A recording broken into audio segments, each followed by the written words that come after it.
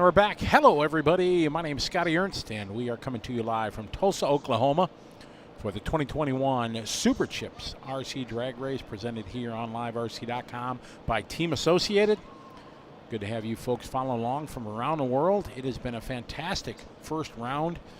The amount of viewers that we've had on all the platforms has been spectacular, so we hope you've been enjoying it. I see Jason Forbes is there. Chime in and let me know who's still with us. I know we've had a break while they do the resort. I've got the information here for the first round of round 2. And sun is slowly going down, starting to get a little bit of chill in the air. As we're expecting a late night and early morning. But it's going to be fun. From the pits, good day to you, Soren Williams. How are you?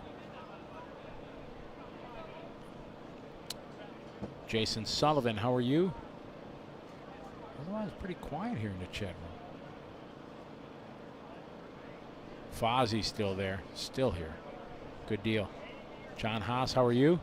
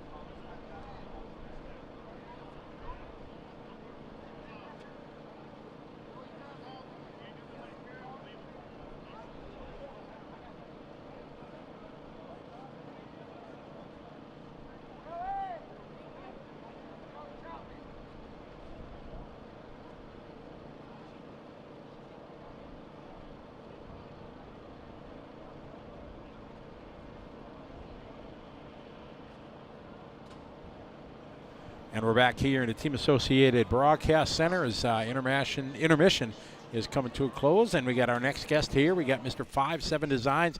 There's Dustin. We're on camera. Say hi, Mom.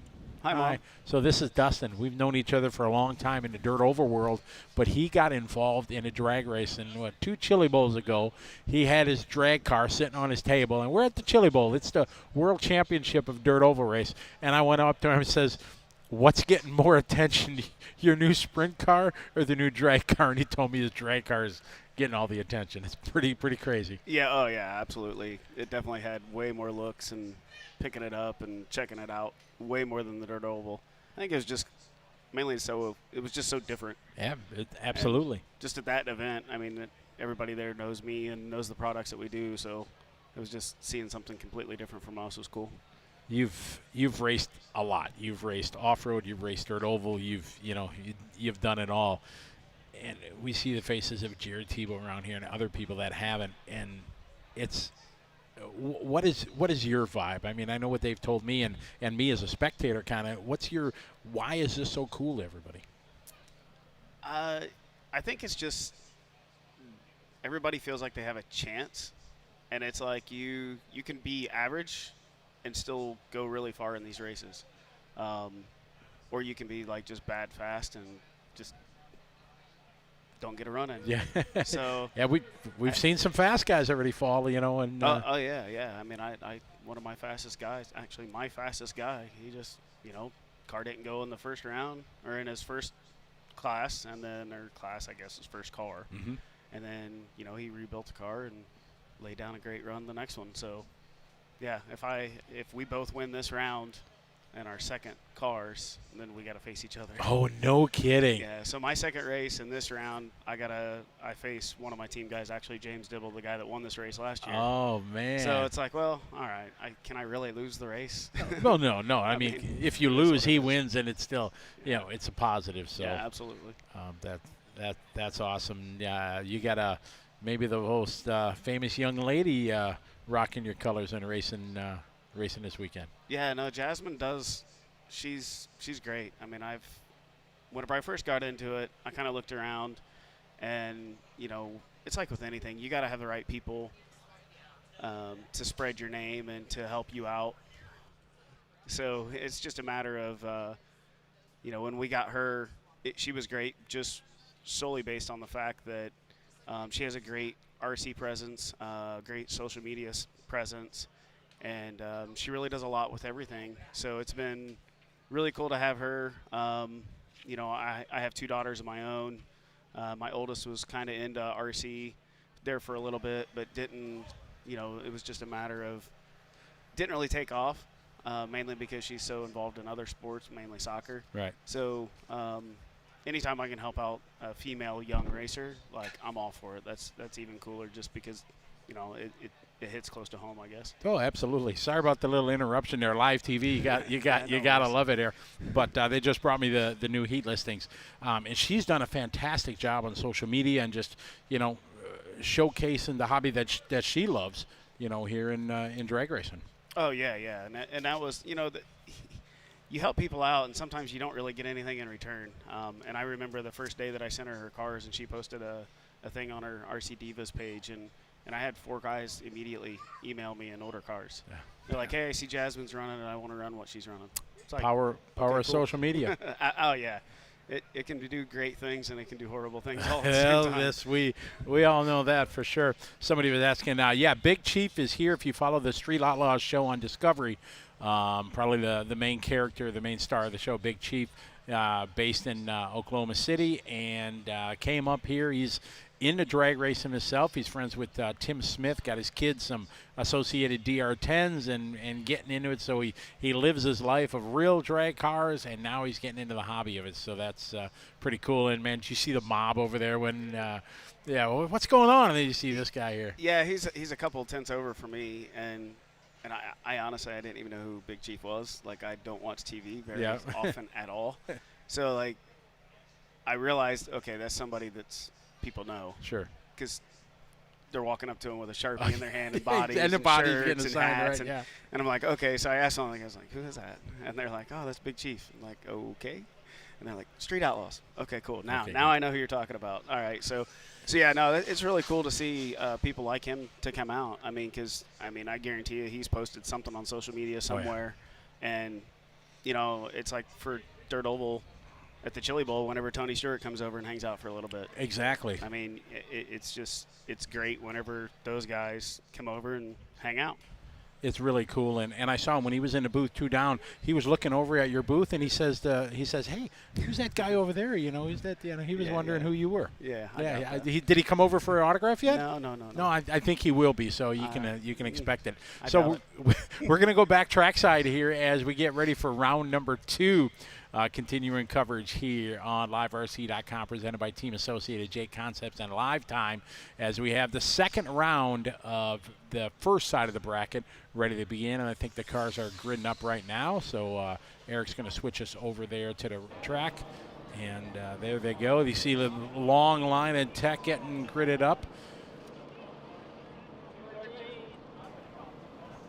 And so let's talk about tech. What are they checking? Just batteries and wing and stuff like that? Battery voltage, and then they're checking weight, and then I think they're just kind of looking over the car. I mean, I don't think there's a ton of rules really per se, and I think if you're illegal body-wise and stuff like that, it'd be pretty obvious. So I think they're just kind of looking at it, going from there. Not a ton of tech, but just enough to keep everybody in check. Yep. So this should be first group, Tyler Hart and Keith West. I think they might have actually ran. Did they run one already? I think they might have ran one or two, actually. All right, here's a good shot from the Macklin starting line. Now, oh, that's a heck of a pass from the left lane. 213, that is very, very good. That was Todd, he said. So, that what they've had too. So Todd got the W. So we're going with left lane. So Scott Fisher and Mason Cooley in this one. We're going to fly through these groups now pretty quick as we're cut in half. Yeah, that's one thing I got to kind of watch because we're on race, 168. I think I'm in 20 something. You're in the C group? D, I believe. D. Yeah. D for Dynamite. D for Dustin. Yeah, there you go. Yeah, group, your third race up in the D. I was in the D main at the Chili Bowl. we don't want to talk about that. That was like, what? Yeah. Well, whenever you never finish a race. All right. Oh, this looks like a right lane win. I can't tell much difference between the two lanes. I mean, I've ran both of them. I had one in each in the first round, and I don't know. I think when the sun was on one lane, and that was psychological to a lot of people. I've been keeping track, and I've missed a few, but it's pretty even on the wins. So we got Frank Greer coming up and Jake Scooby in this one. This is race 170. We got a lot of races to go. Oh, we got a lot of races. Oh, yeah, a lot of races. But once they get going, they're keeping a really timely job here. Yeah, these guys have been fast. I've seen both of these guys run today. I got Frank Greer in the left lane. We're on the light. Oh, we had to jump, so it's a left lane W. Yeah, there you go, 205. Yeah, that's really good. Our fastest we had this morning, Sean Stafford 195, and then he backed it up with a 201. So he's been. I didn't see what Jordan and Brian got, but all right, we got David Felder in the left lane and Greg Travis coming up in the right lane. Yeah, I think Jordan in his first run, I think he crashed in it. So I think he's been one of those guys that have been fast but on the edge. Fast. So it looked like we had a scratch in this one. Wait. Greg Travis should be allowed to make his pass. Yeah, so I think David Felder is a no-show or not running. So Greg Travis, they're going to allow him to make his pass. Which, if I understand correctly, no matter if he red lights or whatever, he still gets to transfer. I would assume so. Maybe if he hits the timing light, well, they might say, "Hey, dude, come on." That was a shame. It took out the speed trap for us. Yeah, in one lane, I believe, right? Yeah. The right lane. Ooh! Oh, you called it, dude. Announcer's curse. Hopefully they didn't DQ him over that. Hopefully not. That was a huge mistake because you see it starting to drift. You got to get out of it. I mean, you got to win anyways. Bro, it's not that easy. I'm telling you. Oh, I'm not saying it. I'm not saying I'd go out there and do it. Holy cow, man. Like, I've had a bunch of people that are like, oh, well, you know, I got a brand new radio this week. And they're like, oh, how's the radio? I don't have a clue. Like, I pulled the trigger. Yeah, exactly. If I'm using turn your dual rate down to what, 30% maybe? Maybe. Well, I had it at 30, and Frank said it was too much, and he changed it. I don't know what it is. It's low. Jared said his is at 20. Yeah, I can believe it. Yeah. And then I dial my brake endpoint. I think I'm at like 40. Oh, just so he doesn't. Yeah, just so it's like at the end of the straightaway, whenever I'm shutting it down, I'm not doing donuts. All right, here we go. We're on the light here. Doug Cruz and Ray Rabe. Oh, little wheel stand there. It's going to be a right lane win. Oh, and he crashed afterwards. So Ray getting a win. Did you see just what just walked by the studio? I did not. Somebody went to Home Depot and bought a bunch of fluorescent lights because they know it's going to need some light.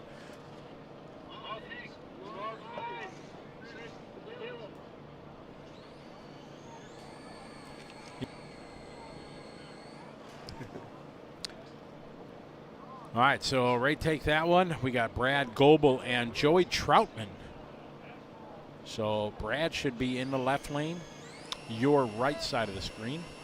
Oh, I see Mark Vines there queuing up next. Yeah, he's going to be first into Group B. He's got his stuff together. His whole group does. Yeah. They struggled. They weren't as dominant as everybody expected them in Vegas. I think there was a less traction surface there in Vegas because it was less, not as much traction as we have here on the concrete. Definitely. Whoa! Hey, he didn't hit the timing system. He didn't. So props to Brad. Okay, so Group A's done. Bummer to make through the first round and then not be able to make your second round. Yeah, that would be. Heartbreak for the people I saw struggling at the line, something going wrong. Oh, yeah. Be like me in Vegas. DQ to my practice run because I red light, and then DQ myself in the first round. The other lane. Oh, well. It is what it is. But you had fun. Oh, yeah. And you were in Vegas. All right, so Mark Vine, Chris Padilla. Oh, yeah, just burn him. Let him eat.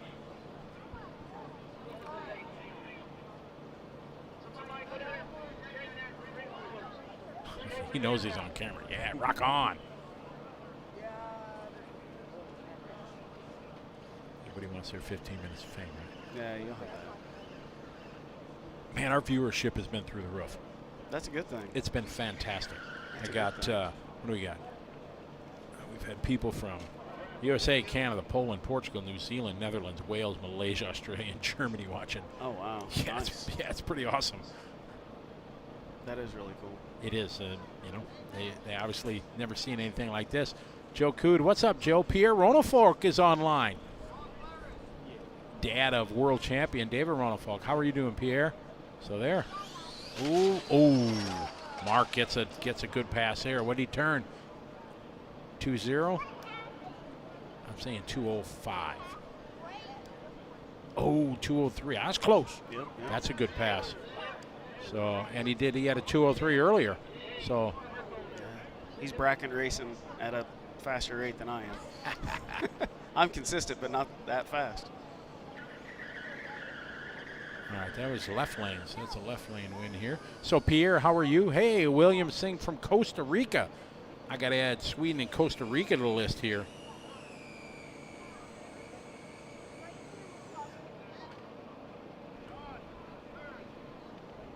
Jasmine. Oh, here you go. One of your drivers. Jasmine Hernandez racing against Taylor Spencer. Oh, Jasmine. Oh, did she? Oh, man. Ooh. Fortunately, Jasmine. I think she passed and she made a cut in both in the first round, didn't she, I think? Yeah. I think so, yes. I think she still got one.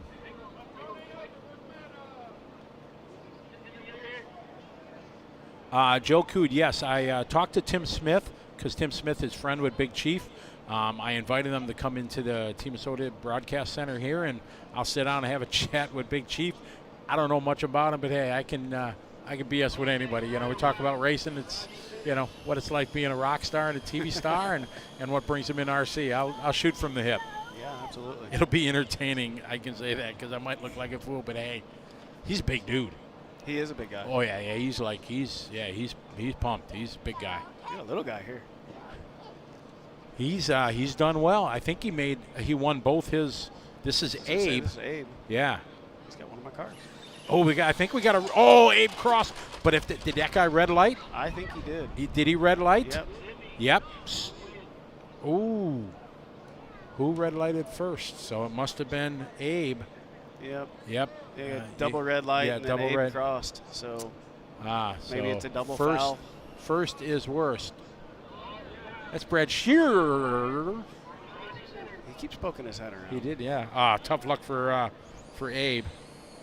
Brian Wise and Rodney Centers.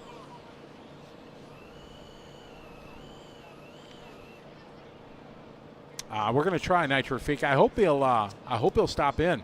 I'd love to have a chat. Eric Dank, how are you, Eric? Thank you. Elliot Boots is in the house. What's up, Elliot? Big 8 scale. Man, this is brand new to me. I'm shooting from the hip. I think it makes it easy because I'm a huge RC fan, so I don't care what it is. All right, on the light. Ooh, left lane here. So it looks like Brian Wise going to take the W. And which lane won the race before, left or right? It was right. Right lane, okay. So Brian Wise gets that one. Zippy would just race with Abe. And like I said, they both red light. And Zippy's from the greater Chicagoland area. He races over at Northwest Indiana RC Drake Strip, which is in East Chicago, Indiana. I guess right on the border. They have a great group in like an indoor warehouse that they run, and you can check out their Facebook page at NWI Indoor is on the Facebook if you want to go check them out. All right, here we go. We got the next group coming up. Mario and Thuan Din. Ooh, this is a good one. Looks like Mario going to get this one. Good deal. Pass, did he have 220? Yeah, that's one of my guys there. I think he was in the top 8 out in Vegas, if I remember right.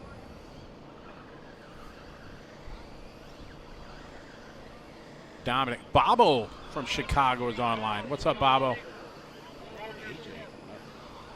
Oh, AJ Morosco. Yes, AJ from Florida. He's in the left lane. Kyle Ash in the right. And it's now, we haven't start around kind of round 2 here. It's been pretty even. Left or right lane, no real advantage. And now with the sun going down, I think, all right, here we go. AJ locked and loaded. See if he can take down Kyle. Oh, no. Kyle able to get him. 211 to 219. AJ got him at the reaction time, but 7/100ths of a second. So Kyle going to move on. John Schaefer and Walter Stepp in this one. Yeah, and I probably need to I was just going to say, yeah, this is moving pretty quick, so quick. All right, come back and visit us later. Yeah, we'll do. Thanks, man. All right, thanks, man. Good to have Dustin Malacote in from 5-7 Design. Oh, props to the pit mats there, man. That's a little style up front. I like that. All right, let's see what John and Walter have here. Whoa! I think John might have got him. Oh, 5/100ths of a second. Reaction time, though, went to Walter with a .299. All right, we're going to the Tiki Instrument. Oh, look at that. That's just a little more than a car length, man. Car length and a half. That was awesome. All right, Russ Bryant going to be in the left lane, and Jay Conway in the right lane. Unfortunately, Paul, yes, we had a bad crash in round 1, and they cleared out the metal connection. It's a special connector that goes from the sensors to the wires that goes back to the computer, and this guy cleaned it out, and unfortunately, it's done. Nick, I cannot confirm that. The vet body is for sure very popular, but I do not know if they all were doing that. All right, we're on the light, and he hit the wall and the timing limit, and the right lane is done. Jay, no matter if he won or not, he hit the timing, and hitting the timing system at any area is the ultimate penalty. And even if you won your race, whatever, it's unfortunately done. All right, so that was the B group is done.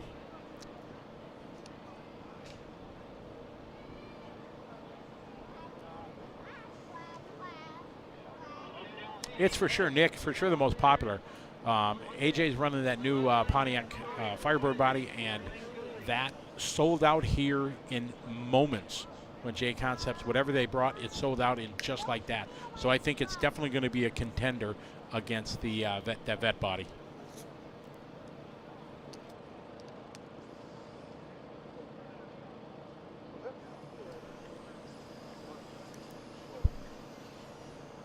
Central Kentucky, no prepping, Lexington, Kentucky. Check us out. No problem, Jamie. Great to have you here, and great to have you joining us and enjoying the show. We're on the light, getting ready to go here in the next group. It has really been an amazing broadcast so far. Great viewership. All right, here we go.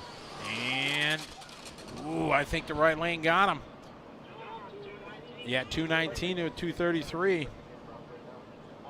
So John takes the win. Up next, is Matt Denoyer and Dwayne Cooley. So Matt will be in the left lane and Dwayne in the right lane. They do sauce, they do heat the tires and everything. It's one of the things that's going on with the tire right now. They're putting some pretty vile stuff on it, and it's making it very interesting. They're putting stuff on it, just making it sticky, like spider webs. You put your finger on it after a few minutes, and it's like spider webs coming off. Thomas Vassi, thank you very much. Glad you're enjoying the show. It's great to have 5 cameras here and just bringing you. And we got a good one here. Ooh, might have been our closest finish. 1/100th of a second. A 2:22. Here, right here, it shows here. The faster elapsed time was a 2.22, but the guy with the better reaction time off the line took the win. And look at this finish here, how close it was on the Tekin Instant Replay. Just look at that, a half a car length. Oh, awesome. To get back to this box, but I'm like 6 feet short.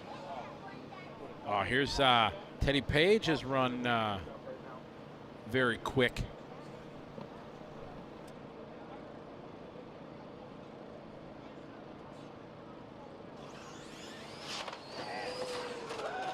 Oh, man. Oh, Weston. That is Teddy was the had great runs, but man, major problems at the line there. So Teddy, unfortunately, out. Weston taking that one. Now, here up next, Sean Stafford. Sean has been our fastest in the first couple runs. He has an overall fastest of 1.954 elapsed time. He will be starting in the left lane. That's the gentleman with the hat there, against Eric Vale. So Sean had a 195 and a 201. And we'll see now that the temperatures have cooled down. Let's see if Sean can continue to be the fastest one of the group or of the event so far. All right, we're getting a call. We are on the light. Oh, another good pass here. What's it going to be? Sean Stafford, 204.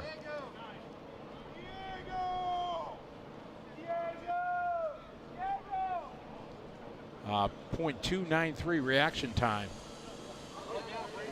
So very consistent here for Sean, a 195, 201, and a 204.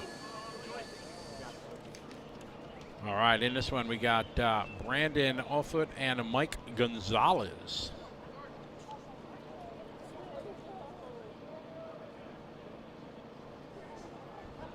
Ryan Garland cheering on Sean. Here we go. We're on the light. Oh, another good one. Oh my, a close one. 5/1000ths of a second, and it was the whole shot. The reaction time did it. A 2.21 or 2.26, so a slower elapsed time, but a faster reaction time. 5/1000ths of a second, he got it. That was epic. Look at this one. This is, man, 5/1000ths of a second. Look at that. You can see at the line he beat him, but maybe a car length afterwards he would have got him. So, man, another few feet, it would have not been the same. So, well done. All right, got Chris Gillian there in that red and yellow from the greater Chicagoland area. Oh, Chris. Oh, they're both having to pedal it. And Chris, wow. Not fast at all. But he made it. He got it down there first. Woo.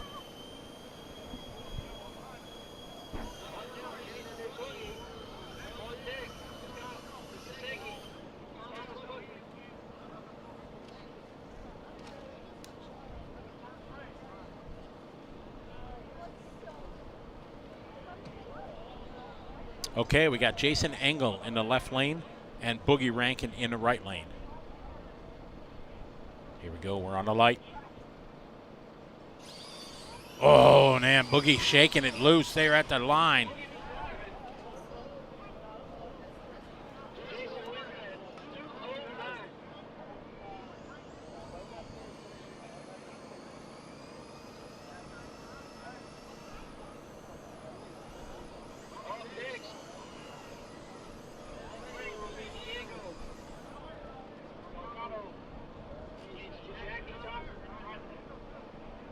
Okay, so we got, look like Scott Kasky and Thomas Buckley in this one. These guys, look at that. He's got the lean going. He's ready. He's on the light. Oh, yeah, he's got it. He's just got to keep it off the wall. Wisely backs it down. So Thomas Buckley going to get the win here, and that will conclude our C group. So now we're on to the D group. Diego Salgado and Jackie Thompson going to be up next. Exactly. You don't have to be the fastest. You just got to get down there first.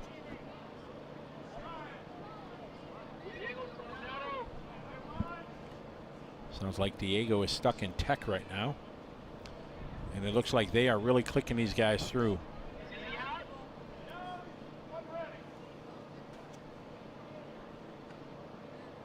So Diego might be a no-show. I'm trying to listen to what they're hollering at here.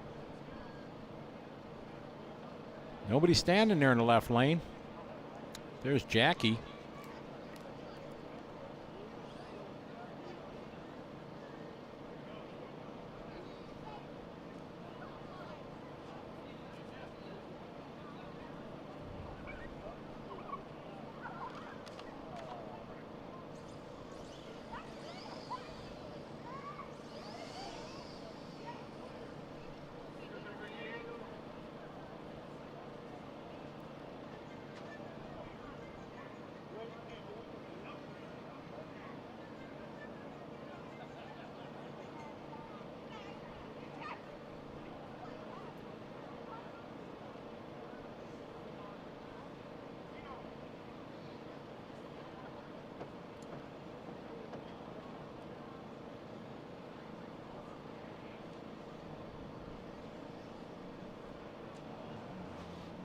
So it looks like, oh, some mad thrashing here.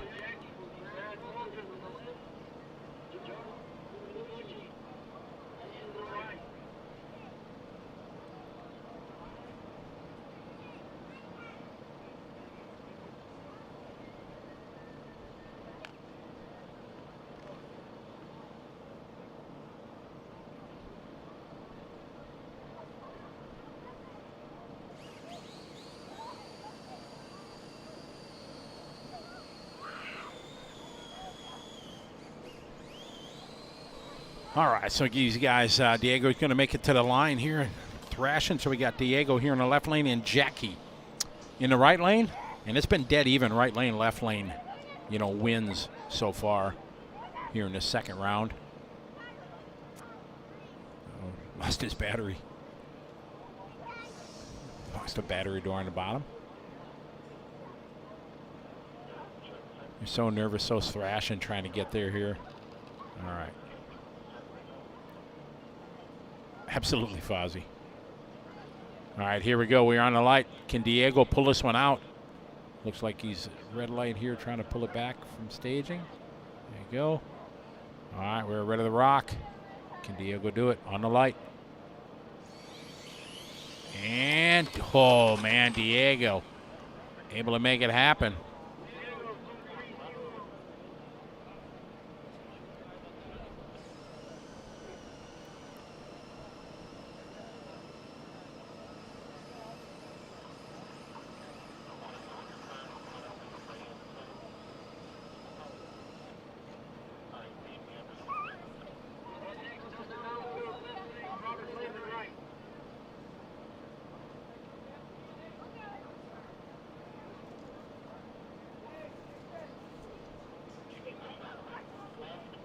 Here we go on the light. Pretty good. Right lane there getting them. Joe going to get that one, beating Brad. 2:14 time.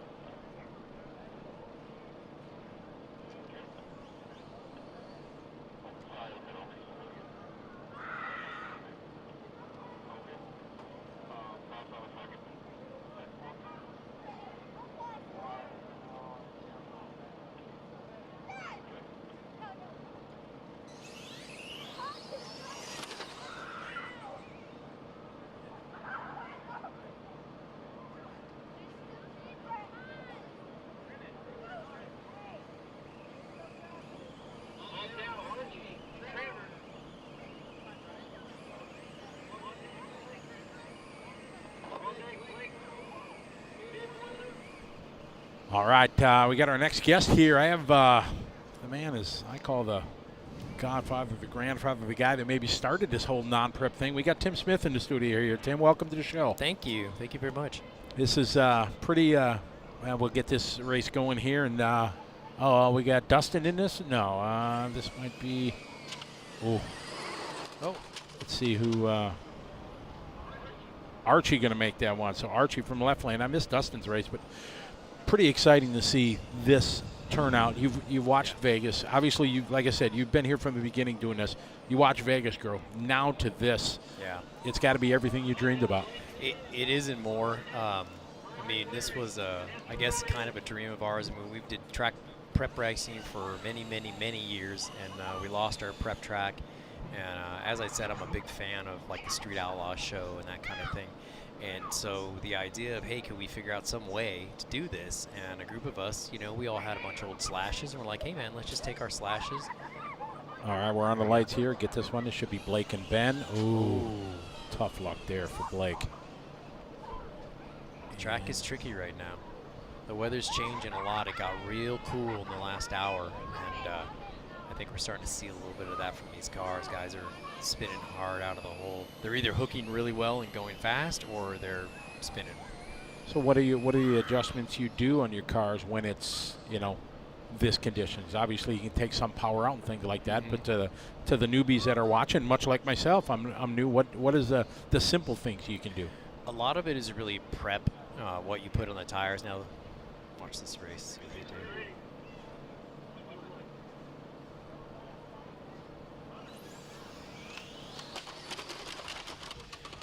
All right. A lot of it is really the tire prep itself. We don't spray anything on the ground. It just swept off or blown off. So it's all about what you do on your tires.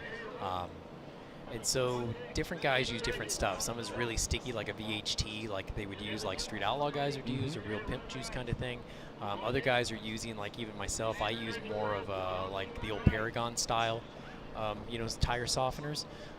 You'll put some heaters on them, maybe heat them up, but it comes down to the burnout at this point. You've got to be able to do the right burnout. There's a sound you want to make with these tires where they kind of bark and chirp, and you want to be able to get your burnouts to do that.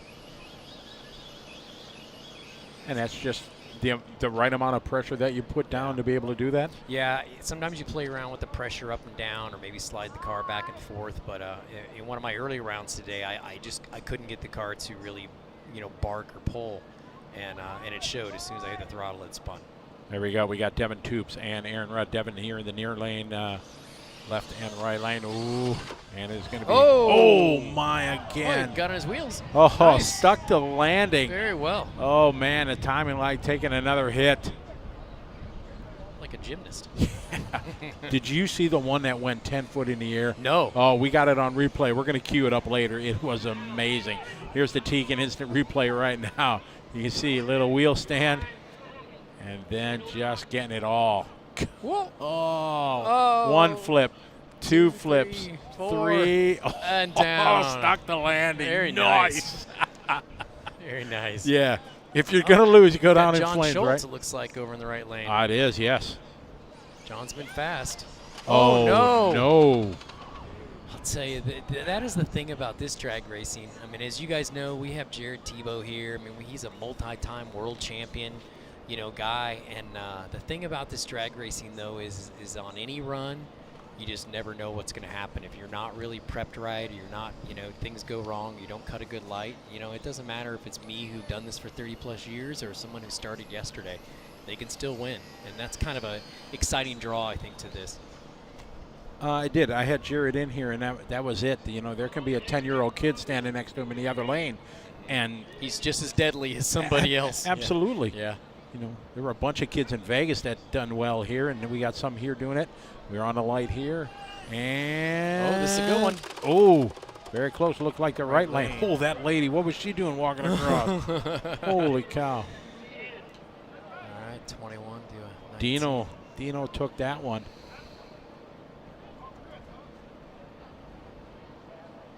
Up next, we had David Longston and Joey Davis. David's very fast. David's one of our McLaren drivers.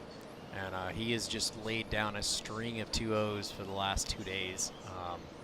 The way he's looking right now, if something crazy happens here, I really expect him to go a lot of rounds. His car has been very fast. He hasn't really had to do much to it. So that left lane white car with the pink wing on the back of it, if you're placing your bets, that's where I put my money right now. There he is. David getting it squared up, ready to go. All right, we are on the light. And he's got a race. He pulled it off. Good job. A lot of power on the top there. 210. Very good run. There's going to be, it seems like in this second round, we're eliminating all the 2.3, 2.2 cars. Yeah. All the 2.0 cars are moving forward, 2.1 cars. You got him a good pass. Oh, yeah. 10 feet or more. Yep. So we got Craig Fleek and Adam Bowman here in our 200th race of the competition. You're watching coverage here of the 2021 Super Chips race, coming to you live from Tulsa, Oklahoma, presented by Team Associated here on LiveRC.com. I have Tim Smith in the studio with me, and sharing his insight in event and his over 30 years of doing this. Is these guys ready to go? This is round 2 here of our first kind of bracket. You have 2 entries, and we're on the light, and ripped took the body right off. Here's a perfect example. Why do a lot of people just use Velcro instead of body pins and things like that? He actually uses magnets, and Okay. I'm responsible for that because I made a bunch of posts and showed everybody how cool these magnets are, and you can put the body on, you can shake it all around, it doesn't come off. But what I don't tell people is if you crash, like we're about to see here, the body will come off. Okay. Is it an advantage or just simplicity It's to not just have body? easier Okay. when you're going through tech, not having to put screws or clips or something like that in there. Okay. I'm a purist. I like the cars to look real. Of course. And so, a magnet kind of removes the body posts or any of those things. But even for me, I'm running clips this weekend. I got Chris Lehman here and Brian Mansky, and it looks like Brian Mansky going to Right take lane. it. Oh, there's a Right 199. lane, 199. We went under 2. There we go. And Brian had a good one. He had a 199 earlier. Wow, that is a good run. So here in If this, you look back there, we see Mr. Justin Big Chief. yeah, he's right there in the back. There. You guys see him right above the guy in the red hoodie. There he is. And he can. There, a good shot. Lucas is zooming in there. You see him.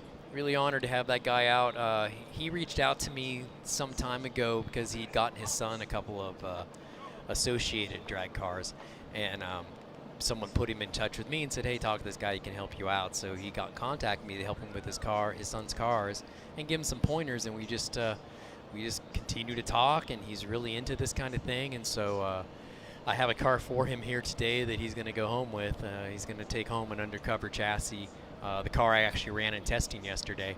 And so we may be seeing the actual Big Chief at a RC race soon to come with us. Pretty awesome. Well, if you get a chance, ask him to stop by the studio. I'd love to have a chat. Our viewers, I know, would love to hear what life is for him. Yeah, he's a great guy. I asked him, if he'd come out. I did kind of bribe him because I told him I had a Firebird body. I go, come down and I'll give you the Firebird body, I'll give you the car. And so he did agree. Oh, we got some problems here. We've had this moment, haven't we? We've all, where you're struggling. Yes. Please turn on. Please do what it has to do. Oh man. Gosh darn it. Tough luck there. So, Tim, just trying to, if you have a no-show and you get single pass, no matter if you do something to disqualify you, if you're a lone pass, you still transfer. Yeah, you still win, right? Even if you hit the timing light? You've automatically won just coming up there. You don't even have to even make a run, really. Most guys will just to get a time, to see what the car is doing, a little data. All right, here we got Josh Nicholson standing next to a multi-time world champion in the world of RC. There's my buddy. Jared has run straight solid. I know. He has run straight solid this weekend. His practice runs and everything. Working so hard with him, and I gotta this race over. I'm gonna tell you a story. Ooh, come on, Jared Jared. Getting a run. He got it. Nice. Oh man. 2:17 for Jared. Very good. The track has slowed down a little bit. Last night we were here. It was 1:30, 2 o'clock in the morning, and the last person in our pit still making passes was Jared. I even told him, like, come on, man, we got to go. Anytime this guy has time between rounds, he's standing up watching the light, practicing. pulling the trigger with his radio in his hand. I mean, he's a grinder, and there's a reason why a guy like that is a world champion, because you see it, you know, just in this. Coming out here to have fun, but he can't do it without trying real hard. And it's been a pleasure to have him here. It is, and what you said, I've seen him standing here next to scoring and timing and just watching. I thought he was up in the coming race, and no. Jared Tebow's over there, but he's practicing. That's exactly. what he told me. He goes, well, he kept telling me, oh, look, I'm down to a 0.2 on my lights. Oh, it got around him. Great job. 220 or 216. Got around the 223 car. All right, so the Jill able to make that one. So now we got James Dedrick coming up and add Rig Maiden.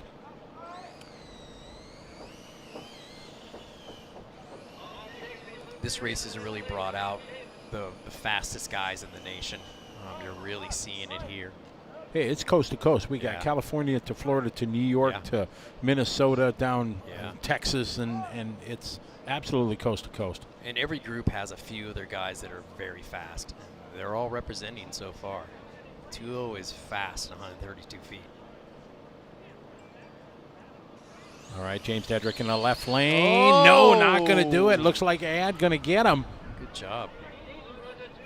Oh, the 210 beat the 209. That is. Better reaction time. Yep. Got ahead of him. Had a slower car, but a better reaction time. This is like we were talking about. It doesn't matter. I could go up there with somebody who's much slower than me, but if I don't get off the line right, they can get around me, and I can't catch them. We've seen it a half a dozen times so far throughout the day. That's beautiful. Yeah, it's cool. It's what drag racing is all about, right? It's not over till it's over, is why it? Jared is up there practicing and standing his lights. Yes, he keeps telling me too, like, oh, Tim, look at my lights. I'm down to a 2. I'm like, oh, you're killing it, buddy.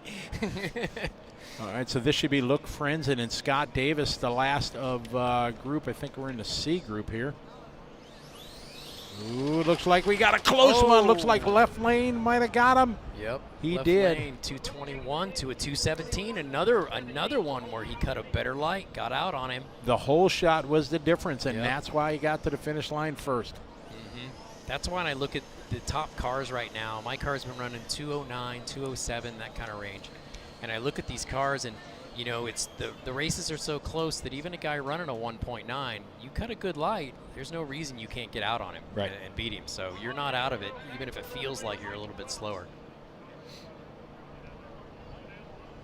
So we got Chris Patterson in the right lane over there. He's another SoCal guy. Thwan has run very well. He's had some good passes.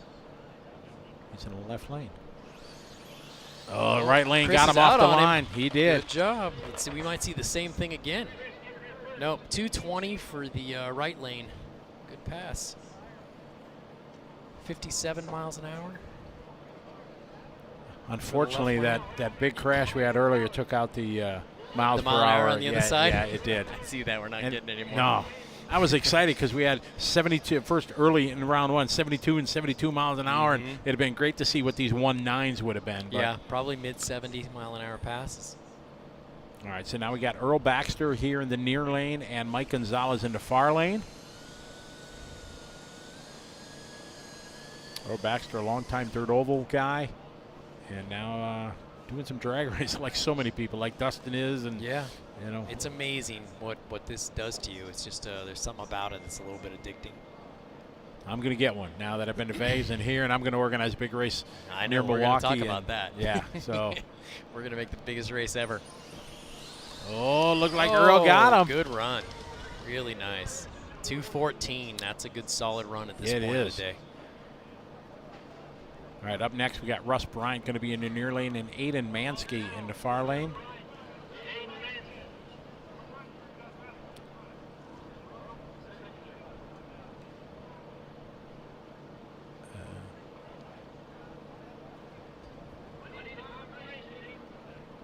Oh, no.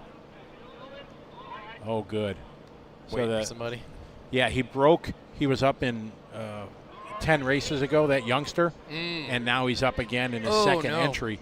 But he's able to get the car fixed. So okay. See, that's if not, good. maybe give him a little time. Sometimes racers will do that. If two guys, like if I'm racing somebody and they're having a problem, I'll just see if we can go to the end of the line. And you know, I'd rather race somebody to win. That's way more important. Especially if it's a kid. Not that you know, kid need extra. You know, I was really excited to see him run earlier too. Clay Keats' daughter in Vegas. She Yes. ran Chevy. so well. Yeah, she's really something. We have a few of them out there on the West Yeah. Coast. We have a kid named Caden who just drives the wheels off it too.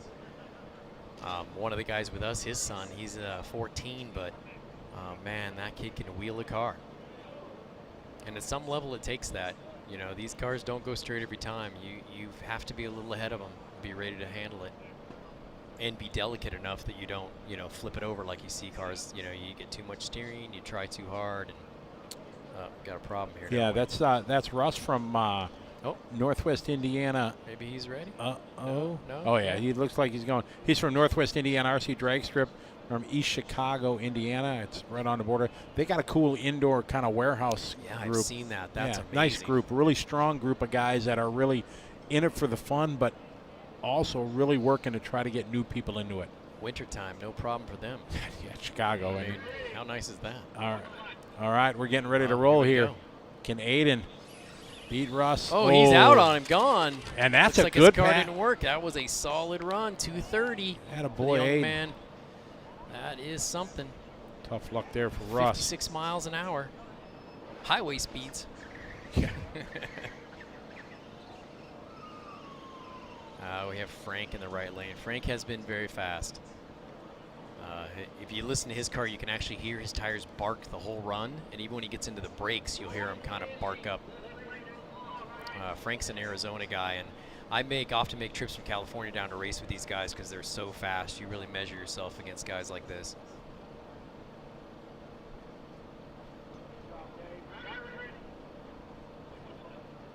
On the light, here we go. Oh, Frank was out on him. Ooh, we got him. Yep. 203 for 203, Frank that to is a very 209. That was a close one. Look at his light, a 245 light. He was on a light. That was a great run. Left lane was 66 miles an hour. That's a pretty nice run.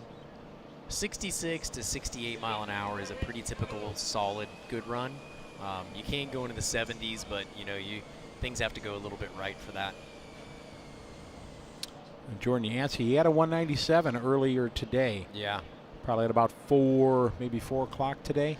Jordan's another one who races with us out there on the West Coast, and he wins a lot of local cash races. Yeah. Jordan in the near lane, Allen in the far lane. Put On your the money light. on Jordan. Oh, hang on. Oh. There it is. Wow, he did too. He had to drive that. That wasn't easy. No. 211.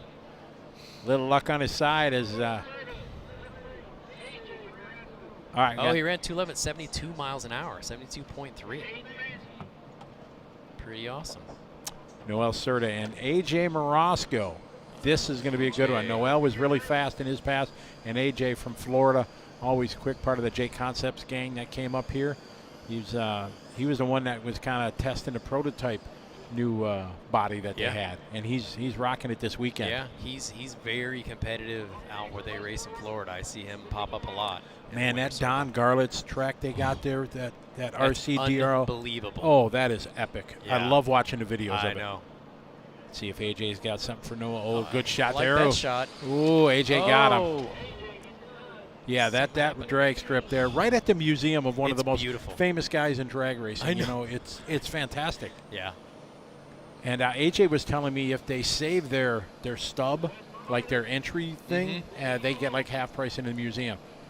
Yeah, so it was really I cool. like They've that. been there a couple times, and it's really neat. And I guess Don's his house is right near there, and he comes over, watches the races a lot. He's a big fan of I would the like to RC make it to side. that race. Yeah, that would be. That seems like one. Oh, I like this shot. Yeah, it's a brand new camera that they're setting up here. That's pretty neat. Oh, it looks like he's going to have a sole run here. Yep. So Weston not making this one. Oh, he took the smart way. Doesn't want to kid up the Just- car and just. Yeah, just a little bump and let it run through. I can't fault him for that. There's nothing wrong with that. Keep it together, my friends. This night's going to be long, so Maybe we got to. why break your car when you don't got anyone to run?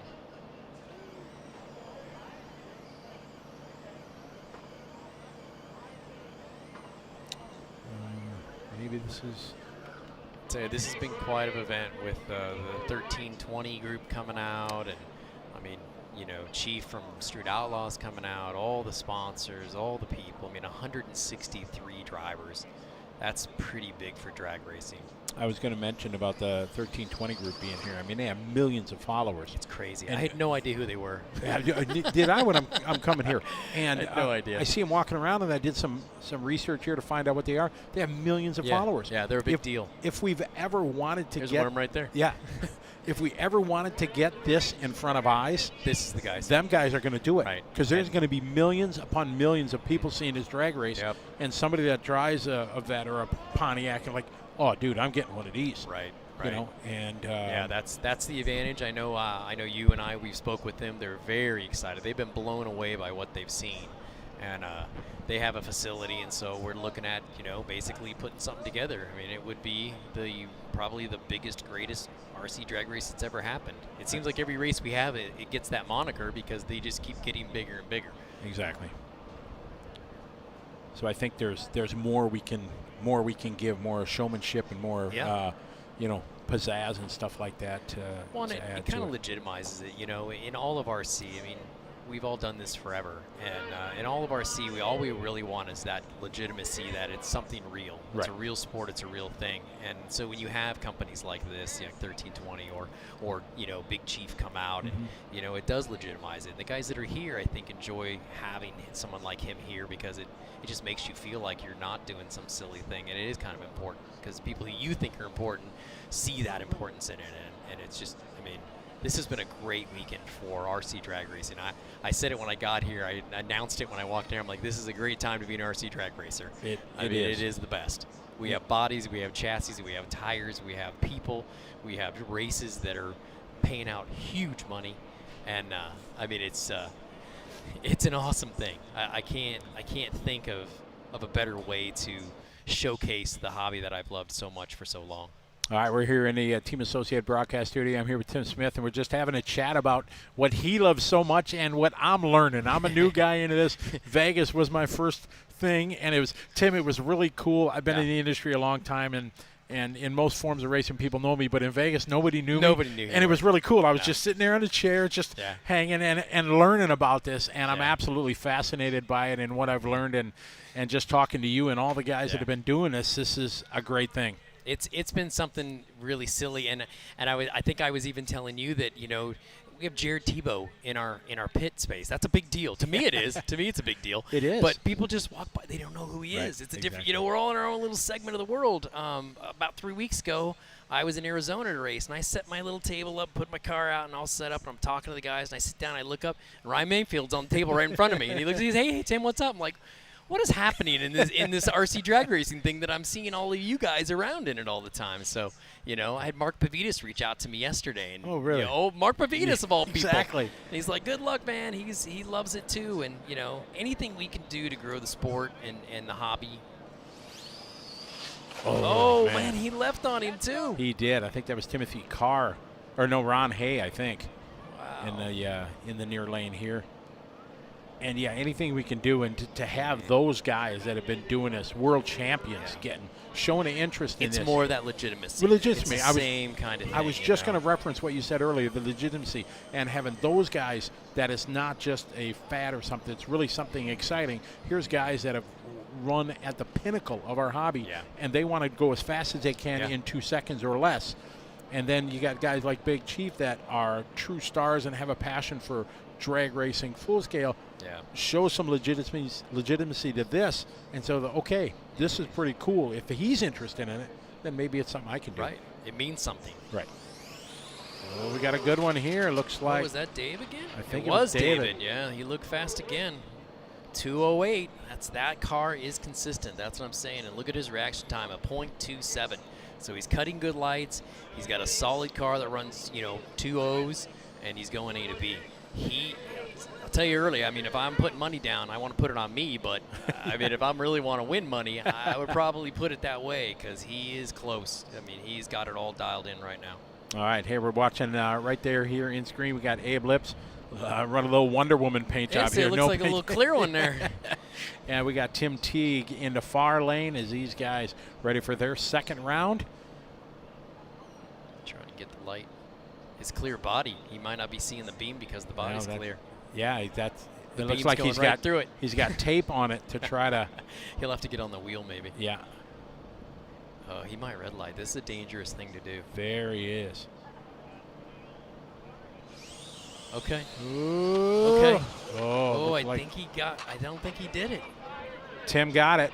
Yeah, 222. He did not get a time. No, because it didn't. Because it didn't register. His right. body didn't clip the light. So there you go, folks. You got to run a painted body. That Yeah. that clear, unpainted stuff. Yeah, you want to run the latest body of the week, but you got to run a painted because it won't Yeah. trip the Yeah. won't trip the lights. Won't break the beam. The light went right through it. So. All right. Up next, looks like Teddy Page and Jared Brown are going to be our next participants. Looks like maybe. I'm trying to watch for Colin to see when I need to go up there. Yeah, you're in the age group. Yeah, you're up in 1, 2, 3, 4, 5, 6, 7 races. Okay. So Awesome. yeah, whenever you want to skip out, no problem. Yeah, And please feel free to. We'll finish these, and then I'll go. I gotta go at least get my radio and act like I'm trying real hard. Hey man, I won first round, and I haven't been winning much in the last year. I've really struggled for some reason, doing a lot of testing with McLaren and all that, but that's just a bad excuse.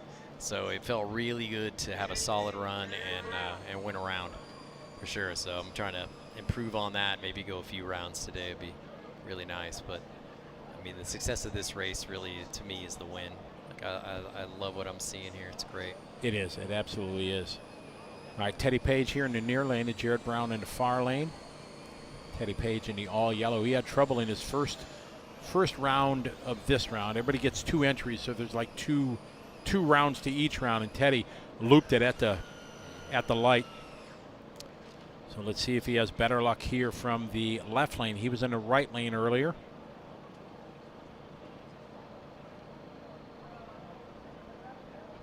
All right, here we go. We are on the light. Oh, yellow car's. Oh, he crossed. Oh, the other car crossed. I think So the yellow car crossed first. He might have. Might need to see a little slow-mo with that. He might have crossed first. They give it to Teddy, he said. Okay. So, not a great reaction. I mean, it's good, 0.30, but man, here we go. We got here's an instant replay, Tim. Let's see if. Oh, look at him go over there. Wheels up. Oh, Look at that. That's what you want to see. oh man. Pulled it off just at the nick of time. That was close. Pedaled it and saved it the Great best job. he could. That was a driver's race.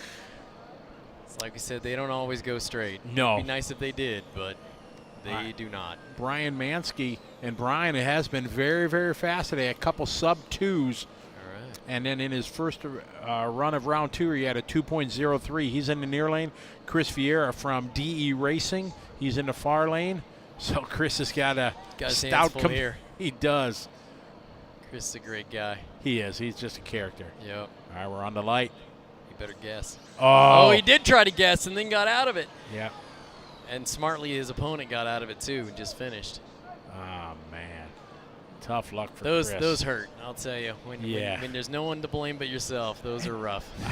I couldn't imagine having one of the fastest guys at the place. You know, you got to beat him at the light. Go. That's- Yeah, you got it. You got to try to kill him. All right, we got Chris Gillian And here. Todd Sotero, my buddy, this guy, I got him involved in drag racing when he was 12 years old. And he came out to a track and hung around with us, and we gave him a car, and the rest is history. He's running a breakout chassis from 5 Star Hobbies from Arizona.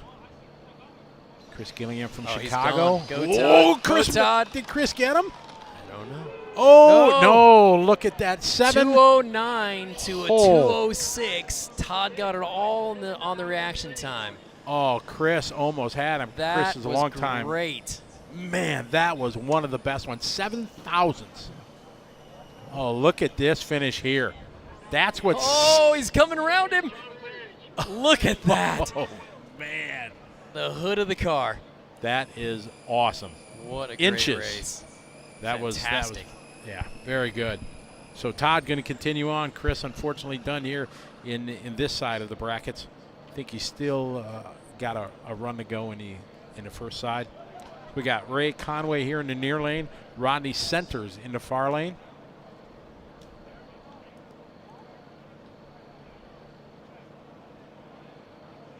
I like this new view here. It gives you a good shot of them. Really see who's getting out on the other person. All right, we are on the light.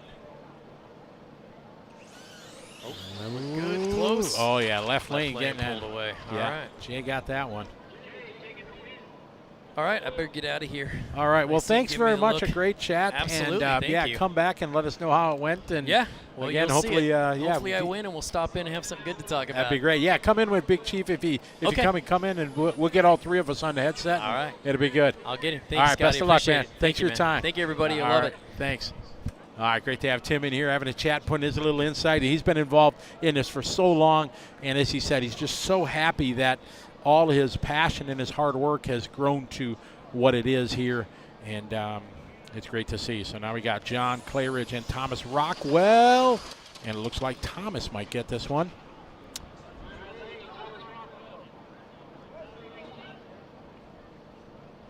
Right lane, Thomas Rockwell takes that one.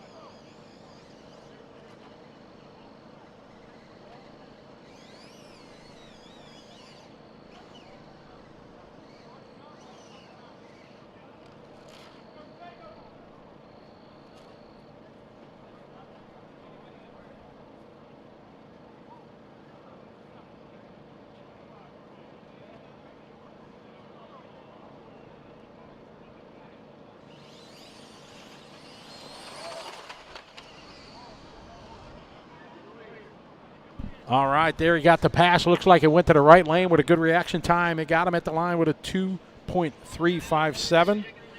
All right, and coming up next is going to be Jacob Leader and Chris Patterson in this one.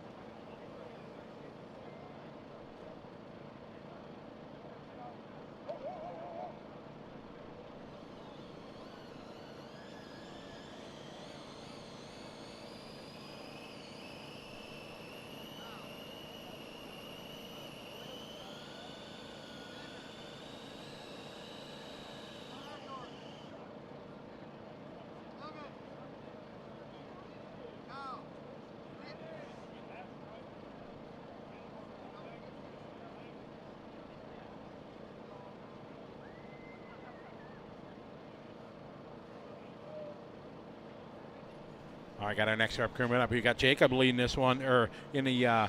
Oh no, Jacob! Jacob finished second at the Big Vegas race, has had his struggles here, and unfortunately, red light there in the near lane, and Chris Patterson is going to take that one.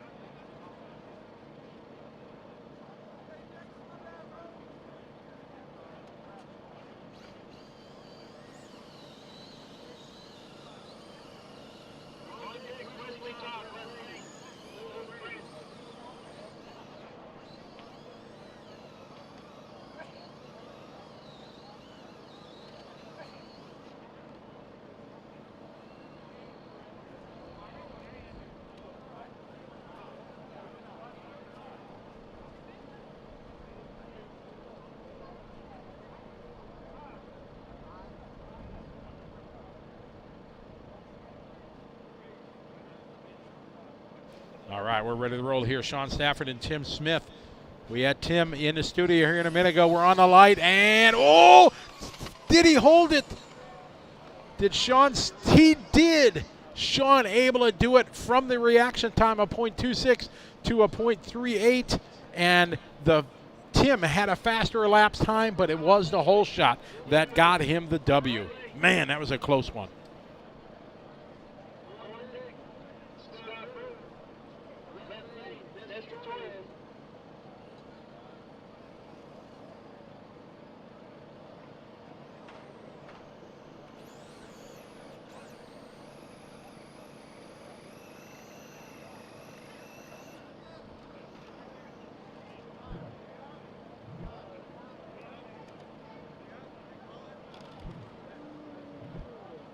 Great shot there on the instant replay. Show how close that one. It was the hole shot that did it. And now we have Wesley, Todd in the near lane, Luke Franzen. So we're on the light. And here we go, a close one. And it looks like Wesley is going to grab that one. Wesley, left lane, going to do a 220 to a 221. Very, very close. A good run there for Wesley. Wesley going to continue on.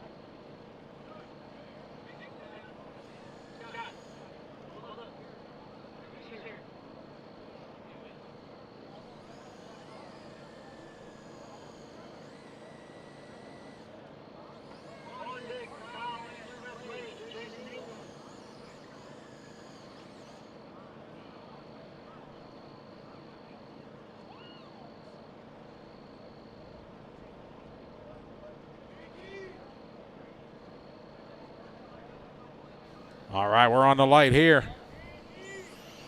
Scott and Nestor, and it looks like it's right state. Nestor Torres.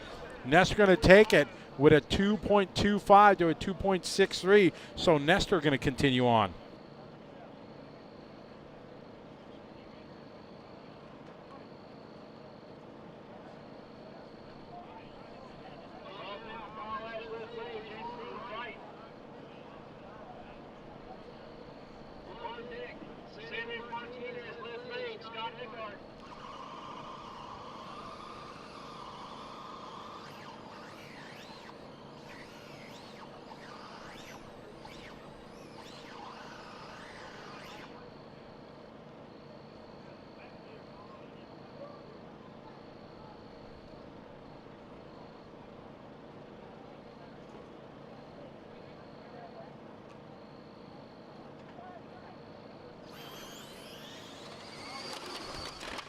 Oh, man, a good pass there. And Kyle Ash going to take that one over Jason Engel with a reaction time of 0.311, and that was the difference. He was beat him at the line and able to get that one. Up next, Sandra Martinez and Scott Eckert.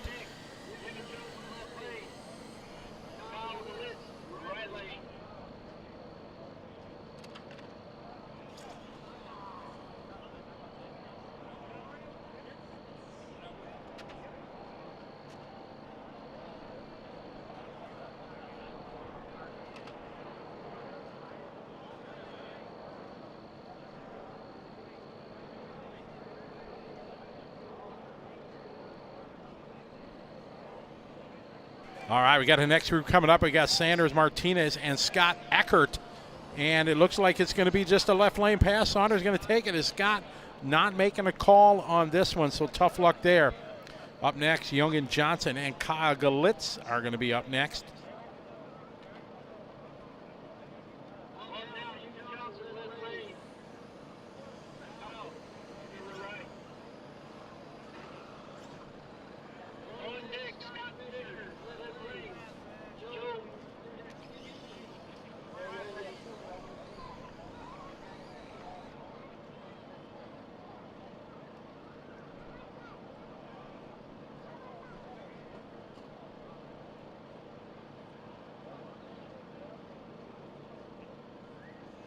All right, we're on the light, and oh man, looks like it might have got him at the line or at the hole shot, but it is the left lane.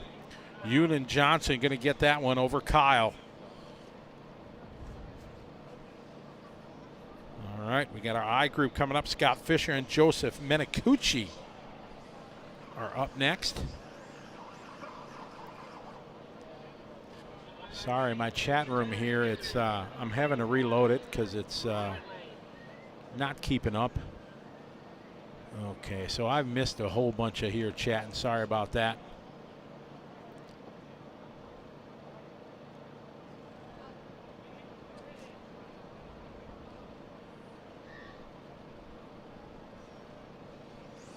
On the light we are. Ooh, looks like right lane going to get it.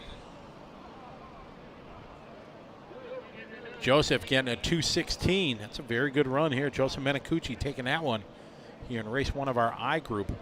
Up next, Taylor Spencer and Walter Stepp.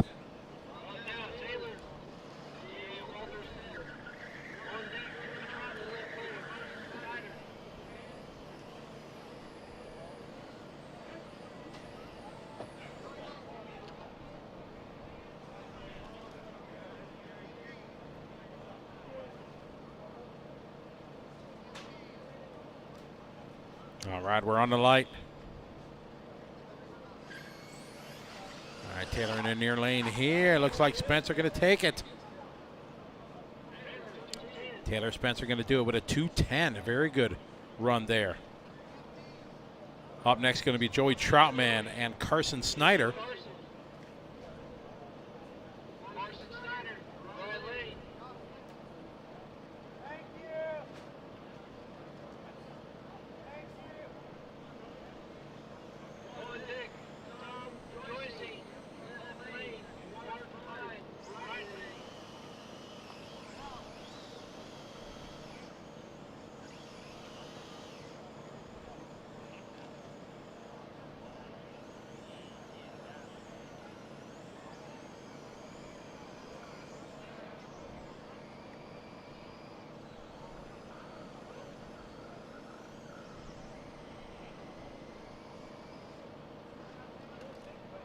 These guys getting the burnouts in, getting ready to roll.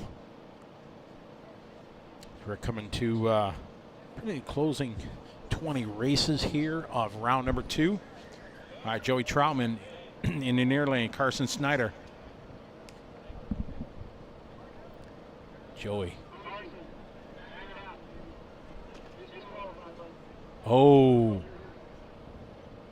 they just disqualified him. Oh my goodness. He hit his trigger and rolled it through. Oh, tough luck there for Carson. Oh man. You're Joey. We're counting to get a free pass. Pretty good one. Not crazy fast, it's taking it easy. 2:52. But he got it.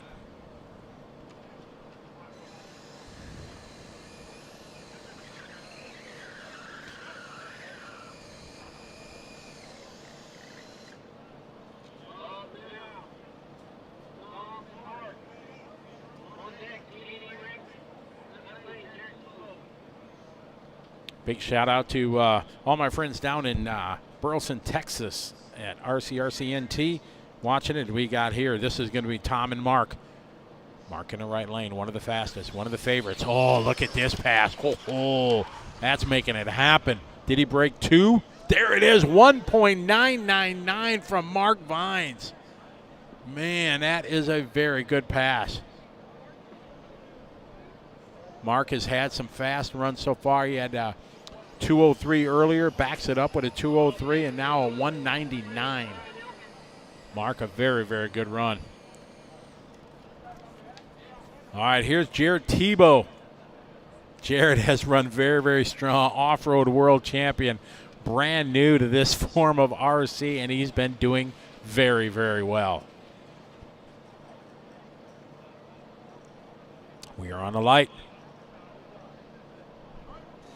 Jared in the far lane here. Oh, no, he got, man, Ad got him. Oh, my. Little fist pump there. Very nice from the world champ, and, man, very good reaction time. Jared beat him reaction time, but elapsed time 2:09 there for Ad. So Jared still got 1 horse in race. Each guy's got 2 entries. So Jared in the first bracket was able to take his win. So he's still going to be racing. William Pilon, how are you? Good to have you. Mike Clement, what is up? Mike, they're Super Chips. Mike, it's on the Super Chips Facebook page. They're updating it regularly. So that is the only thing we have for what is. And they bring me printouts here of their spreadsheet that they're doing. We got Ben Boilo and Brian Elkins in the far line. Ben in the near lane. Oh, a good one. Oh, looks like Brian might have got him. 4 100ths. Brian Elkins going to take that one. In the far lane there. Fist pumps from the guys. Great to see.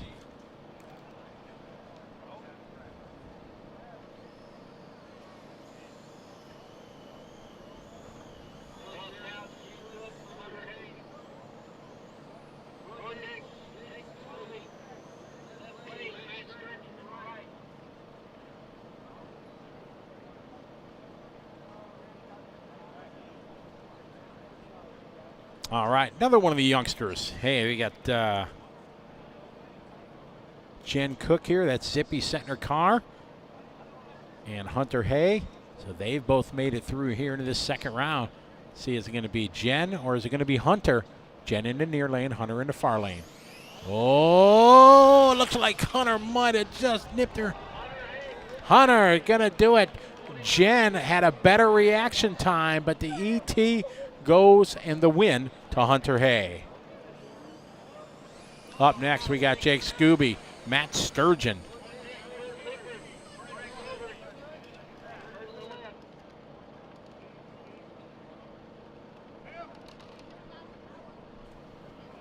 Okay, we got Jake here in the near lane, Matt in the far lane.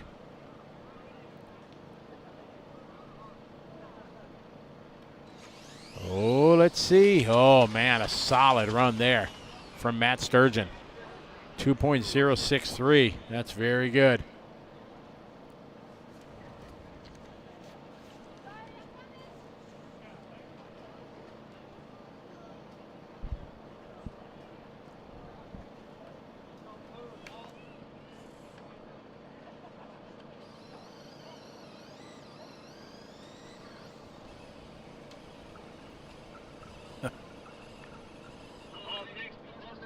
All right, here we go. We got Kurt Lupert and Frank Albrecht. Frank, another one of the guys that you want to list in, your top 10 guys, a favorite from Michigan. Trying to get it all set up here. Run of the 5.7 design arrow in the far lane. Kurt in the near lane. Oh, Kurt, a little bit of slip there at the line. Frank going to take that one. 2:05. That's a very, very good run.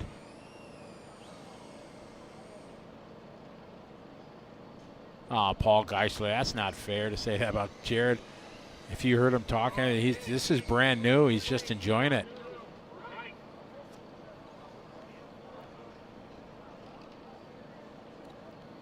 Hey, ladies and gentlemen, Masami Hirosaka is online, the greatest champion in the world of remote control racing. 14-time world champion is watching this race from Japan. Masami, how are you? It is great and an honor to have you watching this event. Oh, no! So James Dibble on it, jumped it, red light. Dustin going to get this one. Tough luck for James. Oh, man.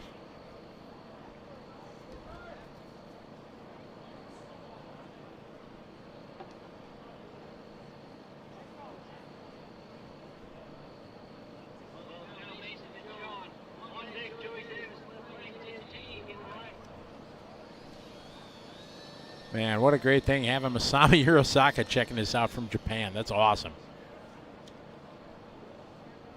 We are in Tulsa, Oklahoma here on LiveRC.com, presented by Team Associated, the 2021 Super Chip. The sun is down. Lights will be coming on soon as we got some drag racing going on here. 2021 Super Cup, round 2 here of qualifying. Competition, however you want to call it. We are on the light. Sean Ganung. Oh, Sean with a good pass. Oh, had the whole shot, just lost it at the end. So Mason going to take it. Sean cut a great light, had it .25 to a .30. So Sean cut a better light.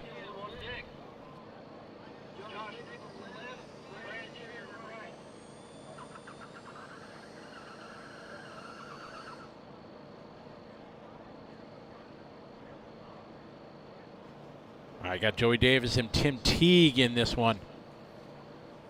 Nathan, yeah, they'll do it probably right at the end of, yeah, we only have a dozen or so races to go, and then we'll turn on the lights. All right, on the lights. Oh, a close one.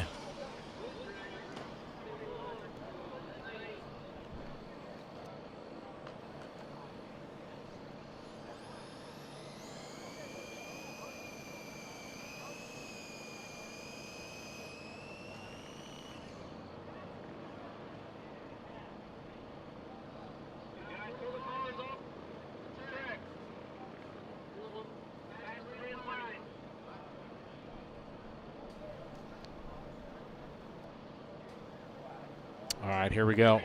You got Brad Shearer in the far lane, Josh Nicholson in the near lane.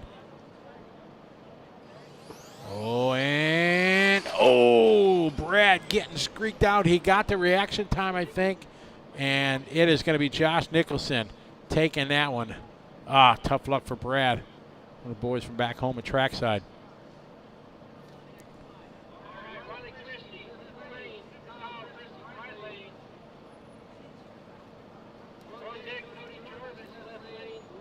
Hey, we give a big shout out. Darren Bush, how you doing, Darren? Good to have you following along. Thank you, Masami. It's appreciate it. Been a long time. Haven't seen you. Hope to see you again next year. Oh yeah, Lee, we're gonna do fine. This is pretty awesome. Really an exciting event here. Oh, look at this. Got lights on. Look at the ground effects. Oh, that style. That's got to be worth that should be like a bonus 1/10 of a second or something like that. All right, so that's Robbie Christie here in the near lane. Oh, we got a red light. Thinking. Yep. So a red light. So it is going to be the left lane Riley there. Tough luck. All right, we got Cody Jarvis here in the near lane, Walter Lowe in the far lane.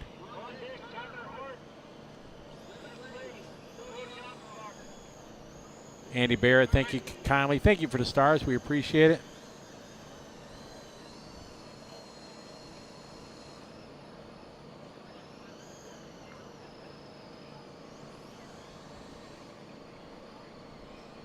Just got just a few races here in this round 2.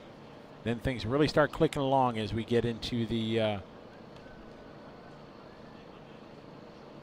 everything cuts in half and half and half. Pretty soon we only got 60 races, then 30 races, then 15 races, and then we're down to the, all right, here we go. Got Cody and Walter. Cody in the near lane. Walter in the far lane. They got the stance going on. Oh, look at that. Sparks. Oh, that just looks awesome. Get some. That was cool. So now this one, we got Tyler Hart in the near lane. Cody Offenbacher in the far lane. Oh, look at this. Instant replay from Tegan. Look at that. Sparks. Yeah, boom, boom, boom.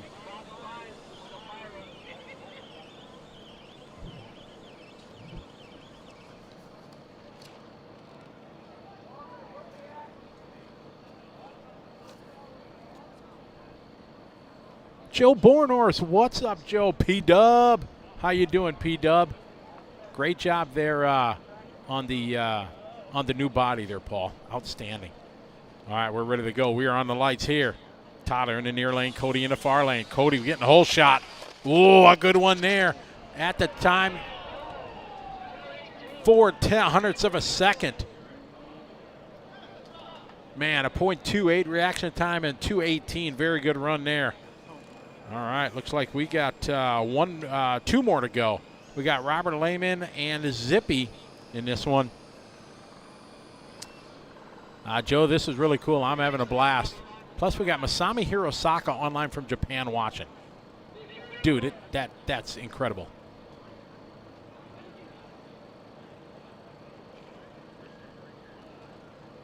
Gatorhawk, we're doing our best to keep up here and reading who's there. This is Robert in the near lane, Zippy in the far lane.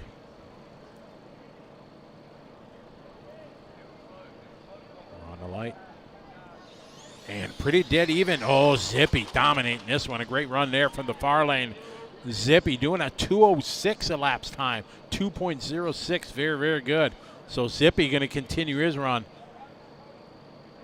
And now we have Bobby Vine is going to have a bye, so he's just going to, is Bobby going to run? He gets a free pass in this one. He has no competitor as they did the resorts, so it looks like that is going to be a close there of round number 2. Gives me a chance to see if you guys got any questions at all, anything. Paul, I'm going to get, we hope they're going to have Big Chief here in the booth to sit down and have a little chat with us. So we hope. He's been mobbed by a lot of people, everybody getting autographs. So it's kind of cool to have a celebrity here.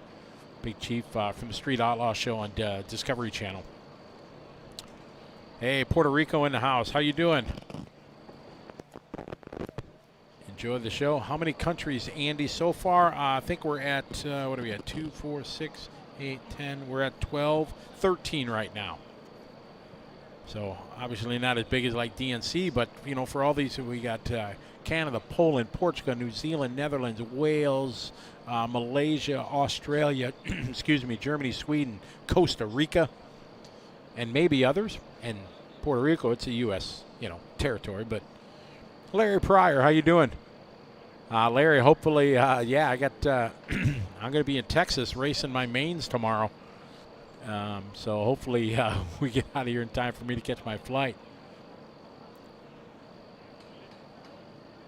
Yeah, Joe, yeah, he needs to get his stance on.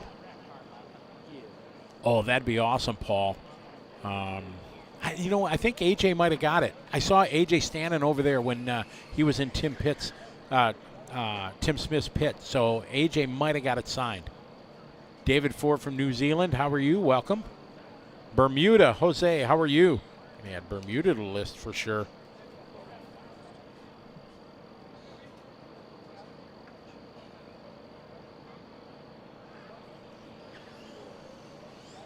So it's been great here. Really great surface that they have. It's concrete, which a lot of people, especially the West Coast folks, they don't have concrete. They're used to asphalt. So it's a new to them. They had practice last night it started at about 7 or so and went till late, so you can get as many passes as you want. And then this morning, I think everybody got 2 passes. And then they started doing the chip draw and stuff like that. And it's been really awesome. Nathan, it is in Tulsa, Oklahoma. Where exactly? I don't know the exact location, but the address is posted on the Super Chips Facebook page. Salisbury, North Carolina. Great, Ben. I'm glad you're enjoying it. So we should have the new listing here. They're doing a little regrouping right now of what everybody that won here in this one, they transfer on. Everybody gets 2 entries, so you get 2 chances to lose, and then you're out completely. So a lot of guys have won one or lost another, but they're going to continue on, and we should have the resort posted. Naples, Florida. How you doing, Shane?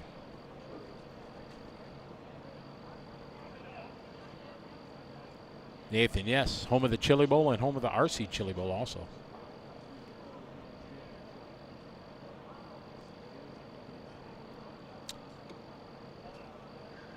How you doing, Dave McGee? Welcome to the show.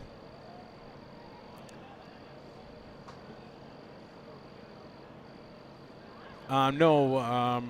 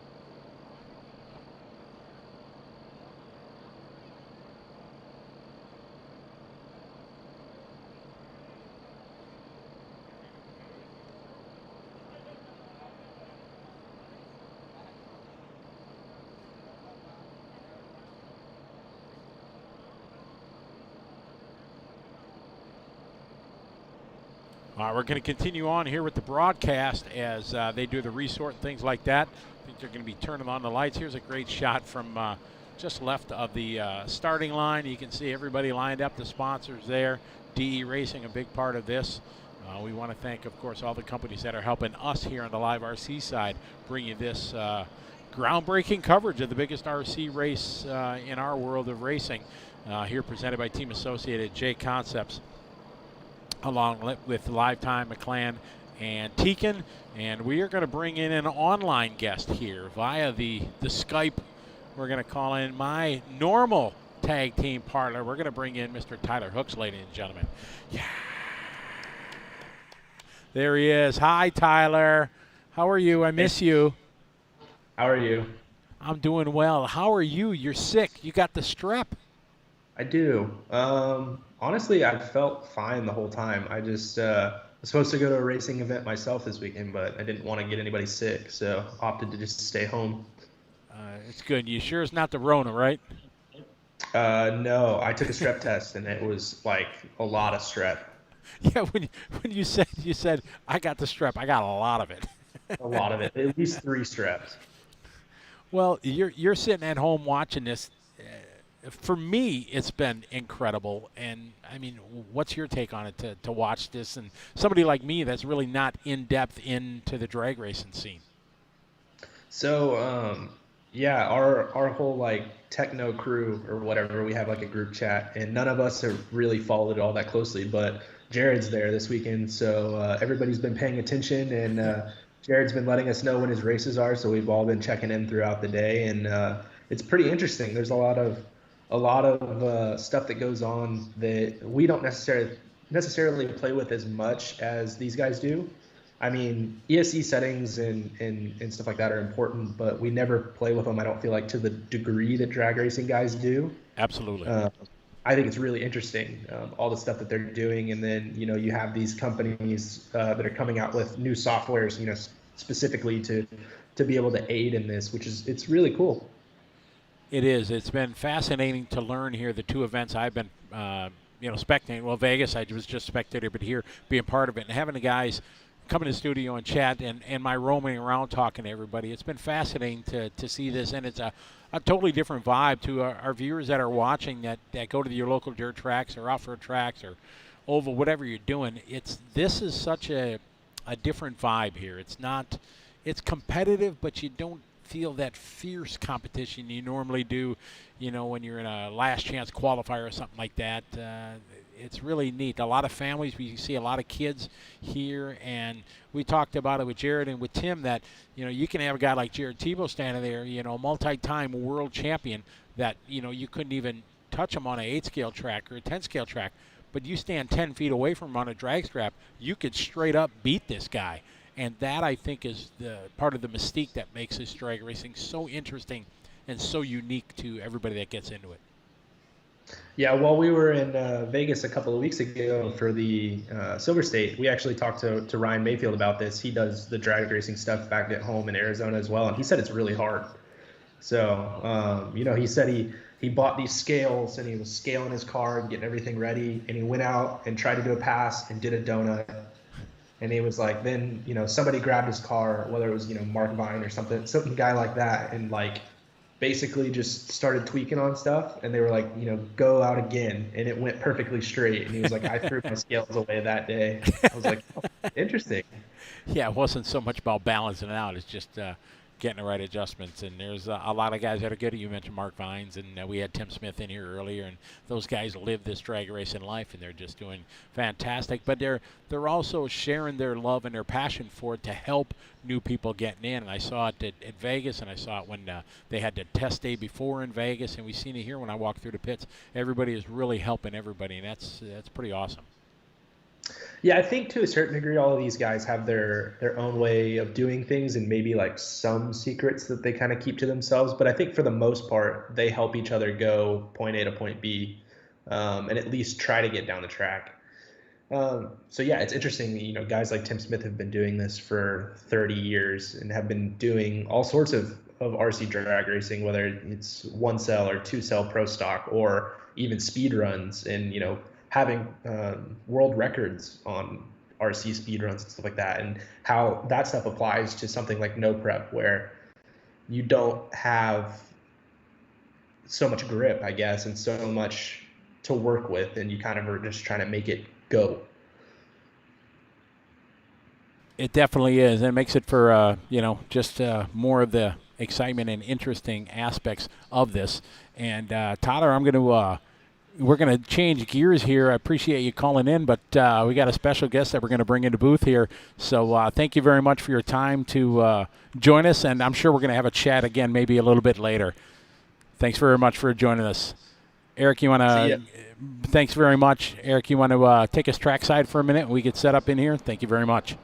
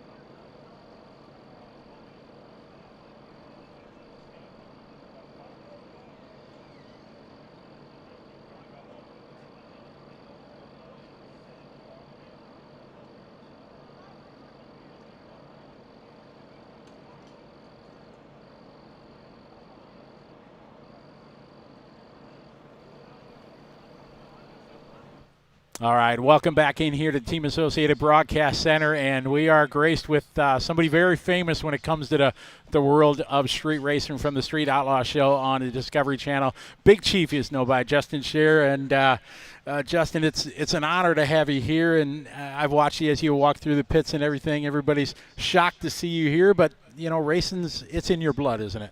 Oh yeah, no doubt about it. It's the same thing. Like, I'm walking around here. I haven't been to an RC race before, so walking around here trying to figure out what it's like, but it's literally exactly like we started the street racing deal. It's in an industrial park.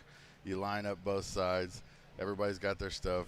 It's all everybody brought it. This wasn't here before today, and it won't be here tomorrow. Right. It's the same thing. Like 1320 videos here. It's just like cash days. You know what I mean? With the big cars in the street, it's the same thing. You got a bunch of guys here who are serious about it, and they're trying to go faster than the next guy and win a bunch of money. Well, that's exactly what it is. When you started and you found your love for street racing and things like that, did you ever imagine it would turn into where it's taken you in your life? Oh yeah, no, I always knew I was famous. Always, just nobody else figured it out. Nobody else knew it. It took them a while. It took them a while to come around, but they're starting to get it now. Heck no, we had no idea. I was telling those guys earlier on the starting line. I was like, they were saying that 1320 guys were here, and they're like, man, we didn't even know this was going on or that it was a thing. And I was like, that's exactly what they said when they were at our first races, when they went to cash days, and they were like, we can't believe this actually happens. Like, people actually do this. You set up in a industrial park and you race all night for a bunch of money. So, but look where we are now from that. You know what I mean? So this hobby and what you guys are doing here, the energy behind it, there's no telling. You know what I mean? There's no ceiling on this. The passion is here. You can see it when you walk up. As soon as you meet these people, you can tell they are so passionate about RC drag racing. And as long as they're passionate about it and you guys are passionate about it, everybody surrounding it, there's so much energy here. As long as that stays, eventually the whole world will know how cool RC drag racing is. And that's always been our goal in our industry, is to try to expose it to more people in it. And we struggle, but having the video guys here and you here, it kind of legitimizes it for us that have been in the industry for a long, long time. And it's great to hear those words that you can see the passion in us like you have in your street racing. Oh yeah, and what's weird is that that wasn't planned. You know what I mean? Like, I didn't know 1320 was going to be here. They didn't know I was going to be here. Sure. Heck, I didn't even know I was going to be here till yesterday. So, it's just the way it worked out. But, this is like my first weekend off filming in months, and this is where I'm at. You know what I mean? Like, it's in your heart and soul, isn't it, racing? If there's people racing in an industrial park for money, I want to be there. It doesn't matter what they're racing. I want to be there. About your show and everything, what's the hardest part of doing that life and that show and things like that for our viewers? What is the hardest part is the time. Yeah. You have to put so much time, and you have no idea if it's ever going to pay off. You know what I mean? You're just working on it nonstop, and your passion overgrows your wallet and everything else, and you're constantly putting time in, and you have no idea if you're ever going to get anything out of it. But I just feel like if you do it and you put the time in and you stay passionate about it, no matter what, no matter who shows up, if 1320 ain't there, if Big Chief isn't there, it doesn't matter. You still do it because you love it. Sure. Eventually, it will pay off. Someone will notice it, and someone will show up, and they'll pay you to do it. As you continue your life in a full sport racing, and now you're into RC. I know you got your kids into it and stuff like that. Was talking over to you when you were, Tim Smith's been a big help to you, and you were talking about, when you learned how to TIG weld earlier, and now you're learning how to solder, and you stayed up all night learning how to solder and stuff like that. It's in your blood, the racing. You want to learn what you can and enjoy it. Yeah, anytime, like, I'm sitting out in the street and I'm testing that DR10 that we got, I'm testing it every night, and making hits and making changes, and then you realize that, you want to try this piece or that piece, but you got to solder it in, and it's just like the racing deal. Like, when I realized I wanted to go turbo and I wanted to have power adders, but you had to TIG weld it in, you know what I mean? Like, same thing, you just set up with the deal and you learn how to do it. You watch a bunch of YouTube videos, you mess it up 3 or 4 times, and then before you know it, you're back out in the street, you're making hits, you're getting faster. It's literally the same thing. It's just, the only difference is the scale. You know what I mean? And it doesn't cost near as much, which is awesome. Yeah, for sure. There's definitely that, but it's the same frustration and things that you have in the full scale racing. You know, we want to go fast. We want to cut the fastest light and be the first at the end and everything. So it definitely has that same intensity. There's no doubt about it. The instant frustration or instant gratification is there in the RC drag racing, just like in real drag racing. Like I say real drag racing, just like in full-size cars, because clearly this is real drag racing AF. Well, like there's no doubt about it. There's nothing not real drag racing about this, but in the full-size cars, same thing. You let go of the button, and you instantly know if it's going to be a good one or a bad one. It's just you're standing in the street, you grab the button, and you instantly know if it's a good one or not. You know, it's what I love. And a lot of that feeling we've had racers express here, you know, right at the line. You know, they knew if they were going to have it, if they're going to not. Tim talked when he was in here about, you know, the burnouts and getting just the right type of burnout on our cars, you know, to make sure that they're going to get the best start. Oh, yeah, and just being here for a short time, I'm learning so much. Like you hear the guys, they're doing their burnout, and you're listening for that, you know, that bark of the tire, you know, to know that you're ready to go. Same thing in the big cars. Like when I pull out of the burnout, and it's rare, and it's in high gear, and it's 200 mile an hour, and I let off. If it goes skirt, I know we're fitting to make one. You know what I mean? Same thing up there. When they're doing the burnout, the car is sitting there making that sound, you can tell the guys are like, oh, yeah, we're fitting to rotate Earth, you know? So it's the same thing, dude. I love it. I'm so happy I got a chance to come up here and watch it because it's so much fun standing on the starting line. Well, it's really a pleasure to have you to spend time. Obviously, like you said, you know, the time is the biggest challenge for you to find time and to be able to do this. And to hear that you're getting your kids into it and sharing with your kids the passion that we all have for racing, that's pretty special. Oh, yeah, they're learning more about drag racing than just the cars and the money and the parts. They're also learning, like, the bigger parts of drag racing as far as like doing it for a living that I never got to learn. There was no way for me to learn that stuff until I did it and messed it up. But now they're learning it. Somebody sends them a part and they try it and they do a review on it. And if it works, cool. Well, then what if somebody sends them another part that's the same part? You know what I mean? So I talked to them. I'm like, so now you got to figure it out. You know, Undercover sent you a wheelie bar, you know what I mean, to try. Mm-hmm. And now this guy sends you a wheelie bar. What are you going to do? You know, you got to make those decisions. And they're learning. It's awesome. Everything about it's awesome. It really gives you a head start into a drag racing career later. I've been involved in RC for 30 years, had a shop and a track back in Wisconsin and everything, and I've seen the benefits of what it gives to kids. My daughters have grown up in it, and in the day when everybody's on computers and their phones, they lose the mechanical skills of holding wrenches and working on gears and tires, and it really does teach them the generals of that and builds a passion for racing. Yeah, and they get that instant thing. They get that.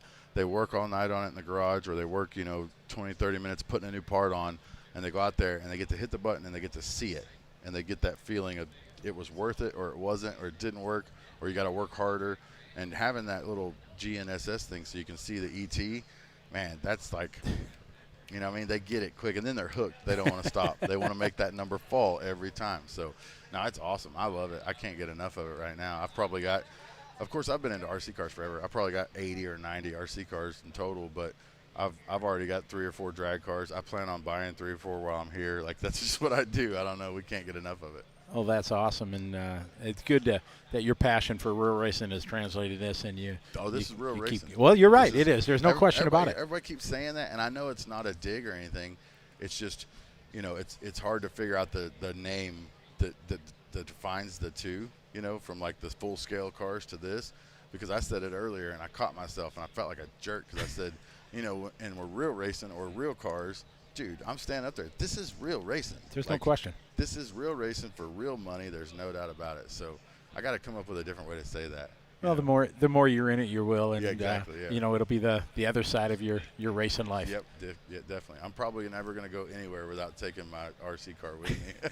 Absolutely, people, your friends are going to, what is this? And you just wait a minute, let me show you. Yeah, put some money on it. Yeah, well, exactly. Throw it down on the direct strip after you made your pass and see where it goes and see who's got to. Yeah, because we race just like this. Yep. When we're done the next day, none of it's there. Nobody even knows we were there. Same thing with this deal. You know what I mean? Tomorrow, Monday morning, this place will just be another parking lot. Oh, exactly, with a few burnout strips and everything that weren't here. That's the point. That's all you leave behind. Well, awesome. Well, thank you very much for taking a few minutes out of your busy schedule to be here. I'm sure our viewers here really loved it, and I'm sure it's going to be a video that everybody watches to hear Hell yeah. somebody who runs big cars, There you races go. now Yeah. in our world of racing. We really appreciate your time. Hell yeah. Thank you, brother. All right, best. Nice to thanks. meet you very much. Big Chief spent a little time here with us on LiveRC.com at the 2021 Super Chips race here in Tulsa, Oklahoma. Great to hear about his world of racing, how it translates to our world of racing.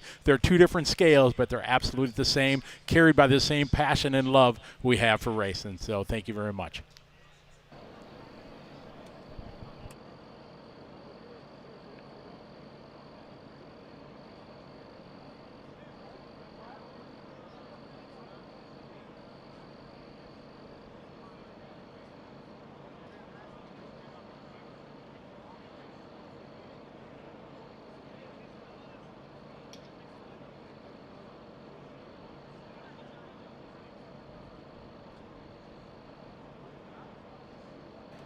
All righty, so we're back with you here, everybody. That was pretty big honor for me to sit down and talk to Justin and learn about his racing and how he considers this the same deal. You know, just it is a full size racing, just like his big cars and pretty awesome. So, Cat, yeah, big cars, little cars, but we're definitely race cars, and that was pretty special. Hey, Martin, how are you doing? Yeah, that was pretty cool to sit down and have a chat with him. Never met him before. Watched a little bit of his show and stuff like that, and it's really neat to be able to put a face and picture and be able to meet somebody like him. That was awesome. So that was fun. I don't think I stuttered much, and I think we had good questions that we batted back and forth across the net. That was pretty awesome. So it was good. So. Hope you guys were enjoying it. Billy Bruce, how you doing? What's up? Everybody shouting out. P-Dub, glad you liked it. That was really, really cool. So I'm expecting maybe Chris Matheny, what's up, buddy? Hope qualifying went well for you down at the Texas Biggie. I'm hoping to get back there tomorrow. I'm going to start dead last and not able to qualify today, so we'll be there. I don't know. I don't even know if I'm hoping to make my flight because we got a very early flight, so I won't have much sleep tonight to get ready for racing tomorrow, but it's pretty cool. From the pits, thank you. All right, so I am going to take a short pause for the cause here. I'm going to go to scoring time and get the resort, everything, and then we will continue coverage here on LiveRC.com, presented by Team Associated of the 2021 Super Chip Racing, live from Tulsa, Oklahoma, on what was a beautiful sunny day. Now a dark, a bit cold, a bit windy, but the lights are on, and we're going to be rocking and rolling in round number 3 of Heads Up Drag Racing, RC style, here from Tulsa. We'll be back in just a few minutes.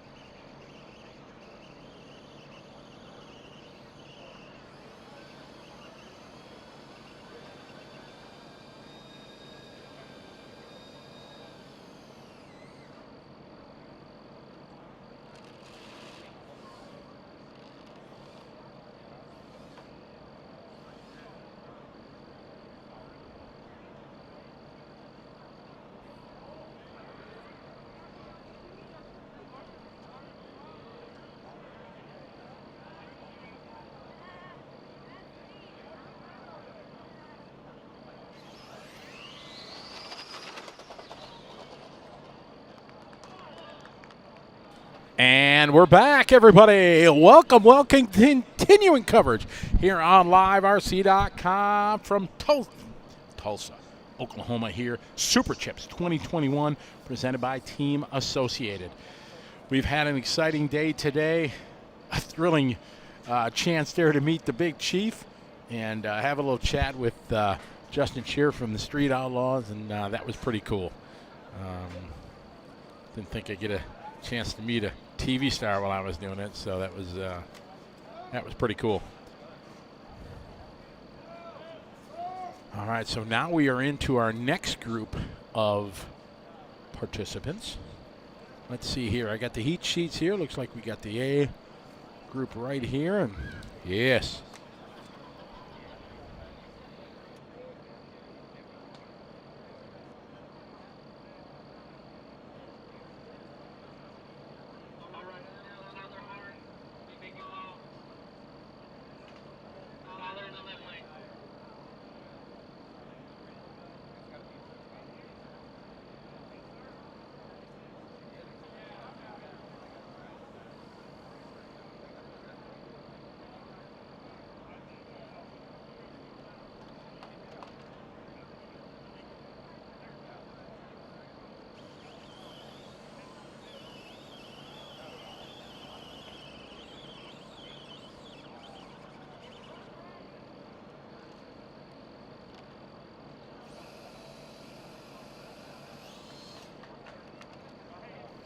All right, we got next group of guys here coming to the line.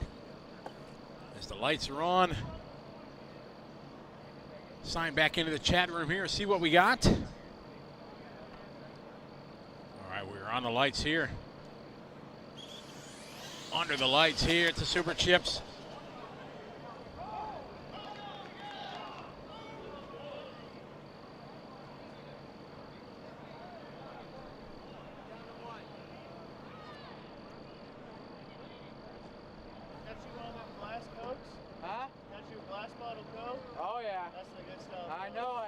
I got 2 of them earlier today because we went to someplace yesterday and didn't have any, and I'm like, nah. I used to drink any other kind of Coke. I know, it's so good. And like, go to the store, it's like $1. Yeah. It's so cheap. It's a no-brainer to drink that one. yeah.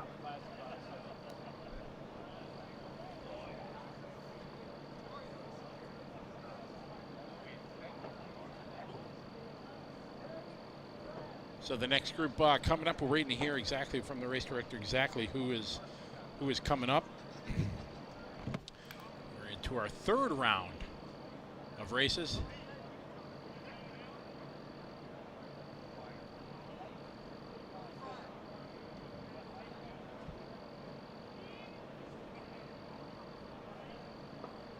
There's a great shot of our start finish line.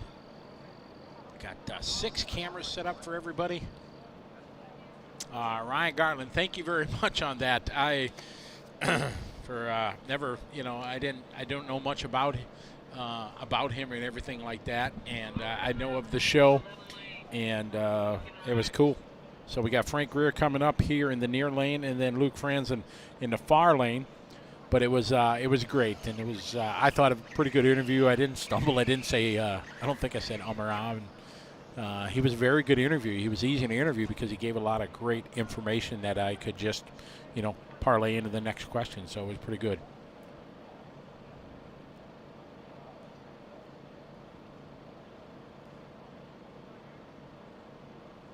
David Stark, this is round 3. Yep, the throbbing brain, you got it. Skip, what's up, Skip? On the tree in 3. All right, here we go. On the tree. Oh, left lane getting a good one there. Oh, man. Frank Greer making it happen. Tim Smith threw it out that Frank would be pretty quick, and he was quick there. A 2:03. And that was his time from the previous run also. So Frank dialed in back-to-back 2.03.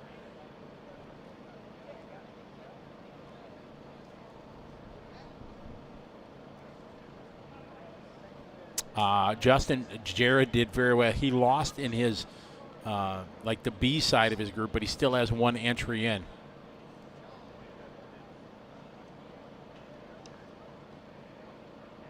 Ryan, he was very personable. He was nice to everybody. Everybody that came up and asked for an autograph today, from the kids to adults, it was really cool. All right, coming up next, we should have Rabe and Brad Gobel.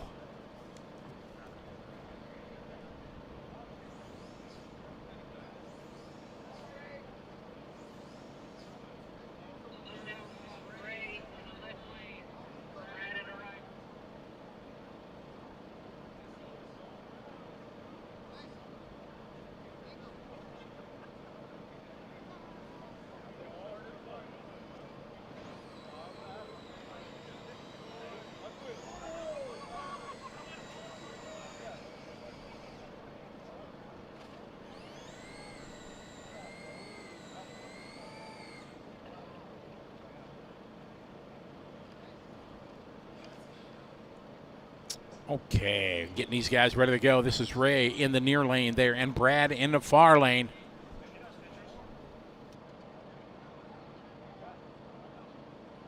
All right, we are on the light here.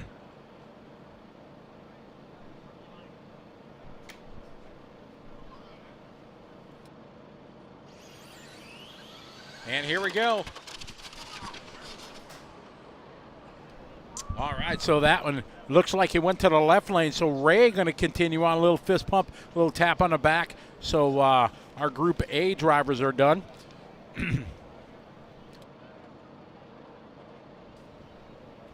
All right, we got Mr. John Schultz back with us here. And John, it's been a crazy day. The Big Chief was here. I got the interview. I saw that. I sent you pictures. Yeah, I'm going to check that out. That's pretty awesome. Yeah, Thank you. yeah. That was an awesome experience for me to interview somebody like that. That was cool. Yeah, that's awesome, man.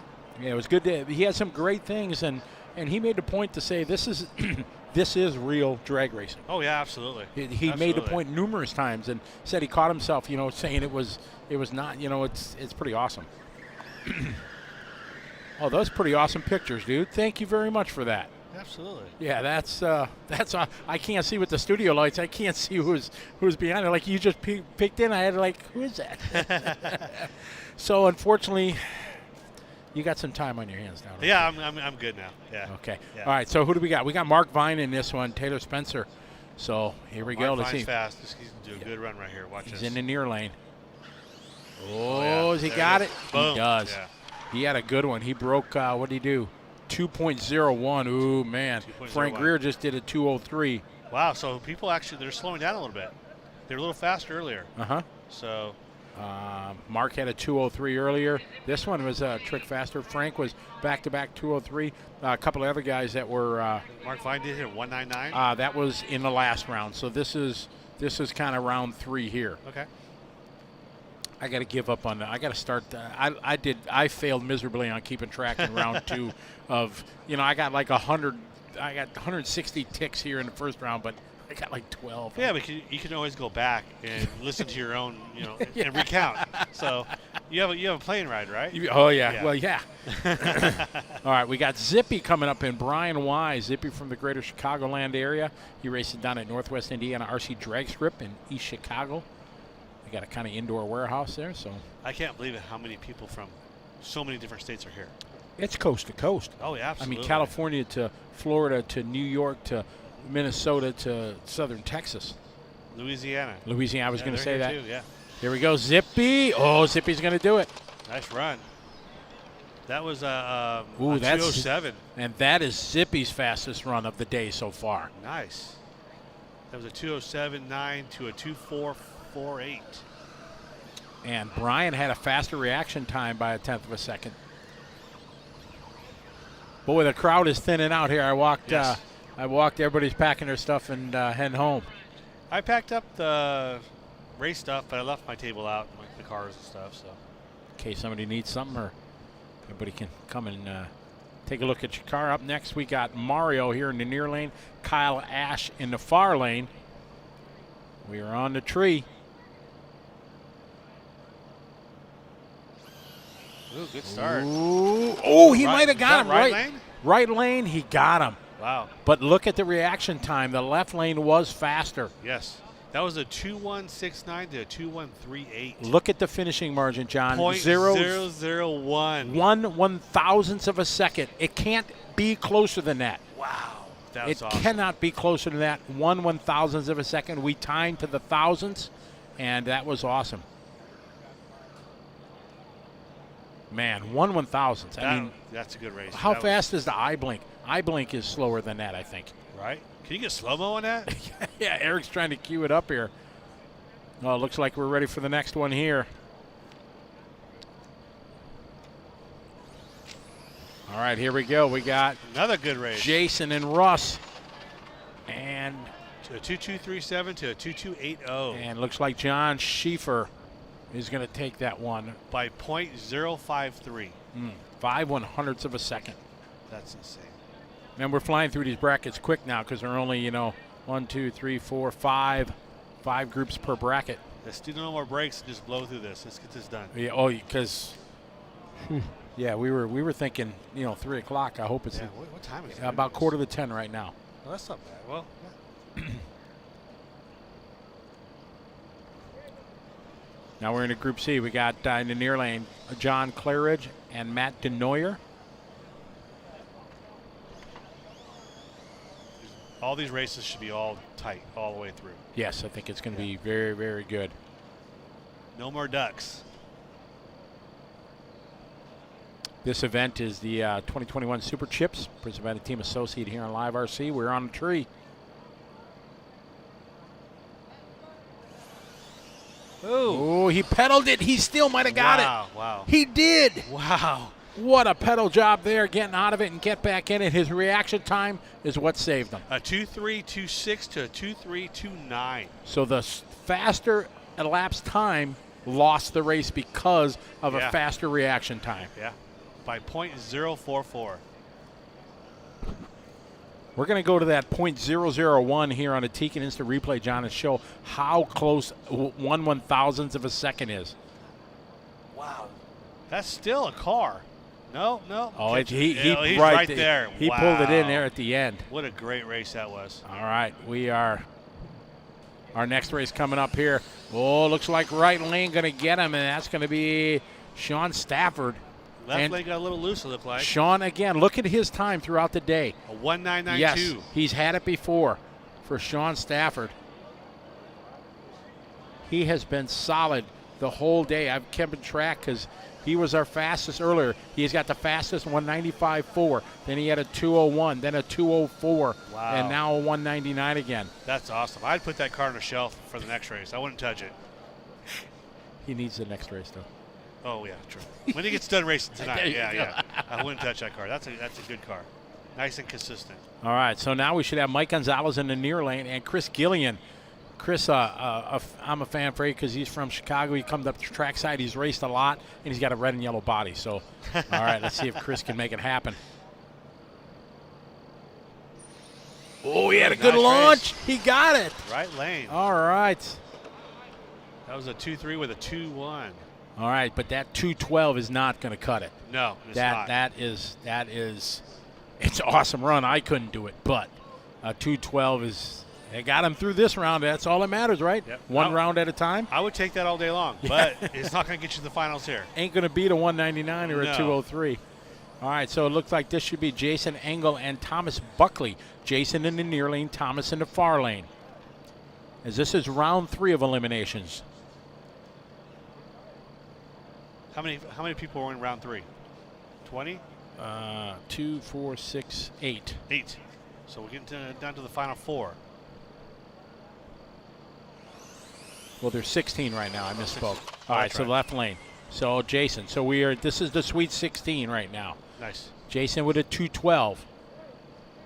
But the reaction time faster from the loser Yes. at a .23. That's pretty good light there.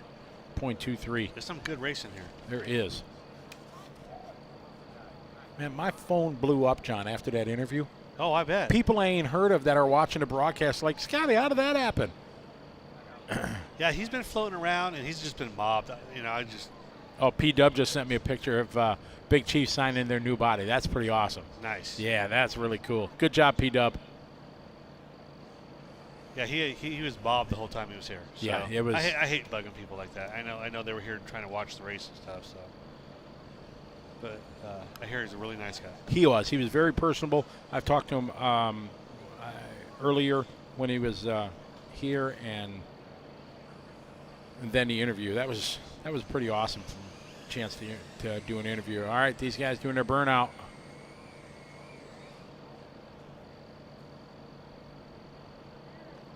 Ooh, almost tripped over the foam or the carpet. Okay, in this one should be Diego Salgado. No, it doesn't look like Diego there. Is that Dustin? I can't hard I to can't see. tell you that light in my Yeah. face. There we go. All right, we're on the light.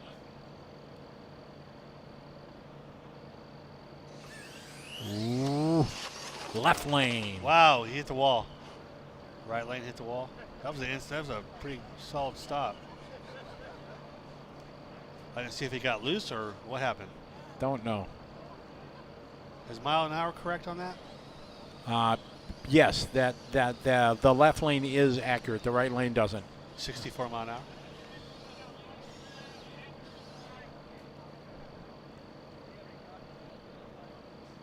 Oh, that was Dustin Malakote. So Dustin won. Dustin, take it. This is Diego, I think, and Joseph. We have the lights behind the driver, so all we see is a dark figure. Ooh, he had to get out of it. I don't know if he broke something. It kind of stopped pretty quick, and it's not moving now.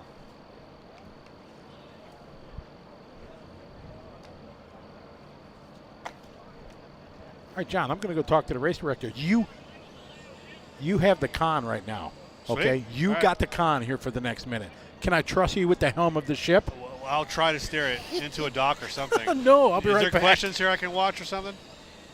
Yeah, here, let me get my chat room up. I just want to, we need a little more data from the race control. All right, there you go. You got the con. All right. I'll scoot over real quick, but I'll use the same mic. All right, guys. Here's our next race. Looks like Blake and Nestor Torres. Good start. Good race. That was a 2280 with a 2244. That race was won by .026. Nice race.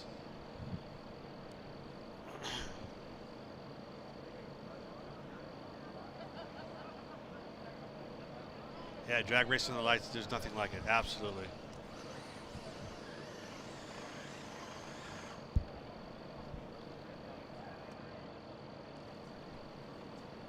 Oh, here comes Scotty. That was quick. Hey, you did a good job. We're nowhere near the shore here. We're still out at sea. And Right. I was aiming for the dock. It just kind of didn't quite make it there. oh, the sparks. That was cool. Yeah, a lot of these guys will run metal bearings for the wheelie bars. Ah, okay. So Matt when you go down the track, it'll spark, which is awesome. I love the sparks. Matt Sturgeon took the win in that one. So now we're on to the B group, or what are we calling this next group? Fast guys. Fast guy group. E for excellent. So we got 2, 4, 6, 8. Yeah, so we're at the Sweet 16 right now. Sweet 16. Yeah, and now the races are getting closer to the top guys. That guy did. Matt did a 2.07 there. That's a good run. It is. Wow, it's gonna be some good races. Oh man, it's gonna be so exciting. Under the lights, sparks flying. Did they say how much the purse ends up being? Did they say yet? I do not know. I know I think it's over 20 grand. Wow, that's awesome. Yeah, for an RC car toy. RC car Exactly. Yeah, the 1320 guys are here, just blown away. Really? Yeah. I didn't get a chance to chat with any of them or anything. There's 3 of them. They're just kind of floating everywhere. They're just at awe on how awesome this is. That is going to give our industry more exposure than ever. Oh yeah, absolutely. Them guys have millions of followers, and to have them here filming. Did they post it on their social already? Yeah, they did. The group photo and everything? I took a photo of that right, not that one. That right there. They Oh, posted it. And they posted it. Oh, that is awesome. Yeah. Boom. That is pretty cool. They say there's more money for these races than the full-size races. 20 grand, yes. Yeah. I would, yeah. 20 grand. Just think about winning 20 grand. Yeah. Go home and tell the wife, yeah, I won 5,000. You gonna tell the wife? Well, you got to tell her a little bit, make her happy. Oh, good drive there from the right lane. David Longden taking a win. Very nice. Up next in the near lane is going to be Adam Bowman and Brian Mansky. And Brian, John, has run very, very quick. That was another 2.0 pass right there. A 2.0? Really? 2.0, yeah. So Brian Mansky has been quick. Brian had a 197 earlier, a 199, a 199 again. So let's see if he can continue his streak against Adam Bowman. So Adam will be in the near lane. Brian will be in the far lane.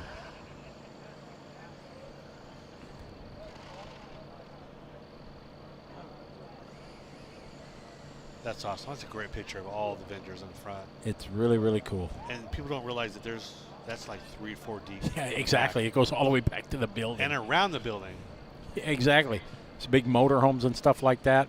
And you can tell the oval guys, because the oval guys show up with their own trailer, pits inside. Here we go. Oh, there it is. Let's see what. Oh, a very, very late start there, unfortunately. Wonder what happened there. All right. So, and what did 241. Brian? 241. That was not good. Left lane did not finish. I mean, he probably maybe red lighted. I don't know, but Brian, I think he just had a free pass because he didn't push it very hard at all. No. At this time, yeah, I would probably do the same thing. Yeah, you don't want to kid up your car. You know it's good. It's been strong all day. Yeah. Running sub 2 second laps. All right, so Jared Tebow is here. A lot of people have been waiting for this to watch Jared. So this is his last horse in the race.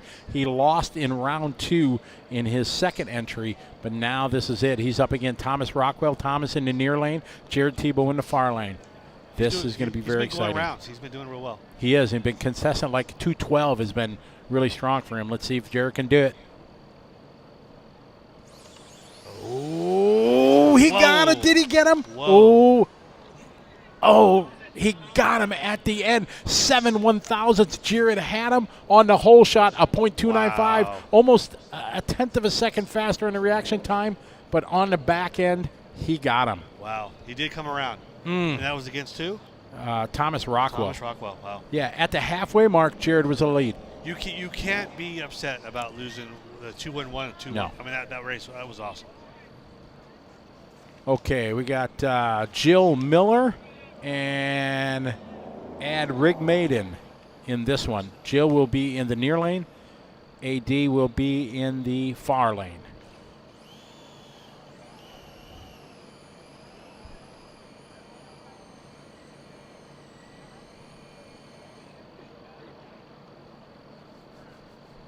All right, we're staging him here. Again, this is Jill. I think maybe our the last lady racer we have. She has run very, very strong, and she's ready to go one more time here in the Sweet 16. Here we go. All right, here we're on the tree. Oh, she's gonna get it! Oh man, He landed over by the Associated booth right there. Taking out a kneecap was AD. Jill Miller gonna go to this Elite 8. Nice. Good job. That is nice. Oh, Nice. how awesome if Nice. a woman wins this. That'd be Oh, great. man, forget about it. Yes. Oh, here's a good instant replay here from Teakin. You see that right lane. Came towards the line, a little correction, and it was all over. Fumbling, tumbling, and stumbling off the racetrack into a kneecap. Look at him. Ow, my knee. Oh, my spleen. These guys oversteer when they were launching. The car front wheels are in the air. When they finally land and they have their wheels turned, the car is going to go that way pretty hard. All right, we got Chris Patterson and Earl Baxter now here in our F group. This is F for Fabulous. Fabulous. Chris Patterson and Patterson's- Earl Baxter. Chris is from Southern California. How much dual rate do you have in your car? Like 30% maybe? 20. 20. 25. Okay, Depends on I've the been track. trying to ask him, and I ask everybody that comes in the studio, and yeah, how much? Because you see some guys, you know, they still got like 50%, and that's how that stuff, Right. you know, really happens. If you have to steer it that much, then yeah. Yeah. Unless you have a lucky pass. Yeah, Chris Patterson's been fighting his car all weekend, and now here he is, going rounds. All the guys cheering on my friends back home, saying, "Man, Jared made it faster than he thought." One guy, unfortunately, in the chat room said, "You know, this is pro drag racing, Jared. Pack it up. You know, you don't belong." I was like, "Man, that ain't fair for Jared to come here and take on something new after he's accomplished everything that he has, to be ready to do something new." I think he did very, very well. Yeah, he's doing very well. Absolutely. Yeah. He's beating a whole lot of people that do this weekly. All right, this Hello, should be. here I am. All right, we got Chris Patterson in the near lane, Earl Baxter in the far lane. Oh, there it is from the left lane. The whole shot. Got it. Chris Done. is sleeping there. 2-2 to 2-3. That's not going to cut it in the finals. I'm sorry, that was Russ and Abe. Oh, it was Russ and Abe? Yeah, Russ and Abe. Abe's from Arizona, and Abe is fast. And Russ is from Michigan. And Russ getting a 2:23. Not a great lap time, but enough to win. Yeah. And that's all it is. They're all round by round here in the Sweet 16. Moving on. Trying to make it to the Elite 8. They're paying out top 4 here, John. I'm thinking about maybe doing top 8. What do you think? That'd be cool. Yeah? That'd be awesome, yeah.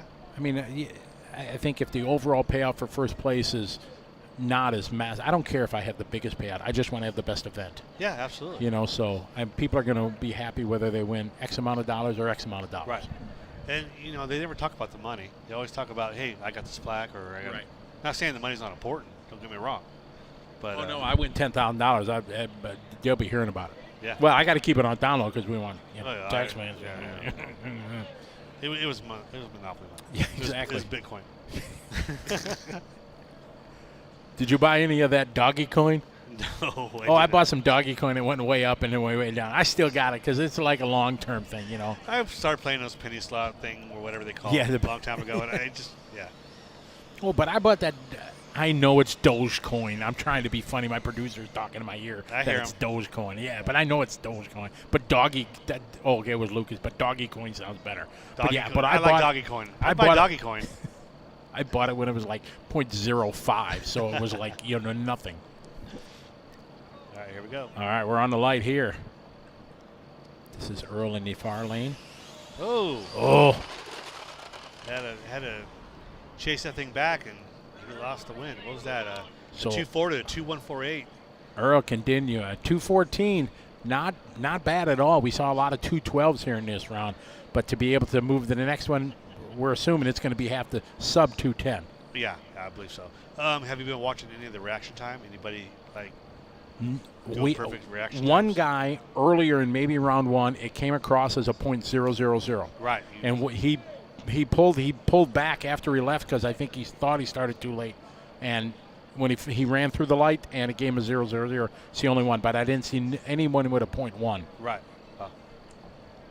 All right, Frank Greer in the near lane, Jordan Yancey. Both.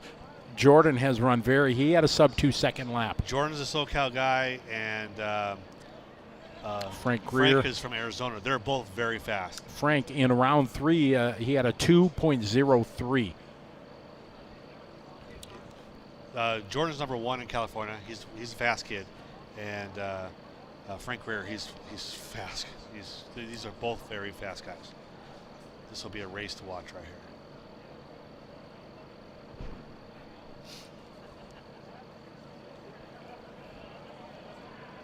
I think my chat is stuck. We're going to reload it here. Yeah, if you guys have any questions about this, let us know. Yeah, because this guy knows a whole lot more than me. I don't know anything. Oh, now we're starting to talk. My silver is making me money. I don't own any silver. I have silver spoons and forks in my drawer. There you go. Are they chrome? I don't know.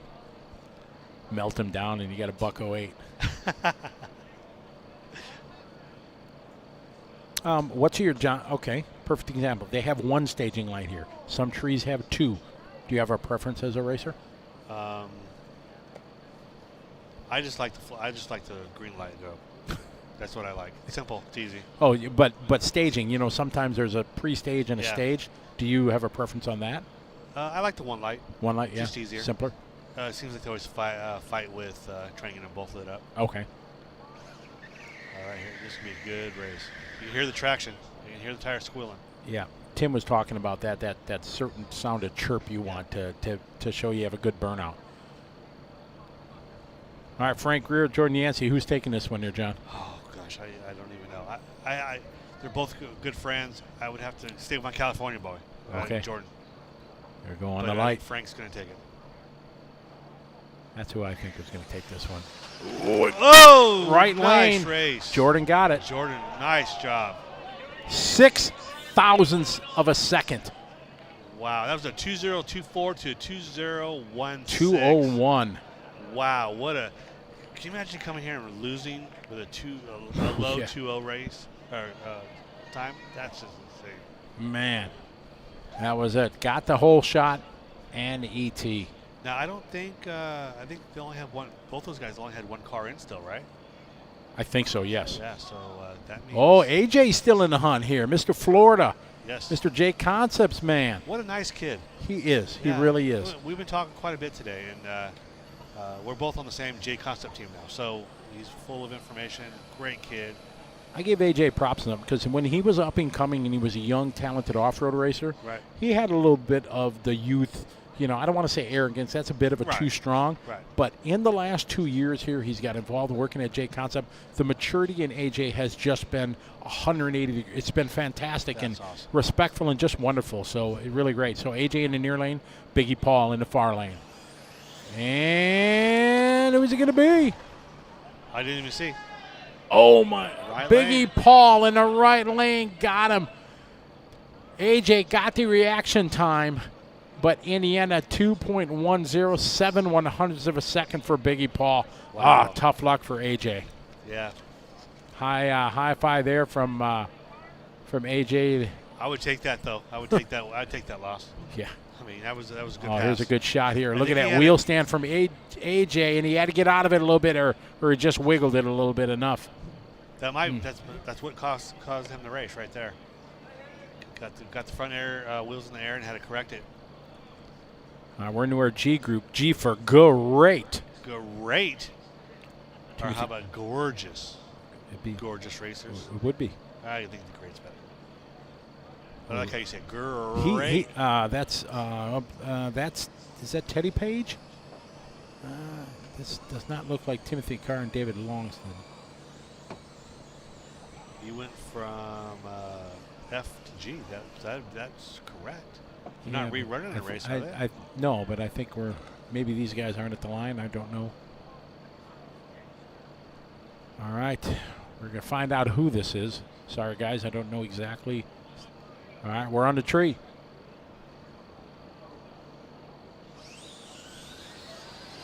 And left lane. Left lane taking the win on that one.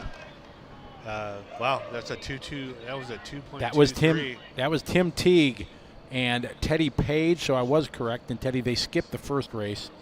So Tim Teague takes that one. Nothing stellar for a time though. No, Still a not- win. A win is a win. A win's a win. Yeah, that was a 2.2 against a 2.4.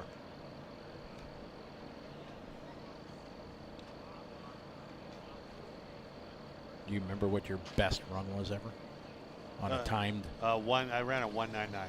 199? 1.999. It was a sub 2. Sub 2. It's all that matters. You ever Not run by sub? much. John, you ever run sub 2? Yeah. Yeah. See, you 1999. don't say 199. Right, you, yeah. you just say yes, I have. Yeah, I did. 1999999, yeah. babe, but it was a sub 2. All right. Do you know any of these guys here? I can't tell. It's hard to see their faces because they're in the dark. Is that Brian Mansky? All right. We are staged. They're getting lined up just about right. There you go. That's, There we go. We're on the tree. Vet on vet action here. Ooh, right lane. Oh, dominated that nice. one, and that was a pass and a half. See what that time That was. was David Longston. Wow, we didn't even have time, so I'm not sure what happened there.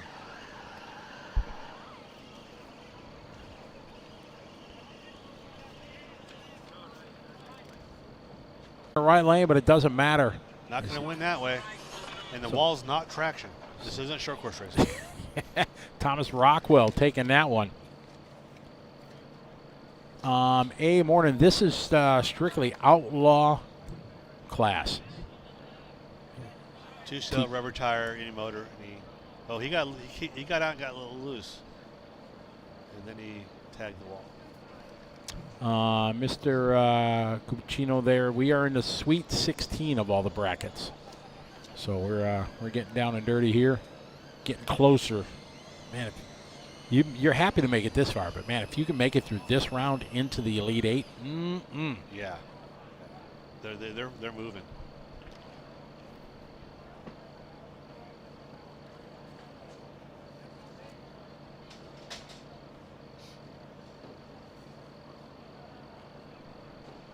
Here we go. This should be Matt Denoyer and Chris Patterson.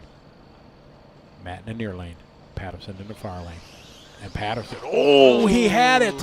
Lifted a front end and into the wall. Chris Patterson not taking the win on that one.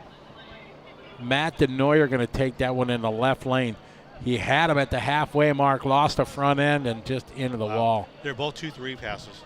Well, Chris was faster than that until he decided to see it, slow. a good launch, and then just get a little, and you see it drifting. It's in the air. There's nothing he can do except bounce it off the wall and slide across the finish line. Yeah, I mean, if you were racing at this level, getting this far, and your car is wheeling and you're trying to bring it back, what would you do? Would you try to lift and get back in it? Or are you just going to send it? You got to send it, and you have milliseconds to make the decision. Sean Stafford has been the fastest so far, with our fastest 195.4 earlier. He is in the near lane with the hat. Wesley Todd on the far lane. Outside here, let's see if Sean can continue. His last run was a sub-2, much like John runs.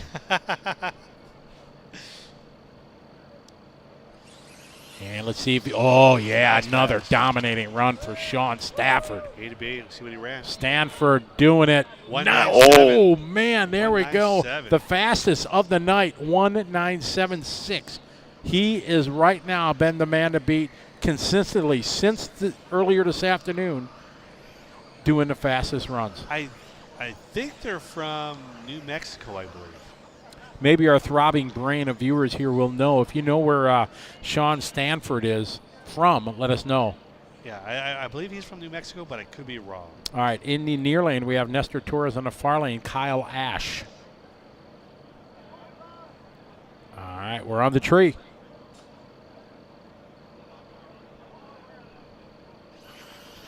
Oh, right lane. Kyle Ash. Kyle Ash taking a W in that one. 2155. All right, we got Sender Martinez here in the near lane and Youngin Johnson in the far lane.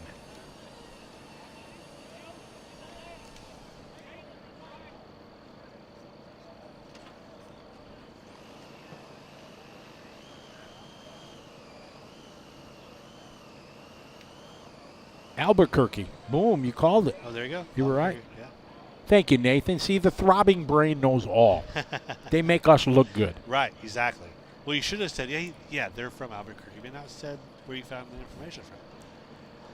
Yeah, I should just rolled with it. Yeah, because nobody else in the chat's going to see that. Here we go. We're on the light. Sanders and Youngin. Ooh. Oh, right lane. And he shut it down quick because it got a little out of shape. Young and Johnson going to take that one. Yeah, he had a slow reaction time, but he ran a 2.29 to a 2.2 or 2.7. All right, that was the H group. So we got the I group. I for incredible. Incredible. Insane. Insane. Impossible. Impossibly.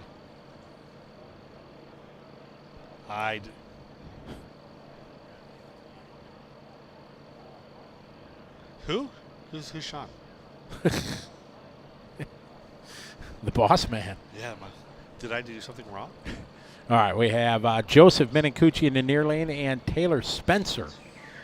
And there's that chirp. Yeah, you want that chirp. That chirp. That's what you're looking for. And the thing looked like it might have been a slash. it had a chassis. I thought it had a blue chassis on the bottom. It could be. Hey, that's right. All right, so Joseph in the near lane, Taylor in the far lane. I wonder if he paid $500 for it. Never mind. Too soon. Sorry, did I go there? Hey, so how's the weather outside? Hey, John, kinda we're chilly. We're on the tree. Oh, nice. Oh, a good one. Oh, Right lane. Is nice. Taylor going to take that? Good run. That was a 2-1-2-1. That was a good pass right there. You know what? It's nice weather. I'm not freezing like we were in Vegas. I told Brendan, Ben, did you bring heaters? Because I figured it was going to be like chilly tonight, but it's all right. Yeah, now in 10 minutes from now, a cold front passes Right, through. yeah. All right, so you got Joey Troutman. Joey, a great guy, man, just a cool cat. But he pulls Mark Vine in this one. Yeah. Hey, but anything can happen. He's going to need to pull that, sub 2 like you. He better be rubbing his rabbit foot. All Mark right. Vine's no joke. Joey here in the near lane. You got Mark Vine in the far lane. This is going to be a shootout here on the tree. Oh, wow. Vine just locked Nice. and loaded. Absolute mad traction at the tone. 203. 203. And I was over talking to Mark earlier about his car, and he hasn't set up soft. He hasn't set up just reliable. He doesn't even have his killer tune in yet. Really? Yeah. And he's doing 2.0s. All right, so we got A.D. Rick Maiden and Brian Elkins. So A.D. in the near lane and Brian in the far lane.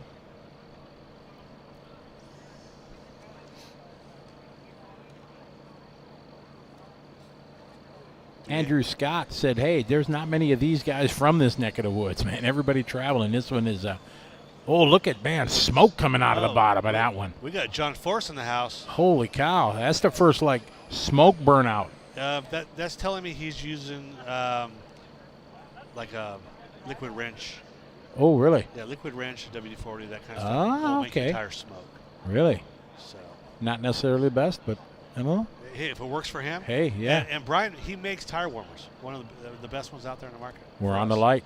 There we go. Oh, he got it. If he can just bring it in, and he Nice. does.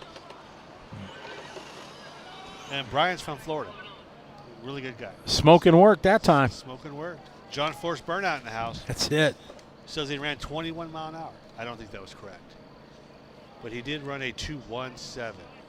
Enough to win that round. That's all that matters. Yes. It's round by round.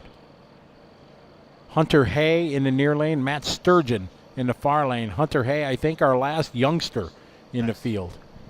So we are in this elite, or Sweet 16, rather. I always try to root for the kids Absolutely.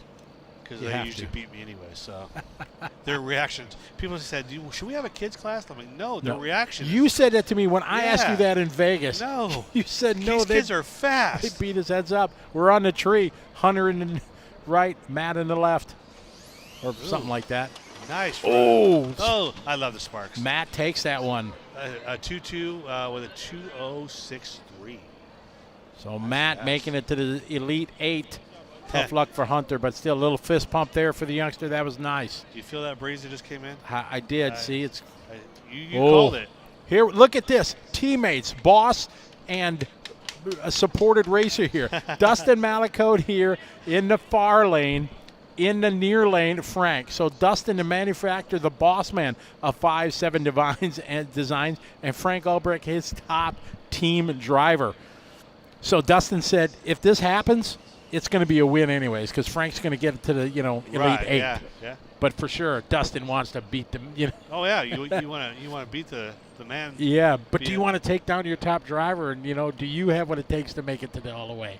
Yeah. Oh, do man. you lose some of your sponsorship and go back to 50% if your boss beats you? Because you know what they say, like team manager, like BT always says, if I beat you, I don't need you. All right. BT's fast. This is going to be great. He's fast for a 40 and over driver.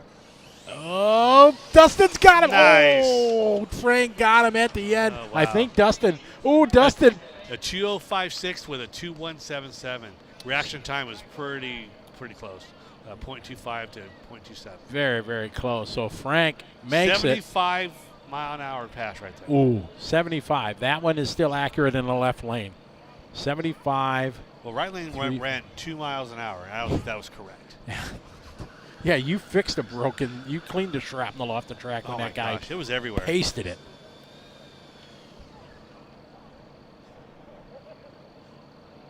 I heard Mr. Ireland is in the green room. I think he is. Yes, I think Nice. we're going to guess Mr. Ireland. I'm kind of nervous talking to the boss man. You know, Why? it's been a long time. Sean is awesome. I know he is. He's been, and he has a plethora of Yes. artists. He's been doing it, for ages. Sean, if anybody doesn't know who Sean Ireland is, he's the president of Team Associated. All right, here we go. We got Mason Conley and Joey Davis. Mason Cooley going to take it. 66.9 miles an hour. That's a 2197 to a 2228.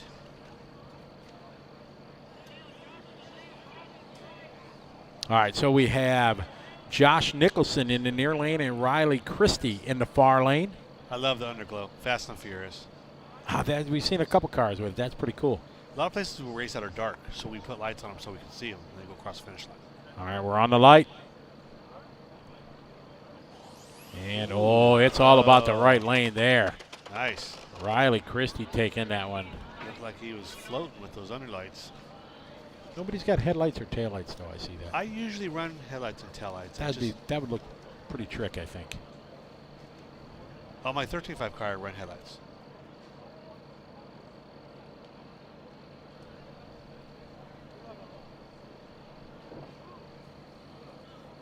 All right, final two races here of the Sweet 16.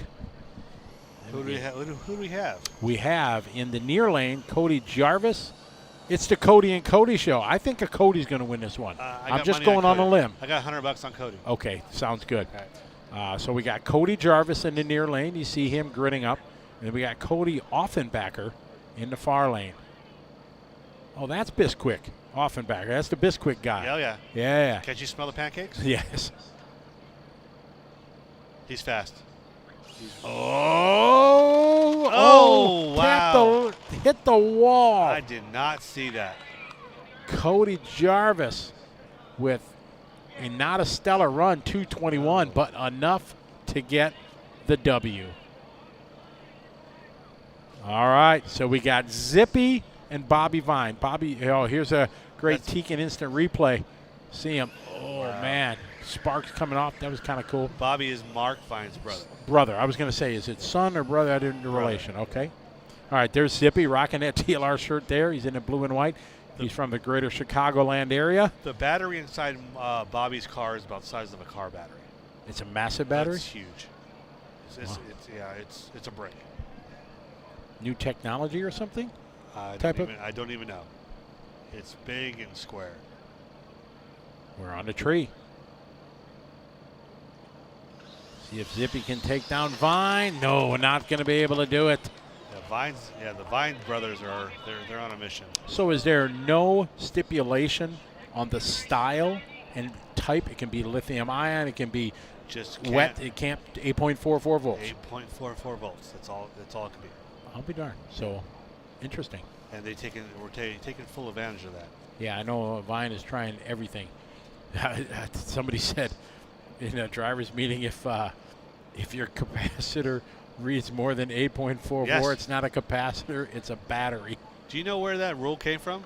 No. Mark Vine? Yeah, I'm sure he. Because they made the rule because of him. Really? Yeah. Because when the capacitor is the same size as your battery. Okay. Yeah. All right. Well, John, thank you very much. Well, all right. So, John, you're going to stay here in the Team Associated Broadcast Studio. Nice. As we bring in our special guest. It is an honor to introduce from Team Associated, Mr. Sean Ireland, everyone. Yeah. Hey, boss. How you doing? I'm doing all right. I keep hearing about these sub-2s, but it seems like you have a lot of time on your hands, John. Oh, man. I'm out. I'm out here. Good one for you there, Sean. I got to go to Human Resources on Monday. Yep. Employee abuse. Yeah. Right. Sean, this has been, something brand new for me. This drag race stuff. I went to Vegas and learned a lot. And then when Brandon asked me to come down here for a year, I'm like, absolutely. It's just been a true thrill to be part of this, and you as one of the manufacturers, you know, a long time in the RC industry, you guys jumped on board. And, you know, what's your take on this? I don't want to call it phenomenon because it's been just underground for a while, but it's just taken our industry by storm. It has. I mean, it's been around for 30 plus years, right? I mean, people have been drag racing since cars had wheels on them, but what we've seen in the last year has been phenomenal. One of the things I love is I was watching John's, you know, kind of pit walkthroughs last night and whatnot, is it actually reminds me of fifth scale. When you know, there was a fifth scale car and there were 30 or 40 or 50 manufacturers that were coming out with specialty products and this and that and carbon fiber parts and option parts, and I absolutely love seeing that. That's just really great. It has definitely been, and many companies. Sorry, we kind of lost power around here, so we're kind of in the dark, but we're still live. Yeah, we're still live. Yeah, we're still good. So it's interesting. You see, John mentioned earlier about all the manufacturers lined up here, and there's so many people getting in the industry. Much what we've seen. You said in fifth scale and in short course, when short course wave came in there, 2010, 2011, it really has put a spur in the industry, and we've seen it here in drag racing and watching each event grow and grow. It's just been fantastic. Absolutely. Yeah, it's been a lot of fun, and there's a lot of learning going on too, which is great. I mean, one of the nice things about the hobby is you learn mechanical aptitude and how to work on your cars and whatnot. So there's a whole group of new people finding out about radio control and trying to make their cars faster and welcoming new people into the hobby. It's all great, really great. I made the comment to John. I called him a brand ambassador, but you're a product what specialist? No, I'm a brand ambassador. Brand ambassador. You know, it's Product, really no, I'm a product specialist. Product specialist. See, what am I, Sean? Depends on where I'm at, what day it is. John does it all. He goes out and actually both of you guys are really, really great RC ambassadors, right? Well, we try. We love it. I've known you guys both for a long time, and I appreciate what you guys do out here and spreading the world of RC. Well, we truly love it, and I know I can speak for John. You know, it's in our heart and our soul, and we truly love it, much like it is you. You know, you took your passion as being a racing enthusiast, and if you guys don't know the Sean Ireland that we know, he was back in the days. If you find some old car action magazines, real old. Yeah, real old. Yeah. There's a lot of pictures of him standing on the A-main with a radio with a long antenna on it, and one of the top drivers in the world back in the day, especially 12 scale and stuff like that. And it's great that you've been able to take that passion from your youth and you've built it now in the industry. You've worked at multiple companies here in many different facets of an industry, and now you're at the top there at Associated. It's pretty awesome. Sean's been my boss like 3 times now. Yeah, because at HPI, yeah, that's true. When you were at HPI. John keeps following me around, and yeah, I love having him. He's great, loves going out and just having fun and knows what he's talking about, races every weekend. It's in his blood. He's got a racing family. His wife goes with him to a lot of races. Kids go with him. Yeah, it's great. So, Sean, when are you building a drag car? Yeah, it's a good question. You know, the problem is they keep selling so well. I want them to go to the consumers. So maybe someday when we have some in stock, I'll actually build one. And that's true because I want to get a DR10 built up, but I can't get one right now. So, you know, I really want to do it and get into it.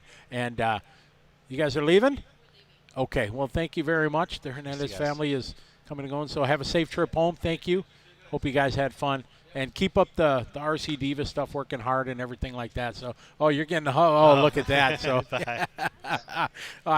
congratulations. It was good seeing you, and keep up the good work. She is doing a top 32 women's race. Yes, coming up. So that's awesome. What's the Facebook page on that?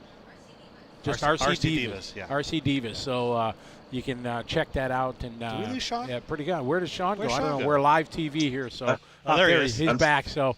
All right, have a safe trip, guys. Thanks for coming to say goodbye. So, Sean, you mentioned about John having his kids racing and everything like that. You still racing with your kids and getting to go to the track at all? My son stopped racing a few years ago to pursue what he loved, which is drumming. So he has really? Yeah, I haven't raced probably in about 2 or 3 years, but I was at the track 2 weeks ago, and I was at the track last week running. So yeah, I built up a B6.3 and decided to go run a little bit, but I get smoked. Just like John was talking about these kids beating them in drag racing, the same thing happens at the track. They're just too fast these days. Well, he's going to one of the fastest tracks in Southern California, OCRC. Sure. Yeah, You know, exactly. People live there. I mean, they're Yeah, always exactly. fast. So Absolutely. Your son's drumming. That's pretty awesome. Do you play musical instrument at all? I don't know. I wish I did, and I never did. My wife never did. My son took up drums, and yeah, that's now we have he drums till about 2 in every day. That's the thing, but that's awesome. He found something as a passion. That's one of my biggest regrets in life is I didn't learn an instrument. I picked up a guitar again.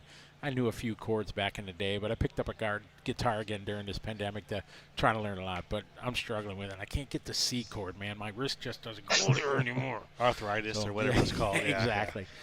So So you would you, run the short course then, Scotty. what's that? Keep running the short course then. Oh yeah, you guys know me. You know I'm loving. I'm a short course ambassador. Everybody, I love short course. Oh yeah, so everybody knows. Every race I go to, like, hey, you run a short course? I said, yes, I am, because I love it. Because I saw it much like you did, Sean, back in the day. I saw what it did to Trackside Hobbies, my hobby shop and racetrack, when that wave came. And I was fortunate enough to look ahead, and we started the short course showdown and had a manufacturer's thing, and it was an awesome time for the hobby. And as you know, tens of thousands of people got into a hobby that never knew about it, and I have that same feeling and vibe here with this drag racing. And having Big Chief here earlier and the video guys there, everybody's going to see this, and it's going to expose a whole new segment to RC, and it's going to be drag racing. It's going to be fantastic. Yeah, 1320. The full size 1320 guys are here filming, and they're blown away. Putting a lot of film effort into it. I mean, a lot. They got 3 guys here, and they've been here last night, and they've been here all day today. And they have millions and millions of viewers. It's going to be, the exposure is going to be much like it was in short course time. I literally had lunch with friends that work in the full scale industry this past week, and they were saying all of our employees are talking about RC drag racing now because 1320 is going to be at this event. Yes. And it's really pretty fun to hear that. It'll get us a ton of exposure.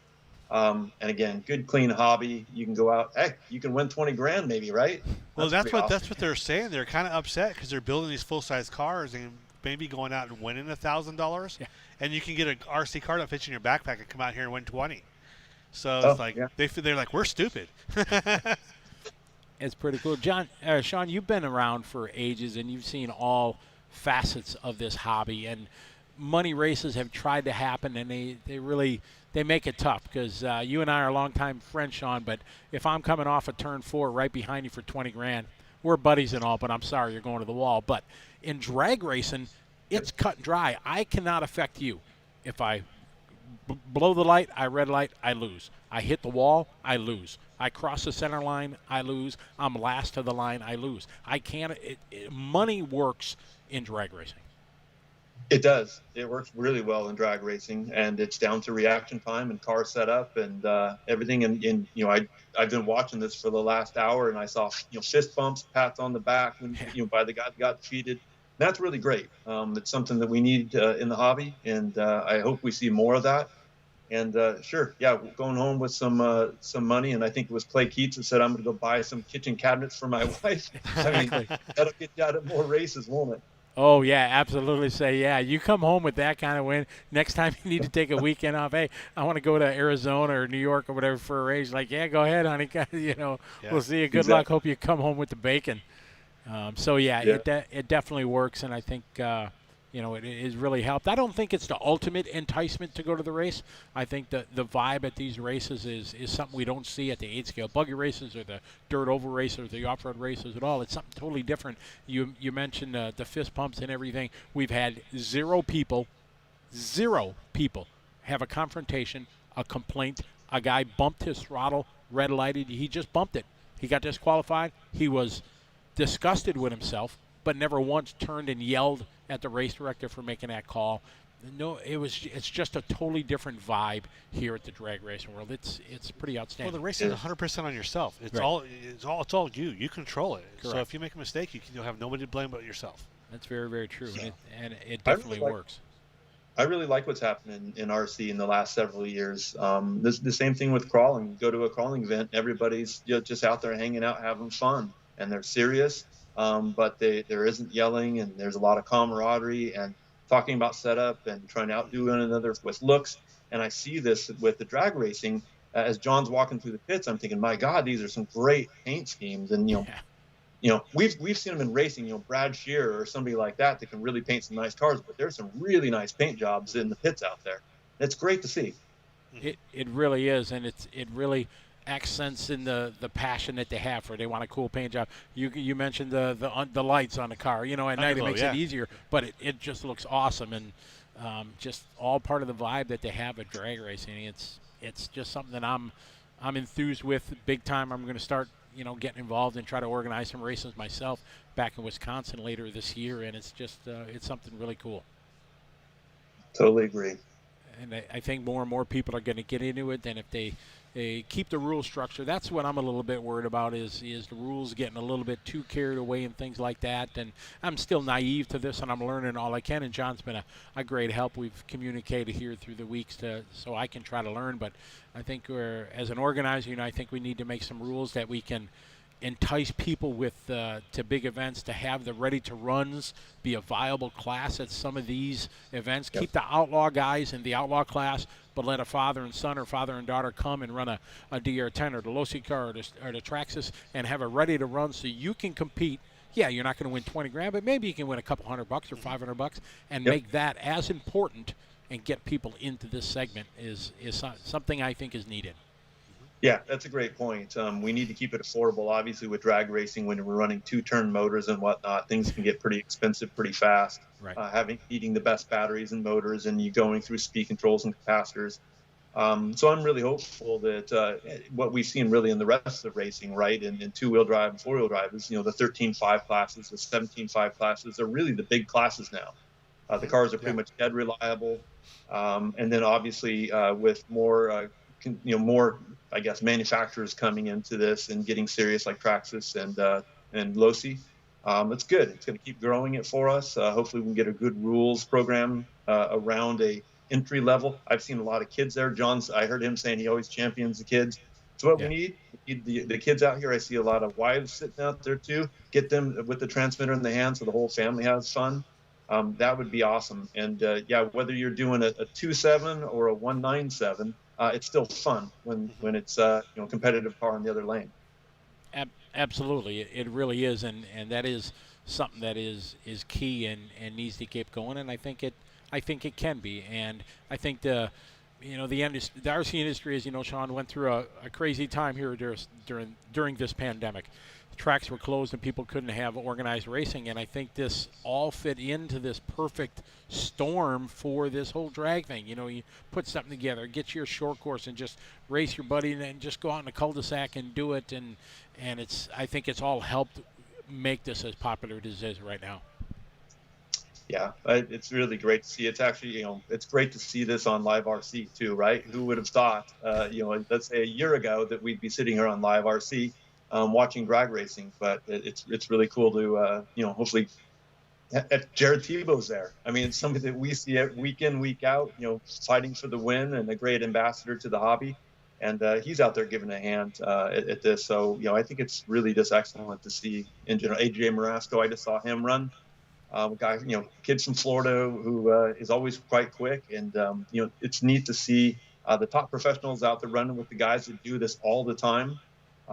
Hey, these guys are really fast. You can't be a Tebow and have lightning quick reactions and win all these races, but that's what's neat about it.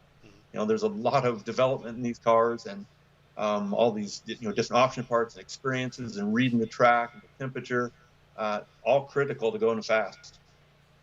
Oh, yeah, absolutely true. And you mentioned how great it is to be doing this on Live RC. When I got the call a couple weeks ago to do this, I was like, yeah, I'd love to do it. I've never commentated in a drag race, but it's been wonderful because the story writes itself. Talk about everything. We've had these guys in here to help, and it's just been a great story. And it's been people from around the world. I get my list that I always go through. Canada, Poland, Portugal, New Zealand, Netherlands, UK, Malaysia, Australia, Germany, Sweden, Costa Rica, Bermuda have all watched throughout the course of the broadcast today. And drag racing, sure, it's known as an American thing, but it's been absolutely international here at broadcast. And talking to Brandon, our viewership numbers have been just over the charts on something brand new 8 scale buggy or something like that, yeah, we always have, tens of thousands of people. But the amount of people watching this drag racing has just been fantastic. Yeah, and drag racing is very American, right? It's a little bit like monster trucks and everything, but Right. It's interesting with the DR10. We're hearing more and more interest from other countries now. Australia's getting into drag racing. The Europeans are now starting to ask about it. Some of the Asian countries are asking about, hey, what about getting DR10s into our country? And again, I think it's a great choice for them. Hopefully, we can spread this around the world, and have a good race series. That'd be awesome. Oh, it would be. That'd be pretty cool to have some international. Just let me know when we need to fly over to these other countries. Do a racing and career we'll or do something like stuff. that. Yeah, We'll make right, it Sean? happen. Okay, he's going to come with me and help. Yeah, let's go. Let's do it. I think you're on the hook now. Yeah. He said it, not me. We'll go to the Nürburgring again, Scotty. Let's go out there. That was fun. Yeah, absolutely, for sure. We've that's a bucket list. Isn't it amazing, Sean, that a hobby that you and I took as just something to have fun has taken us around this globe. It's made careers for you and I for something that we just enjoy doing as a hobby. I never ever lose that. When I get on a plane and I go to Germany or to the Philippines or to Australia, whatever, I'm thinking all because of remote control cars.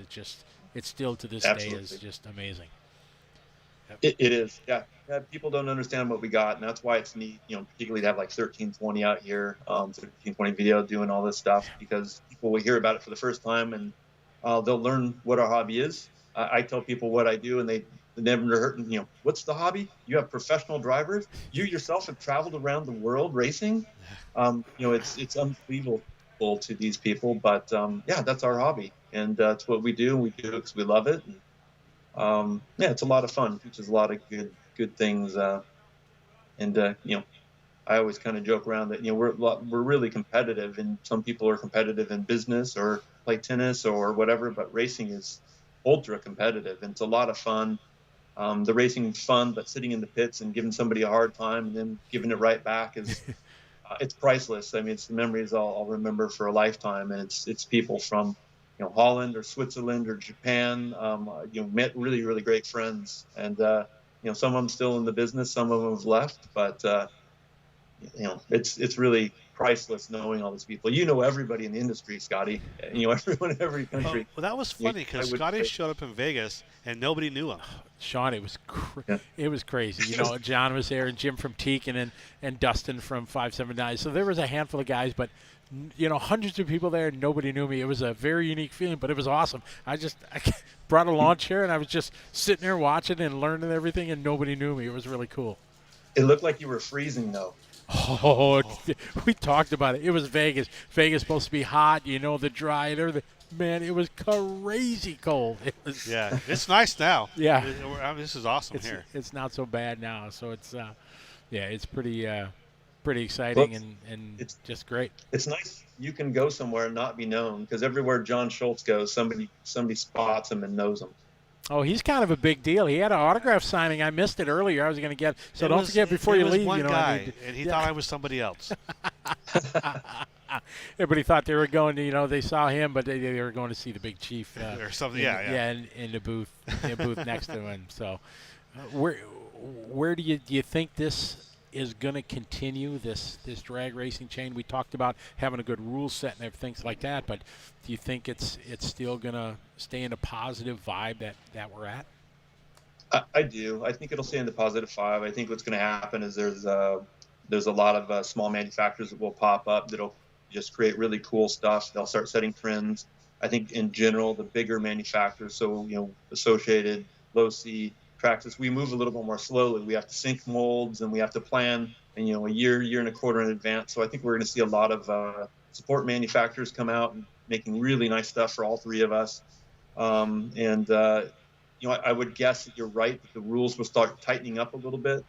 I think over time the rules will probably switch, and maybe some of the pot will go to some of the, let's call them lower or slower classes, where they really should be. We don't want this to be a hobby. We talk about it all the time because we race, right? And Associated races, and we win a lot, is trying not to ruin something when it's good. And we could ruin this really quickly. What we're hoping we do is keep it so it's affordable, that you're not blowing up speed controls every few runs and needing, Yes. to have 5 different motors and everything. We hope that it stays to the point where it's affordable. There's a class for everyone, all the way from maybe like a box stock production type thing. We've talked about it internally as, maybe the rules are all you can change is fluids. So your diff and your shock fluids, that's it. You can't change pinion gear. You can't even change motor, because then it'll really put it down to, just driving, right? You can change the paint. That's a fluid. And things like that. And again, 13.5 seems like it'd be a fun class again, where it's not super easy to control. You're still going to get squirrely every once in a while. And then, of course, everybody wants to watch the fastest cars, so that's what we're doing tonight. That's absolutely right, and that's what I'm doing. I'm watching the fastest guys.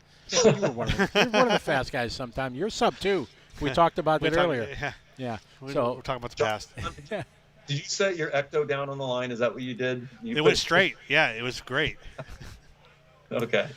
You mentioned crawling. I've never competitive crawled, and I know you're being in, but anytime I grab a crawler, I can't slowly do it. I just want to punch it, just go through the gates. I'm pointing to that guy because that's Sean. We went to an event, K&K, and his competitive nature came out. Oh, my gosh. What do I need? What do I need to buy? What do I need for points? Oh, yeah. And then I felt so bad because he waited until the next day to crawl, and it rained that night. Oh. So he had a muddy, slick, the frustration in his face because he's very competitive. Oh, yeah. That's why he's become such a successful racer through the years. That's what we need to do. We need to get him to K&K. Yeah, that's true. I went in 2019, and unfortunately the event was canceled in 2020. It's the one race event I had on my schedule for 2020, and it got canceled due to COVID. But it was so much fun, and I'll try my hand at drag racing too. I'm sure of it. We'll get something built up and come out and have some fun. It'd be good, man. Maybe come to Wisconsin in end of August if I can put the pieces together to do a race. But Sean, it was great having a chat with you here and reminiscing about good old times and talking about the cool moment we are in this industry right now with this drag racing. It continually changes and evolves, and having the big superstars here and things like that is really going to get the exposure we've always wanted. We always dream about this being on TV, and why can't that was a bad picture off camera, you guys. Wow, thank you. Do you see what's going on? Yeah, I am. So, hey, live TV, you got to love it. I lost my train of thought wherever I was just going now. I'm going to throw up. Yeah, exactly. But hopefully it's going to evolve and continue to grow, and the race directors keep the rules package to have the outlaw, but have something that the kids and the families can be affordable, as you said, and continues going. And it's cool that you guys were there to jump on it right away with the DR10 and everything, and supporting events like this. I mean, you guys, sponsoring this here on Live RC, we've been able to do something never done before, to have a drag race broadcast to the world, to, I don't know what I read off, 15 nations here, to be able to do it. Then you guys are a big part of it. So to all you guys at Team Associate, thank you very much. Yeah, you're welcome. Actually, all the races have really supported us and helped us quite a bit in this last year. And drag racing's been a big part of our business. And when I got the call, it was an easy decision to say, yeah, we'll sponsor this and want to watch some drag racing on online. Well, it's been great. The viewers enjoyed it, and we appreciate you taking a few minutes here to chime in and bust the chops of John and sharing some stories. We really appreciate it. I never miss the opportunity to joke around with John. Yeah. Sounds good. Keep him on his toes. Yeah. All right. Best to you always. Thanks, Sean. We'll see you in about a month or so. All right. Yeah, exactly. All right. Take care, guys. Take care. Thank you very much. Sean Ireland, he's been part of the industry for so long, and now, a big part there at Team Associated, and great to have his support.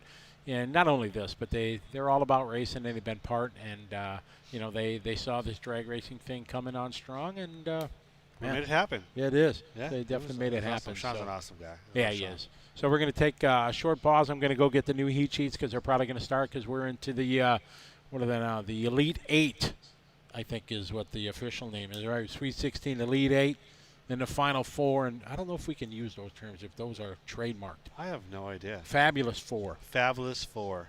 Enormous 8. Enormous 8, yeah. Yeah. Splendid 16. I'll have to come up with my own because, those might be trademarked, so I don't know. The Lucky 2? Well, yeah, because you are lucky if you Yeah. make it there. Yeah, Yeah, there's a lot of fast guys here. absolutely. Oh my gosh. So we'll be back here in just a few minutes, continuing coverage of the 2021 Super Chipper Apes live here on LiveRC.com, presented by Team Associated from Tulsa, Oklahoma. We'll be right back in a few minutes. I'm really surprised you haven't come. Yeah, I know. 2 days. I mean, I don't know. Maybe the business probably told him, like, yeah, we're going to do that fuckload of people out. As you say that, no, we'll probably start hearing sirens. Gotta go home. What race? Yeah, so that's a little ass. Oh, sweet.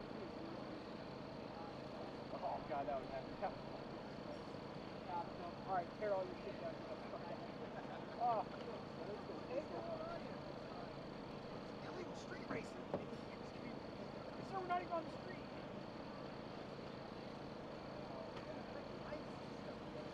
Yeah. Probably just sit and watch. We got nothing better to do right now. Big Chief. He's hooked. My whole car. Oh, really? Yeah. Yeah, looked him up in the car and everything.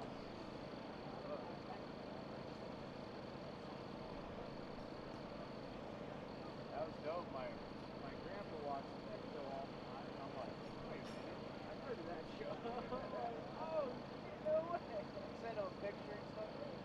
He's asleep now, obviously. He'll wake up. He'll wake up and be like, no fucking way. Yeah, we broke the internet with that one today. Yeah, I can imagine. That's pretty cool though. I mean, they were talking on the broadcast and stuff, and they're like, you know, this kind of racing is just a totally different vibe than, like, you know, off-road or anything like that. Like, there's been no commotion. I mean, not that I've seen. No, there's not. Not like no one's yelling, no one's fighting, no one's streets safe. Oh, safe, exactly. Everyone's here. $20,000 on the line? Like, that's pretty awesome. Yeah. Everybody's saying, oh yeah, money will ruin RC racing. Well, it proved otherwise. Yeah. I don't know, it might maybe different in like off-road or on-road where drivers interact on the track. Exactly. Take somebody out last corner. That's what they're saying. It's like this, it's cut, clean, dry. You go, there's so many rules, you mess up your stuff, it's done. You know, I mean, and like on-road, I've seen so many fights, or off-road stuff. I've seen so many fights. But even on-road and off-road, they fail to tech. Yeah. It's all. And here, like drag racing, fail tech, it's like, yeah, I don't want that great. It's alright. Yeah. I mean, like, I started doing this like 2.5 years ago, and I mean, I really didn't know anything about RC racing or nothing. And like, I'd see some of these dudes, like, it's so bad, they literally get to the point where they're fighting each other. Dude, chill out, man. I'm like, damn. Yeah. Like, I can understand the frustration, but like, just go back to your trailer or whatever and take it. Like, no, like, you're on a camera now, buddy. Like, everyone's gonna see you. Right. Alright, but it's cool. It's good. Yeah, I like it. I wish you weren't standing around doing it. I completely agree. May have to say something. Yeah, I watched Live RC. Yeah, there we go. Surprised that taco truck. Yeah, I was talking to the guy earlier, and he's like, how late is it going to go? I'm like, probably till like 1 or 2 in the morning or some crap like that. He's like, oh shit, really? I'm like, yeah. I'm like, you either ask them, no, we're getting the fuck out of here. I'm going to stay here so good. Well, he's like, yeah, I'm going to go grab my ball. Yeah, but there's stuff to go. Oh, yeah. Might as well. Yeah.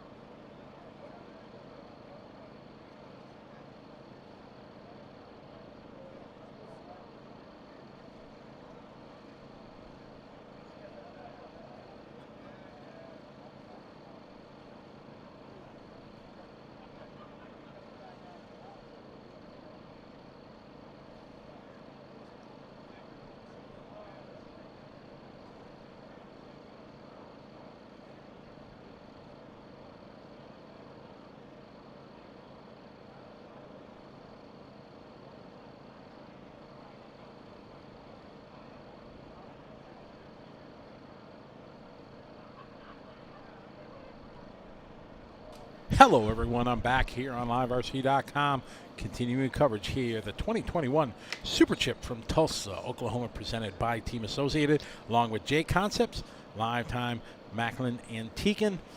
So they're just about got the resort done, and we'll be getting ready to go racing here in just a few minutes. I wanted to say hey to everybody that's still with us as we get some pretty exciting time here. Some starting to get into the money races pretty soon. We are getting to the what did I say? Not the Elite Eight, but the enormous eight, or the exciting eight. Fat Tony, if you're still with us, yes, instant green from staging. It's just going green. When you see green, you grip it and rip it.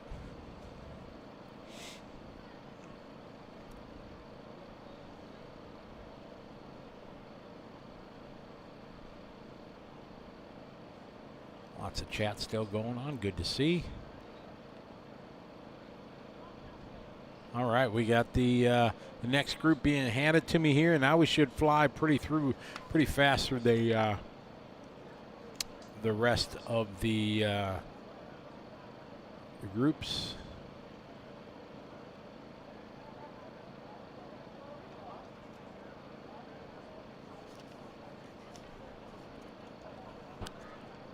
One, two.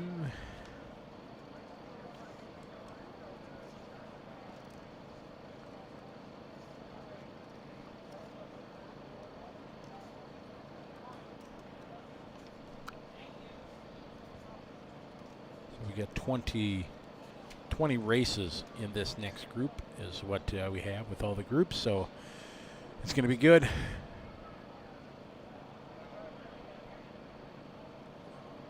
Speedy, that's correct, but they still have to put people in the groups and post it all online, and the program they have is kind of like a spreadsheet type thing that they're doing it.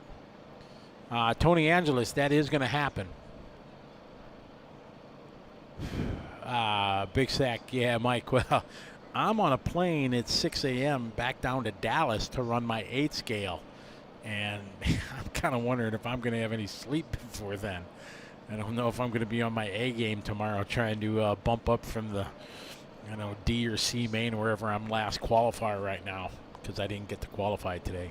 But yeah, we're definitely going to try to get a big race going back in the greater Milwaukee area down between Milwaukee and Chicago. That is the plan for mid to late August, and hopefully we can put it all together. I went there and talked to the folks, and I know the industry. We talked to a lot of people about it here, and people would make the road trip, so it'd be pretty cool. Have a big money payout race, but add a bit of flair to it and things. Have some ready-to-run classes for beginners, and it should be pretty fun. So, yes, we are in Tulsa. Damon Wheeler, how are you?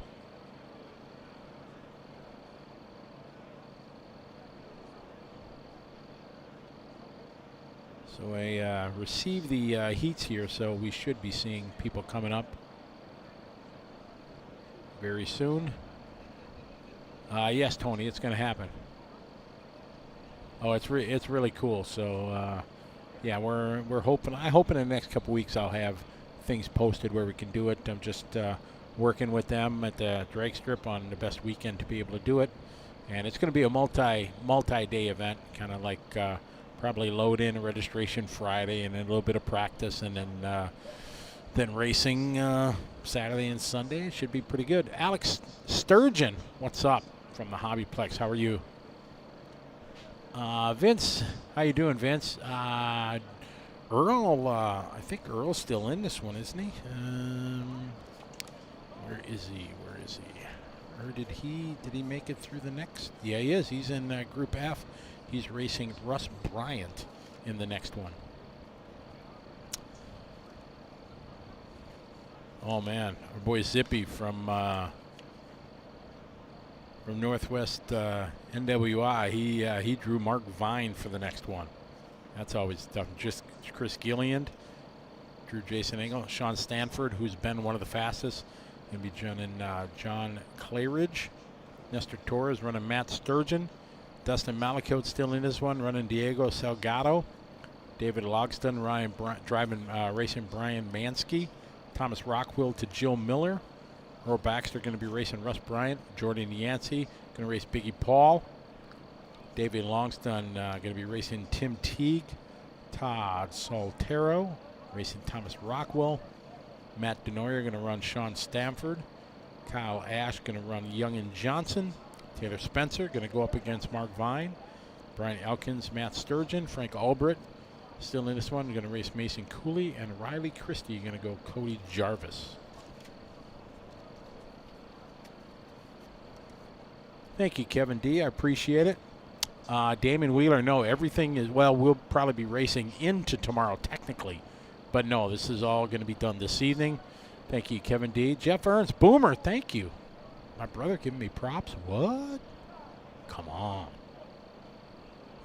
Frank, Jared Tebow did very, very well. He made it, through 3 rounds and beat a lot of people that are doing this, all the time. So he did very well. Alex turned on for Matt Sturgeon just because he got the same last name. There you go. Biggie Paul's still in this one, Joel. Yes. Biggie Paul's in the first race, so stay tuned. He should be up in the line in just moments. He's going to be racing Todd Soltero. No, Lance, no 13.5 class at this event. It definitely happens, but at this event, no, just one class, outlaw. Outlaw only.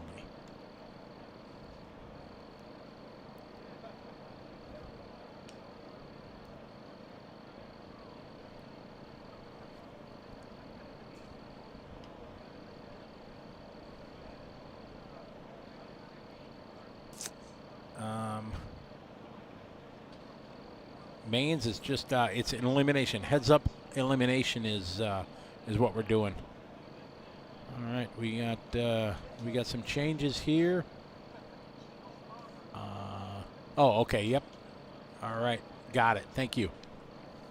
Got a little update to my resort program here that they gave me. So race 307. Wonderful. Thank you very much.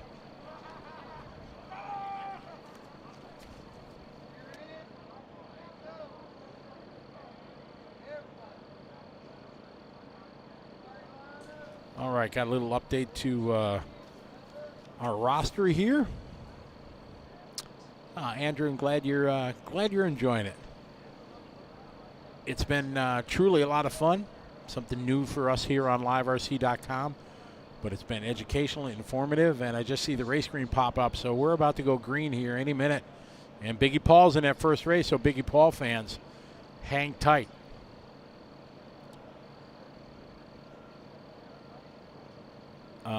Speed, I don't know, Mark Vine. I don't know, did Biggie Paul have 2?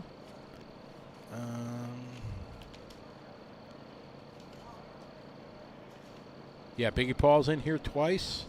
I think just Biggie Paul and Sean. No, Biggie Paul, Sean Stanford, and Mark Vine. Those are the guys that I see, and memory serves me, that are in here still with 2 runs.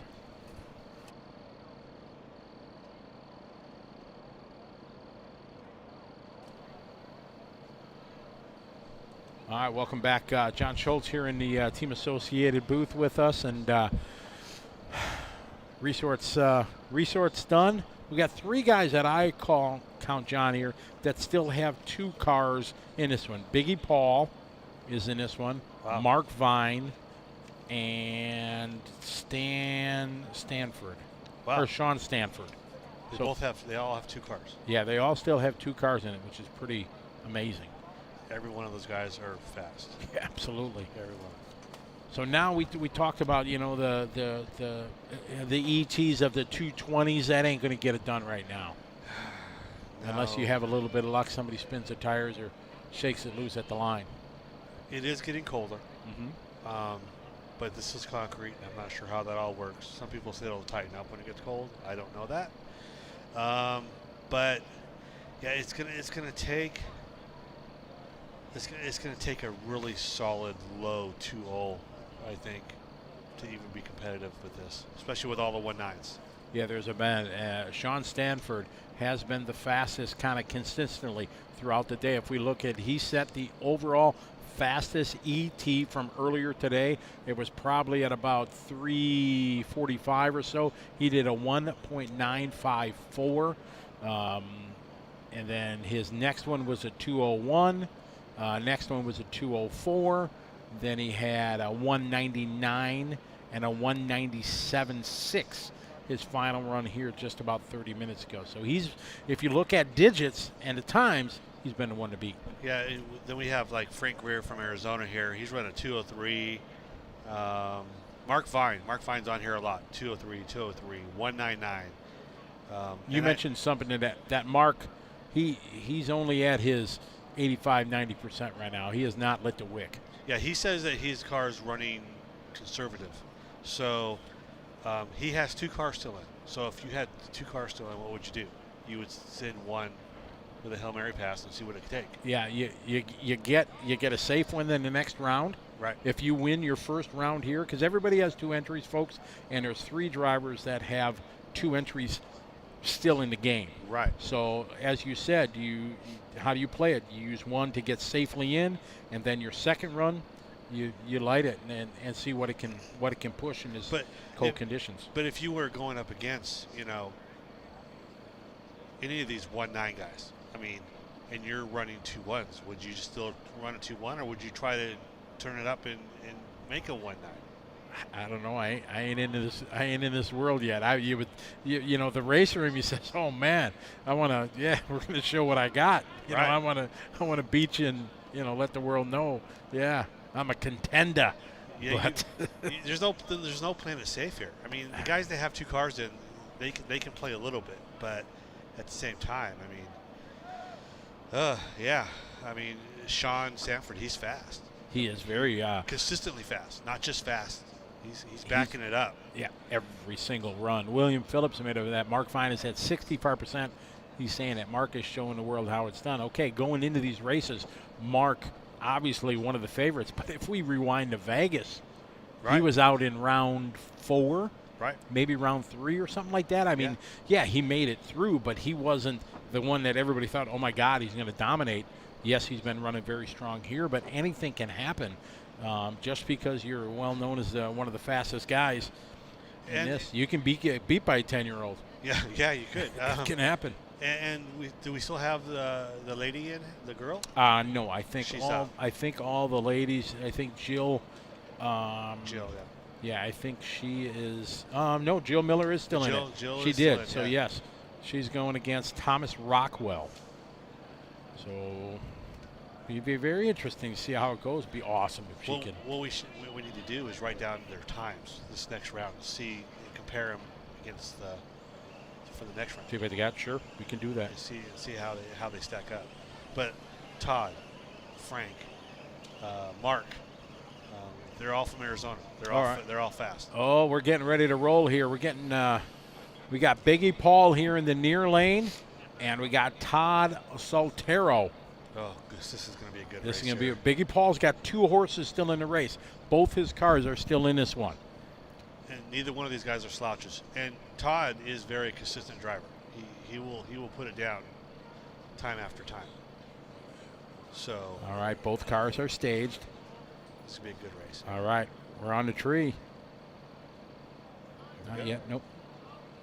Here we go on the tree. Whoa! It is. Is that Todd? Todd taking that one. Yeah. That was a 2-1 with a 2:07. So Todd taking the win with a 2:07.0. All right, 2:07.0. All right, we got Frank Greer in the near lane, Ray Rabe in the far lane. And Frank's been fast, 2:03, 2:03. So yeah, he's consistently fast also. All right, we're on the tree.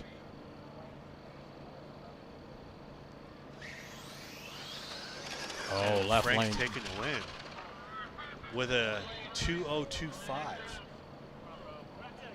0.25 from Frank. Pretty good light there, 0.27. Yeah, 0.27. It was a 0.311 difference for the win. Now who we have? Is that Mark Vine? Oh, Mark Vines and Zippy. Zippy, yeah. Zippy, one of my, not a hometown boy because I'm from Wisconsin. He's a Chicago guy, and we're supposed to hate people from Illinois, but no, Zippy's a cool cat, so I'm cheering him on. And Mark, we talked about him earlier. William was saying that he's the man here. So let's see if he turns it up. Yeah, let's see. Let's see if this is going to be. See if Zippy can go against one of the best.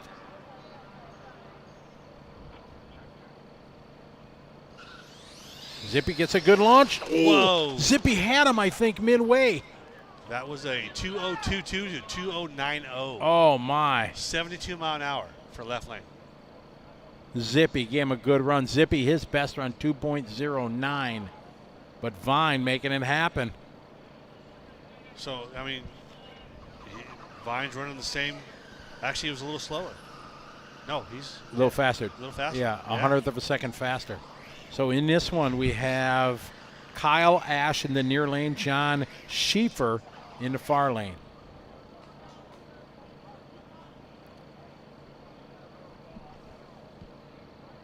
All right, let's see who's going to take this one.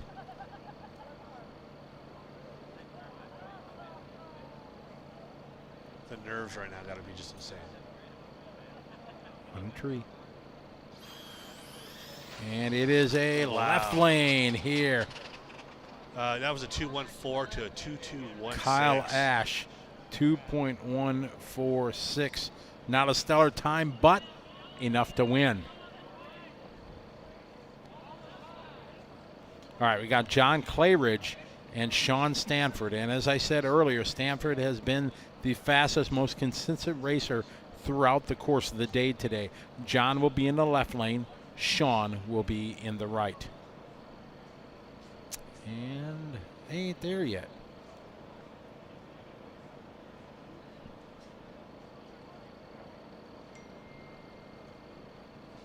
Yeah, I was talking with Mark earlier, and he has his team over there, and they're all working together.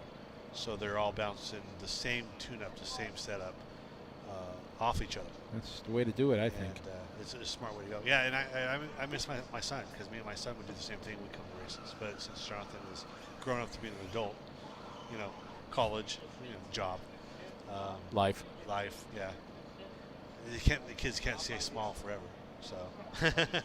Shane 187. How big is the track? From the start line to the finish line, 132 feet. 30 feet wide. And it's probably got another 200 foot of shutdown. Yeah, it's got a long, safe shutdown area. Probably the longest shutdown areas I've seen. That's the only thing that was struggling in Vegas. This yes. Short shutdown. A lot of guys went just crashing into the barrier at the end. That was unfortunate. So we're waiting for these guys to come to the line.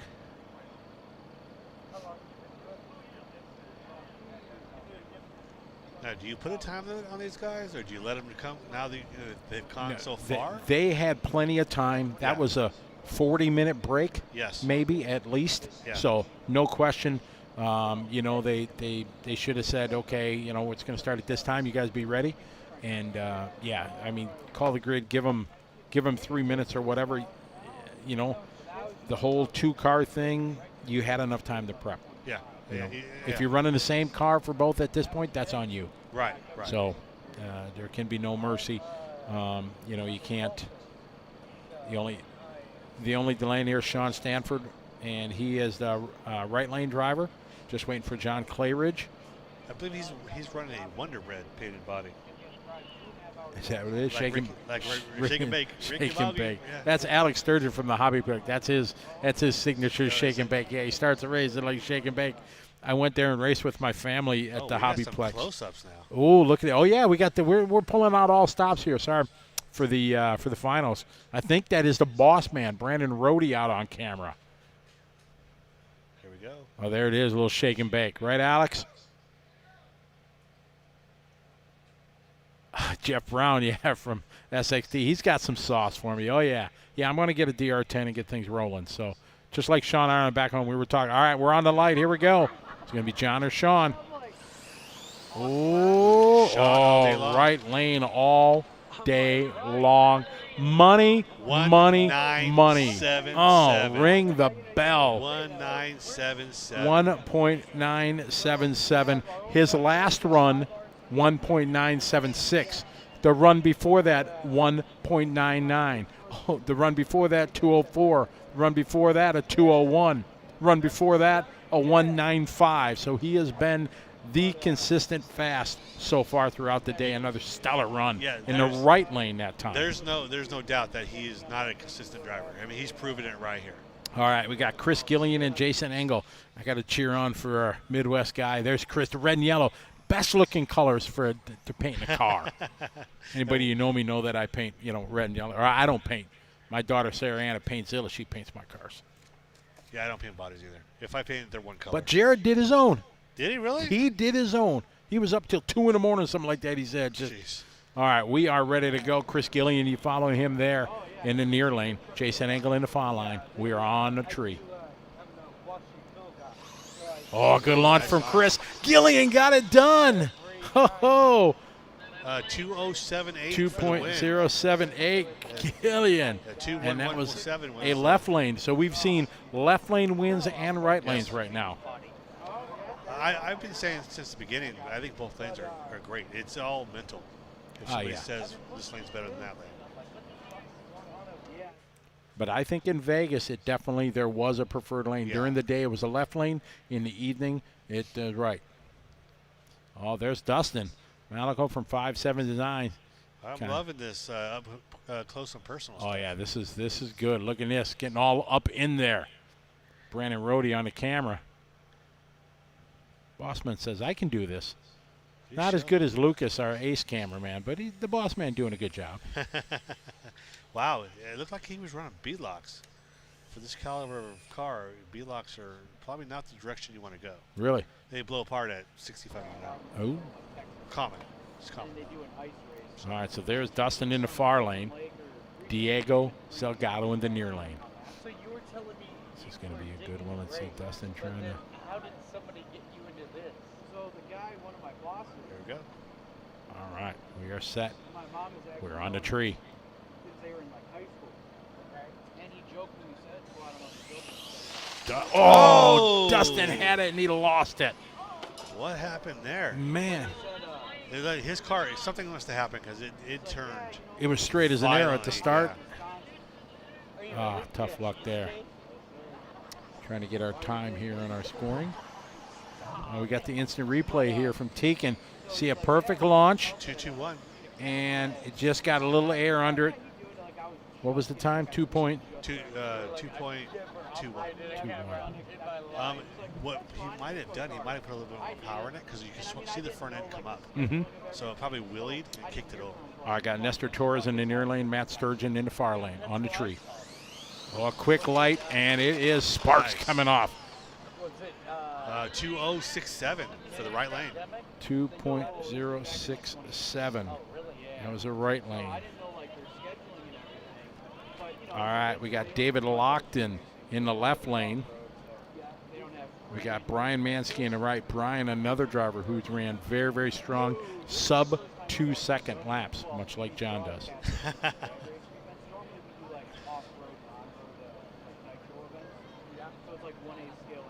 Who's Butters? Jeff Brown and. I mean, if you ever want to check, go on our YouTube channel. Well, I mean, I would love to. I'm amazed by what humanity. Who are you calling Butters, guys?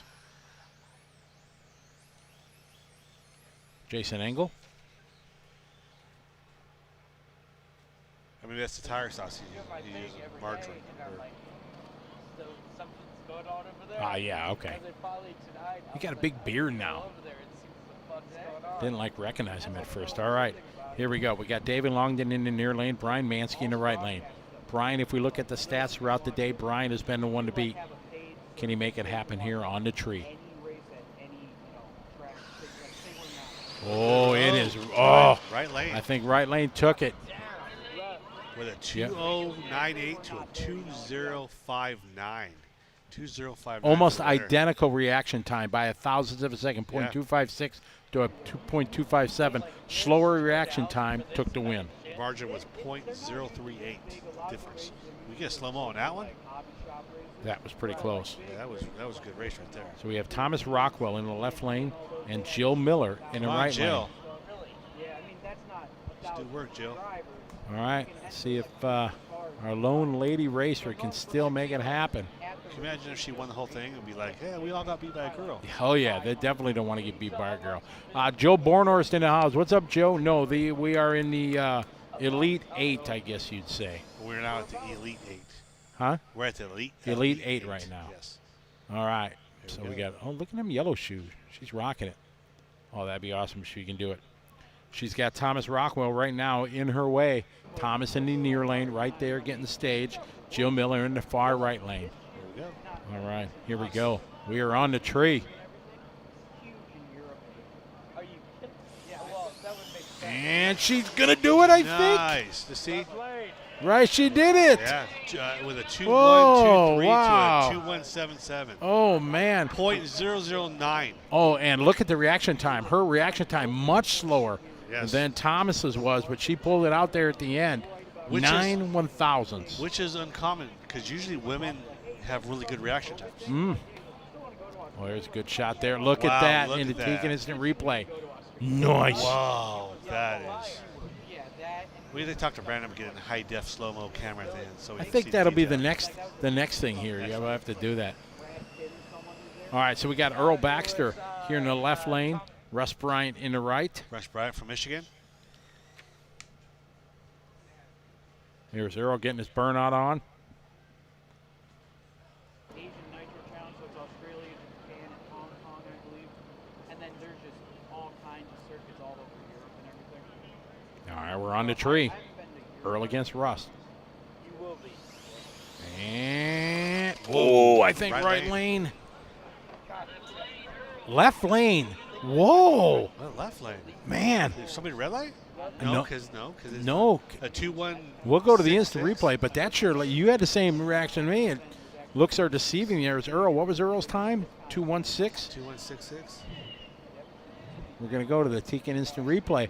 Oh, I definitely thought right lane. No, at the end. Drove around him. He did. Wow. At the end, that last 20 feet or so, Earl made it happen. I wish we had mile an hour because it'd be really kind of cool to see what mile an hour was because he was definitely mile an hour. Russ. Roger Seraphin, what's up? Oh, look at this. Right there. There it is. Perfect shot there at the finish line. That's half a car. Nice. It's nice. Nice. Nice. More stupid stuff I say. Oh, Biggie Paul in his second. Now, he lost in the first race. He lost to Todd Soltero. So now this is his second entry. And now we're getting a good shot here. So Jordan Yancey and Biggie Paul. Ooh, Jordan, Jordan's. Come on, Jordan. Jordan's a California boy. Jordan the green machine on the near lane. Biggie Paul farthest here, top of the screen. We're on the tree. What do you mean analog? Oh, no, Jordan looped it there. Put a fork in it. It's done. Wow. Oh, what a Biggie turn for a time. We're waiting for the screen here. Good job, Jordan. I mean, he went a long way. He did. He ran strong. 2:097. 2.097. Yeah, he just got. Don't know if to put too much power in it, but it kicked sideways, and that's all she wrote. I know, I look a lot older than I am. Because normally I do like the mobile cam interview stuff. I walk around and do that. We were doing some interviews. All right, in this one, David Longsdon. So this is the left lane. Tim Teague in the right. As he waiting for these guys to get called up. I just broke up with my boyfriend. He's 26. Yeah, it's like, hey, motherfucker, like, I'm 40. And he's like, yeah, okay, cool. I'm like, no. Yeah. No. Your value system is way different than mine. Oh, yeah. Just kind of waiting here for the next group to come on. How many we got left? What do we got? 1, 2, What I'm interested 4, in is not how fast the car 8 more. goes, 8 more. what people are doing. I mean, there's money here. I mean, there's Bristol, Wisconsin. Who is that? Ah, awesome. Yeah, for sure we will. Hi, Ken. From Drag Race Concepts. Hope you're enjoying the broadcast. Drag Race Concepts, they make a lot of aftermarket parts for the DR10 and drag race stuff. But he's mainly a drag race only aftermarket parts. Okay. Hey, there's our sexy boss right there. Hey, there's the boss man. Look at, he's famous now. Looks like he's yeah. Ooh, look at the camera. Uh-oh, now he's, yeah. Should I text him and distract him? No. That's an awful big camera on your shoulder. Oh, they said somebody can hear the camera. Yeah, there's a ambient mic in there, and apparently some people are having some colorful conversation, saying some F-bombs are getting thrown out there. Oh. So it's on the internet, so that we try to keep this a family show. It's not us on the broadcast doing it. It's just spectators and things. Vision Rider 14, how are you? I am swell. Hey, that's right, Brandon. Don't forget, hit the thumbs up, like button here on the YouTube. It helps us out. Like the broadcast, help share it with everybody, as we've had quite a day here from Tulsa. Normally the race guys out, like different groups, they go by area code. Like I'm in 760, so my race guys are 760. Big Sack, thank you very much. Let's find out where these guys are from. Throw out your area codes. Not sure know where. I don't know area codes, man. No, area codes with where they're at. Like area codes yeah, in let's do a Arizona. shout out, find out where you guys are at. Somebody there's a drunk guy by the microphone. We need to get him off. Thanks, Mike. Swank is here? No. Oh. Badoonch. Yeah, that's a I didn't see the bananas when I got here, so I figured he wasn't here. All right, these guys get set. So we should have David Langsdon in the left lane. This should be Tim Teague we're looking at there. This should be David. All right, so much on the line right now, John. All right, here we go. We are staged. We are on the tree. I believe left lane's from Arizona. Oh, good left job. lane. Left lane. David. A 2:105. 2.105. Left lane. Right lane did a 2.215. Reaction time was pretty close. Oh, see, now you're asking area code. Now some guys are putting not just the area codes. Don't put this, tell me the city or state you're coming from, because I don't know. Central Florida, There you go. 386. This one, 815. I had no idea, Jason. Oh, Canada, Kevin, or Ken from Canada. Eh? Little Tim Hortons there? Canada A, do they have area codes? A? Hobbyplex in the house. What's up, Andrew? I met him a couple of his dog Bart. Ken Lupe? He's Hey, Ken. awesome guy. He makes a lot of parts for us. Downtown Jeff Brown, Grand Rapids, Missouri, Kansas. Marietta, California. I know where that's at. Daniel from probably right down the block here in Tulsa. Texas. Long Island, New York. 619 SoCal. Do they still have 619? I thought they changed all those out. Jason Bragg from Illinois. Sid, what's up, Sid? What's 815? Illinois. You know where that's at? 815, yes. 336. Vancouver. Mike Big Sigia. His nickname? Big Sack. Cool cat. Texas. Bert the Track Dog. Exactly. South Carolina. In the group from Springfield. 559 California. Sure. Sheboygan, Wisconsin. What's up, Tony? From Wisconsin. Rockford, Illinois. Fort Myers. Melbourne, Australia in the house. Aussie, Aussie, Aussie, oi, oi, oi. What's up, Shane? Brooklyn. Brooklyn, New York. From New York. From New York? I've never been to New York City. All the places I've been in the world. I actually went to New York, parked my car in one of those elevator parking spots. Yeah. Walked into Times Square, went to McDonald's, grabbed me whatever I think it was a cheeseburger meal. This was years ago. Went back to Times Square, sat down on the tables and sit there and ate my cheeseburgers. Really? Yeah, it was actually. That's awesome. It was a moment. Hey, that's cool. I was the only guy there wearing shorts. Shorts in what? November? A hoodie. Yeah. It was Yeah, pretty shorts and a hoodie. Hey, I'm good But with that. I was there. I was like, Maui, Hawaii in the house. John. There's a lot of Hawaii guys in Hawaii that are fast. I'm Drag surprised racing they're not a here. big thing in Hawaii. Do you guys? Oh yeah, drag racing in Hawaii is Dude, huge. we could organize a drag race in Hawaii. That'd be stellar. Sean Ireland, if you're listening, me and Scotty are going to Hawaii.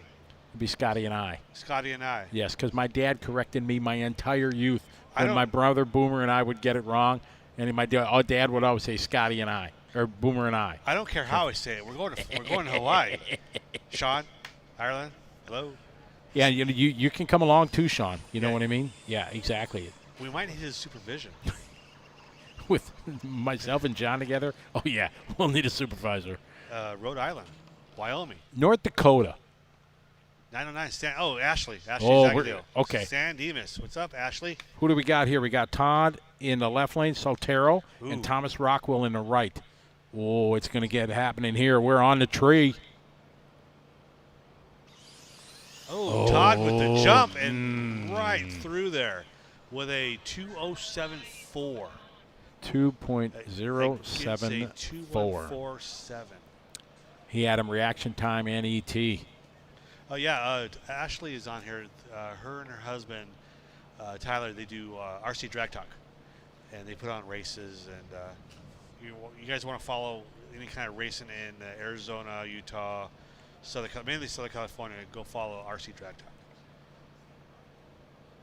All right, next group. We're waiting. Bay City, Michigan. Says that they have a big scene there. 813. Loopy's trying to have a conversation with everybody else. I'm just reading area codes. C. Dizzle from Madtown, Wisconsin. Yakima, Washington in the house. Yakima. Isn't that a kind of a hairy animal? Or is that something after you get after Oh, really yeah. bad Chinese food? Sorry, had to go there. I was trying to cut you off because I saw the road you were turning down, brother. I think we're on the same road. Oh, man. Having a good time.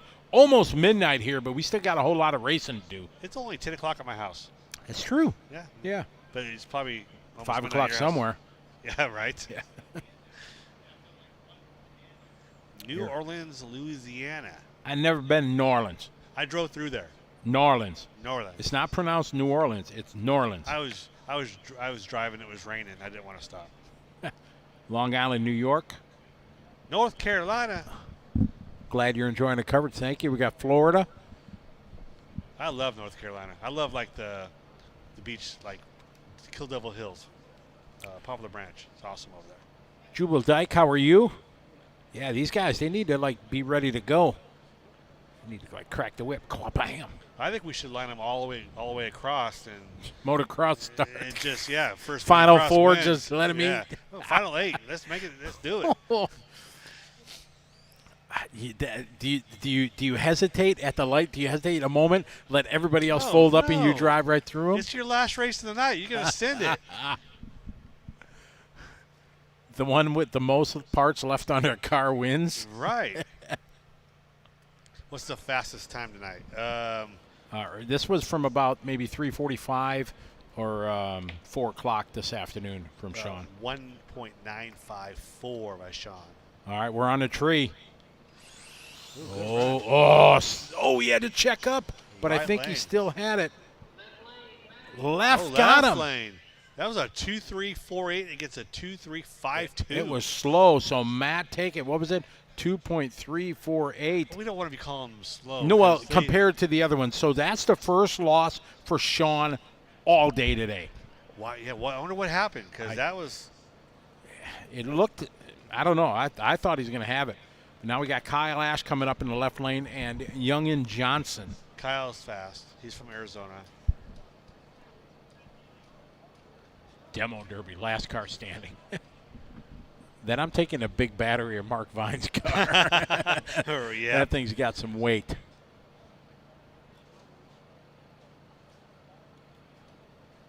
How many guys are left? All of them. Oh, you can't be doing that. Everybody who hasn't lost. What? Nothing happened. I know you hit the nothing happened button. Yeah. I clicked the yawn button. It says cough, but it was really a yawn. Okay. Kyle Ash in the left lane and Youngin Johnson. Youngin's fast, There's too. Mr. Johnson right there. They're both fast drivers. Got the chirp going. Ooh, listen to that traction. Nice. Nice. I'm going to be saying that now. Nice. Oh, see. What body is that? There's a couple guys. That is a Super J. From? Proline. From Proline. It's good, stable, a lot of downforce body. That's about the only other common non-vet body. Yes. All right, here we go. We got Kyle Ash on the left, Youngin Johnson in the right. We're on the tree.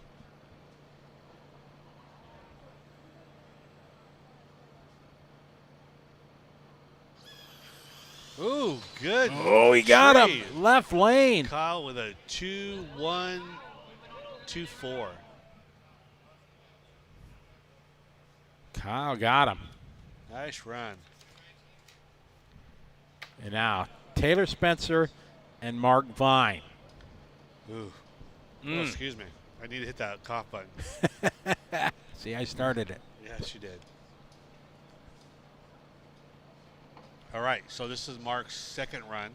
Is he going to turn it up? Because his other car went through, right? Yeah, exactly. So would you turn your car up if you were in what was Vine's last one?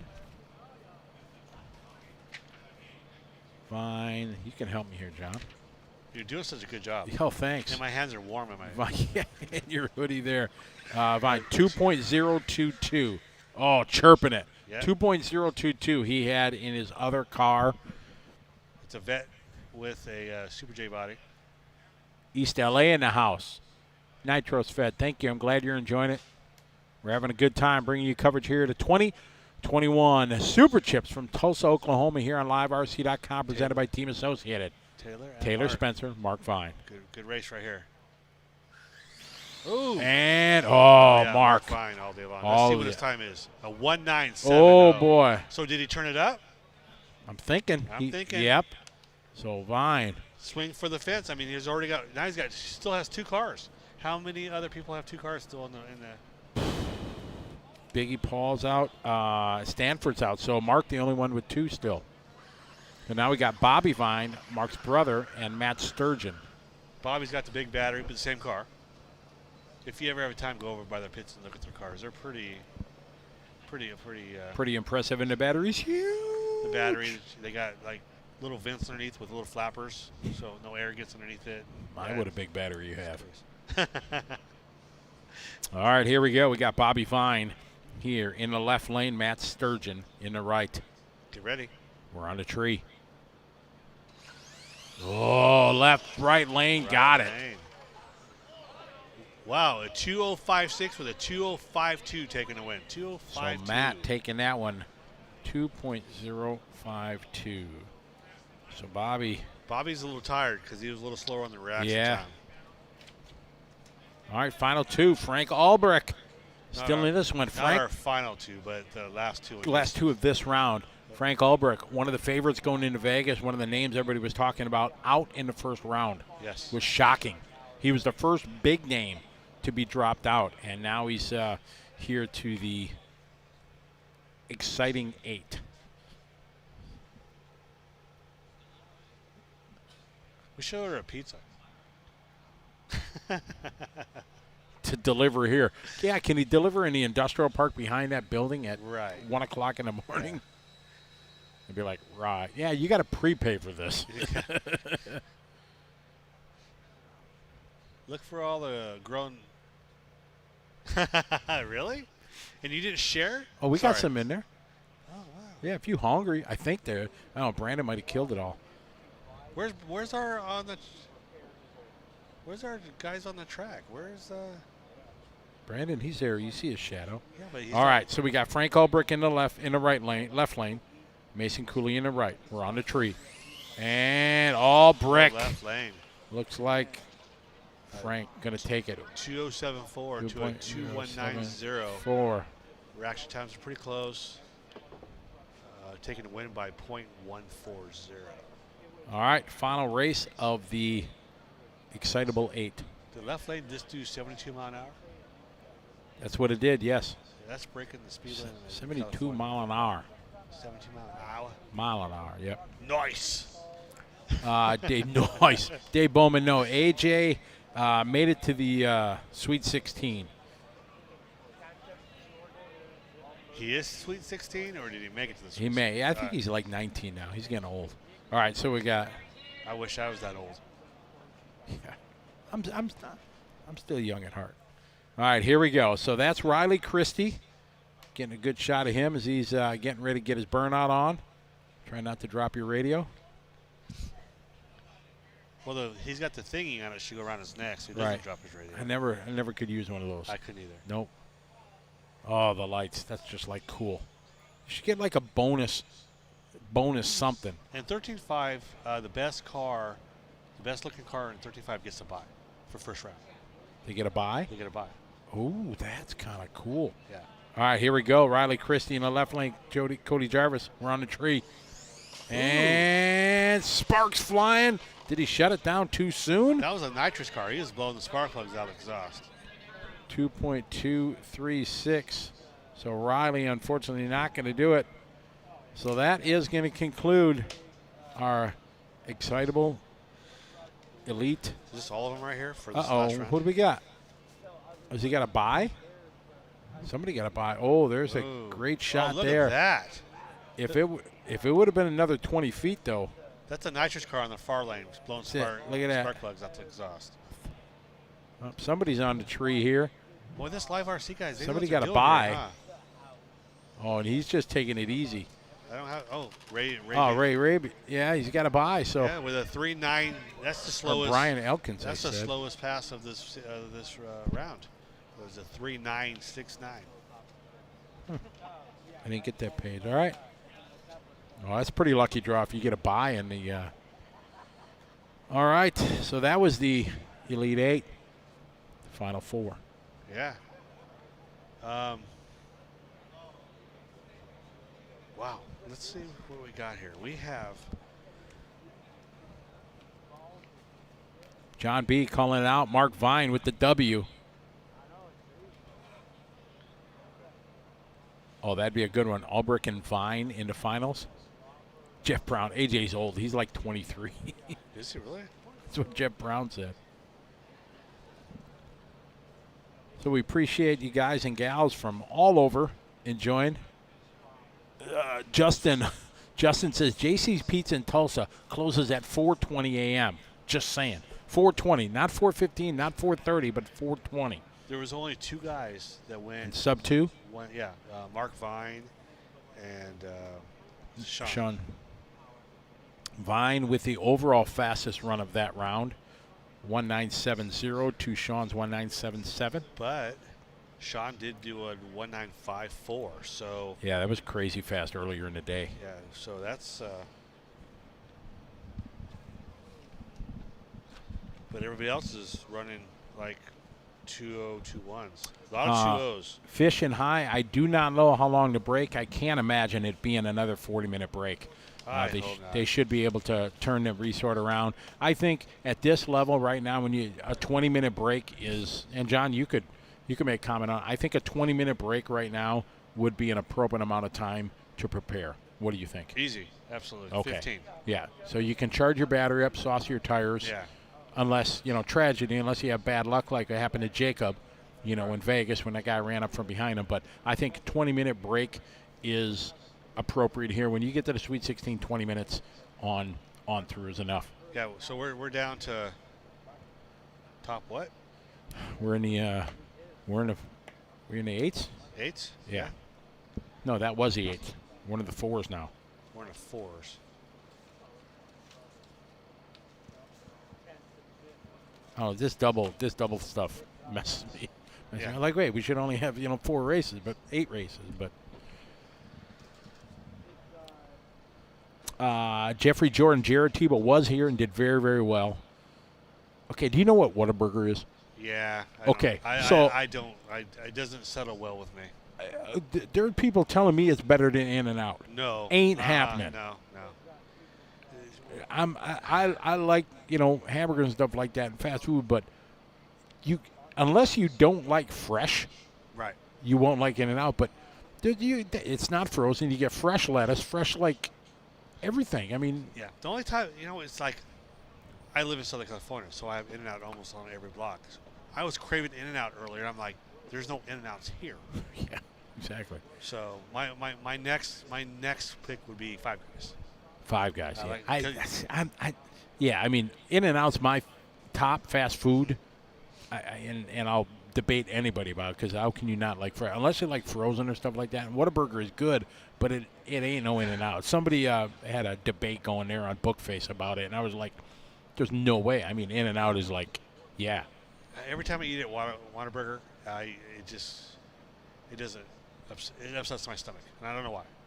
See, you guys, Whataburger, it's not all fresh. I mean, you get a wilted lettuce and a bun that's all smashed and Jack in the Box. No, not Jack in the Box. No, Jack in the Box is not even there. No.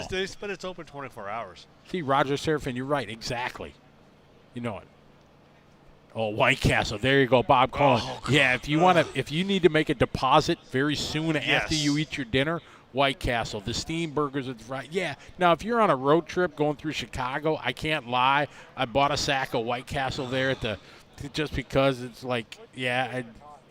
But no, I would drive to the next state. Next county. Okay, check this out, dude. 4 or 5 years ago in Vegas, we're getting ready for my big race, the on-road race here. It's my birthday, September 29th. The guys take me down to Fremont Street, and it's packed and everything like that. And it's, 11 o'clock at night, and it's too late to go have a dinner. So what did I have for my birthday? They got a White Castle right down there in Fremont. That was Happy my birthday. It was awesome. Walt Henderson and my brother and Jody were all like, "Really, Scotty? You're gonna get White Castle? I said, "What? When are we gonna go?" They have another burger place there on Fremont. Oh, Mark Vines. Mark bringing a pizza. Mark Vines bringing pizza. Awesome. Thank you. Keep up the good work today. Keep it up. Mark Vines just bringing some pizza. See, everybody's listening to us. So there's your pizza, bro. You got it. Nice. I got a pizza from Mark. Oh, we're having a good time here in Tulsa. The 2021 Super Chip Race here on LiveRC.com, presented by Team Associated.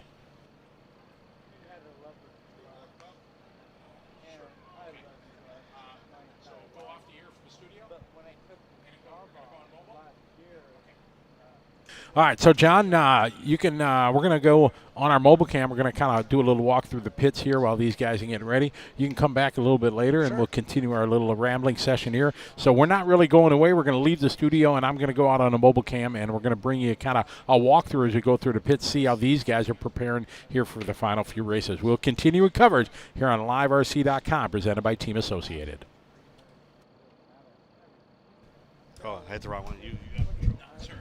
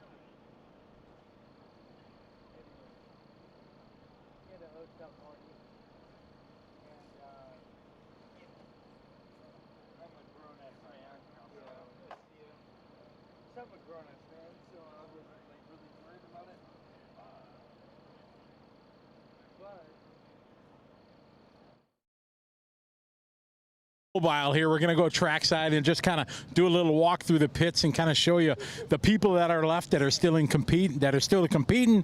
And joining, we got the DE Racing guys here. Dave and Chris are here hanging out. They're the title sponsor here of the event for the Super Chip, and it's pretty awesome to have them be part of it. They're having a good time. Watch the bricks in front of you, Brandon, there, and we're going to roll. So you guys have a good time coming up. Dave will get quick word here. And sorry, I'm getting you while you're eating Dorito. You got Dorito on your shirt there, so yeah, exactly. So, Super Gucci. Oh yeah. So Dave, you've been around here in the dirt oval world for a long time now, and now with drag racing coming around, you guys are jumping into that both feet. Yeah, about I don't know, a year and a half now. We've been doing some of this stuff, and it's been a very interesting segment of the hobby. Definitely a lot of growth, and a lot of guys just having fun. So without all the big sponsor kind of stuff, people doing their own thing, and it's been a lot of fun. It's a different vibe. We've talked about it during the show here numerous times. It's a different vibe that's here from the dirt oval races that you and I, are used to doing, and all the pro sponsored racers. It's really the grassroots of what the hobby is about. Yeah, no, it's really cool to see guys doing this on their own nickel and whatnot, and choosing what they want to do. So hopefully it can kind of stay that way for a while. So it's to people to be interested in their own stuff for their own reasons and whatnot, versus bringing in money from different sponsors and whatnot. So we'll see.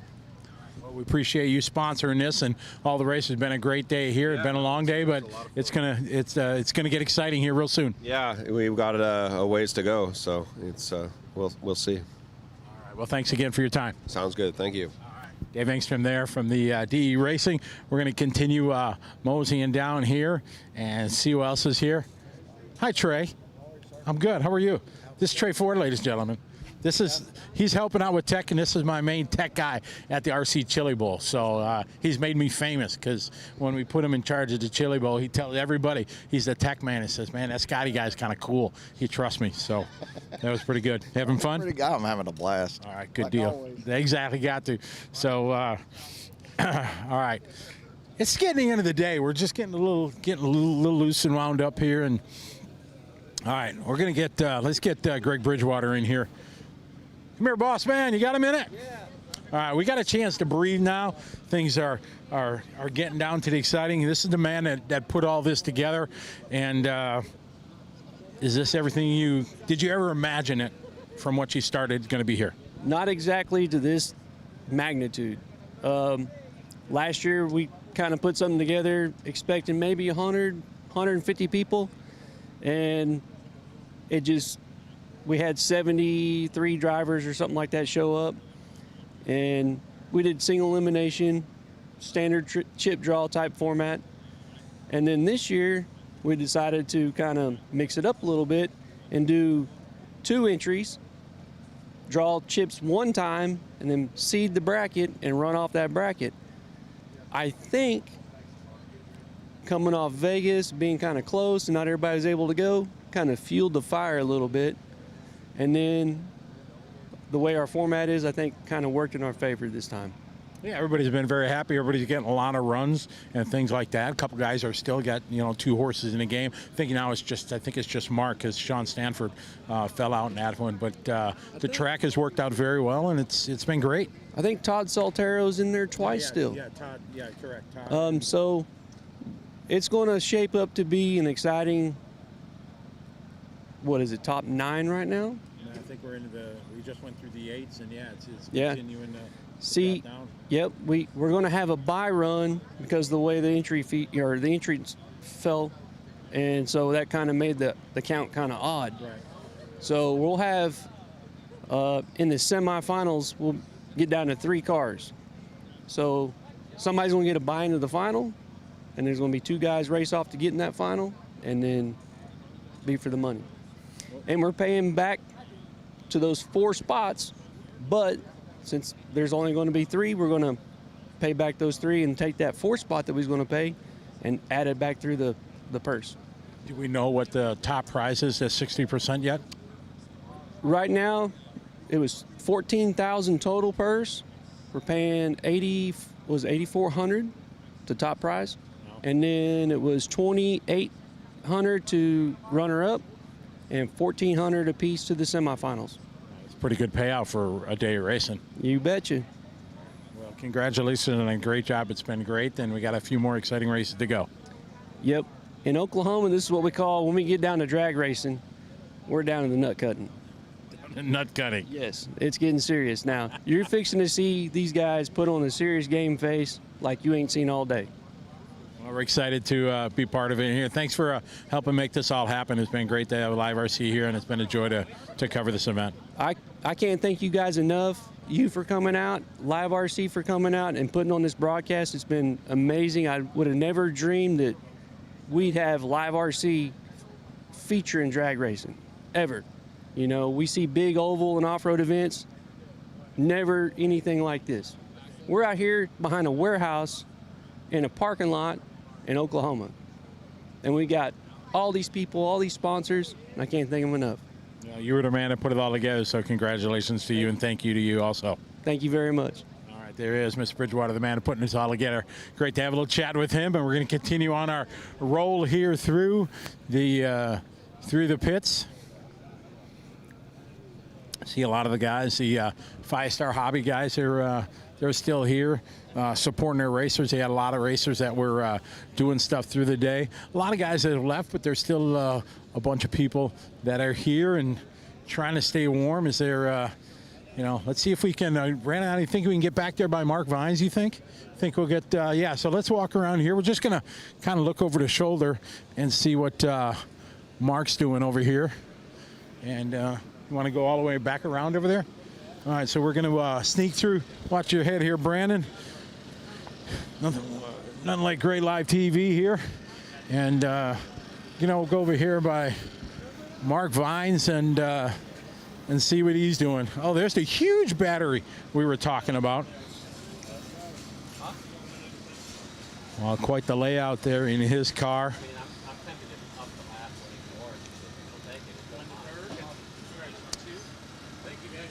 Talking strategy here, and I'm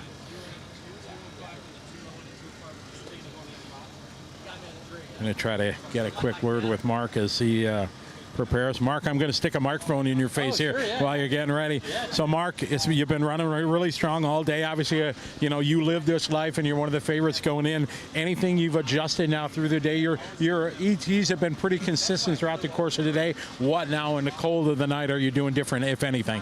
So I've been hitting it pretty soft throughout the day, and unfortunately I had to race a teammate, Taylor.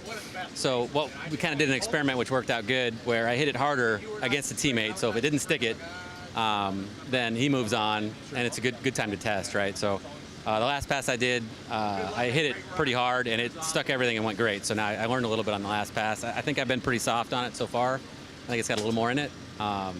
So, yeah, I'm excited to see what the next couple of runs are going to be. They should be pretty good. You've been doing drag racing a long time. Did you ever think it would evolve to where it is now? Not at all. I mean, it's grown so big, so fast. It's hard to find parts. Everything is blowing up so fast. So we're hoping to try and continue it and keep everything growing, get new people involved, and keep it going. So, yeah, it's cool. All right, well, keep up the good job so far, and good luck. Thank you very much. Appreciate that. Thank you. And thanks for the pizza there. Oh, absolutely. All right, all right, to Mark, one of the regulars here, and I got to bring this man on camera again here. He's been in the studio. This was just a short one here. All right, I know you're feeling a bit of disappointment, but you also have to feel some pride of how far you did get against guys that do this every week, like you run 8-scale buggy. It's an impressive run. Yeah, I feel good. Yeah, it's tough. The one thing I didn't want to go home on was a bad tree, and that's what I'm going home on. So I'm a little bit bummed on that, but I learned a ton today. I had fun. I'm still having fun. It's really cool. I'm excited for the next one that I'm able to do. There's one in Kansas, I guess, later in the year, so that's even closer in Topeka, and so hopefully I'm home. It's in September or something, so I got to check my schedule and hopefully make it, but this is definitely not my last one. I'm having a blast, so yeah, just trying to learn some more. I'm over here checking out Mark's stuff and just kind of seeing what he's got going on. His car, in my opinion, looks the best going down the track right now, so I'm excited to see these next few races for sure. Well, good deal. Glad you're having fun. It was great to see you in a non-dirt in-our-face kind of environment and something that had you grinning from ear to ear, something new and fun and exciting. Well done. Yeah. I had a blast, love a new challenge, and I think this is cool. I think, my two boys are interested in RC some, and the off-road's just difficult to drive around. I don't really want to be like, you know, the RC dad with them like at the track all the time, trying to get them to be able to go around an off-road track. And so I'm thinking, you know, maybe some drag racing for them might be something kind of cool, you know, some spec class, something. Yep. So we have a couple groups in the Casey area I might check out and see. Both of them seem like they like the look of the drag cars and just kind of the idea of just fast and quick and, you know, so yeah, we might start kind of doing that. Just us three boys might be something fun to do if I'm home on a weekend. So yeah, we'll see. I'm having a blast, so I want to learn a little bit more about it. Well done. Great to see you, and glad you're having fun, man. Yeah, thank you. All right, Jared Tebow, world champ, great guy, just having fun here at the Super Chip race. So we're gonna turn around. We were doing Mark, so we're gonna continue going down. I'll get Chris Gillian over here, and Chris, kind of the Midwest guy. Oh, I was showing you my best side there. Sorry. Watch the cord, Brandon. So as the pit's going. Oh yeah, baby. I'm coming over by you. You still in this, bro. Well done, man. So they say all you need is a chip and a chair in the big game. You got a chip and a chair. You're in the hunt in this one. I am. Car's been good all day. Consistent 2 O's. You know, I try to put a little more into it, and it doesn't want to take it. But you know, consistency is key. Obviously, anytime we go to a competition, you know, you'd love to stand on the top of the box at a podium and win. But did you think you could get this far here at this big of a competition? I did actually. Been putting in a lot of work since last summer, almost nonstop. Racing indoor with these guys all winter long, and we were racing on concrete out by us, Chicagoland MPRC. Shout out. That's right. Well, you got a couple more in front of you. Best of luck to you. Thank you. I appreciate it. All right. So these guys ran really strong. Zippy and the gang all ran pretty well. And Zippy, man, you were running pretty good there, Zip. I mean, I was impressed. Yeah, no complaints, man. No complaints. The car's been really good. Now to tear down and pack up and cheer on your mate here. That's it. That's all you can do now is, you know, hope it goes farther, you know. And Jen did pretty well. Yeah, she did well. Yeah, she did real good. Yeah, that's good. So, all right, man. We'll cheer on Chris. All right. All righty. So the NWI, right? Here, turn around. You ain't got it on now. So, what, Northwestern Indiana? There you go, drag race. It's in East Chicago, Indiana. So I remember this now. See, I'm pounding it in my brain. So you guys got the indoor place there, and it's great to see Chris and everybody doing so well. It's really exciting to see people like him show up and then come to a big race and be in the front runners to try to win this, take this home, represent. Exactly. That'd be nice. It'd be really nice. Well, it was good seeing you again, and we'll cheer him on. Same news. See you soon. Thank you, man. All right. Good luck, buddy. Thanks, man. All right, man. All right, we continue going on. Yeah, it's a little bit cold here, ain't it, Brandon? All right. I don't know who else we got down here. Most people have called it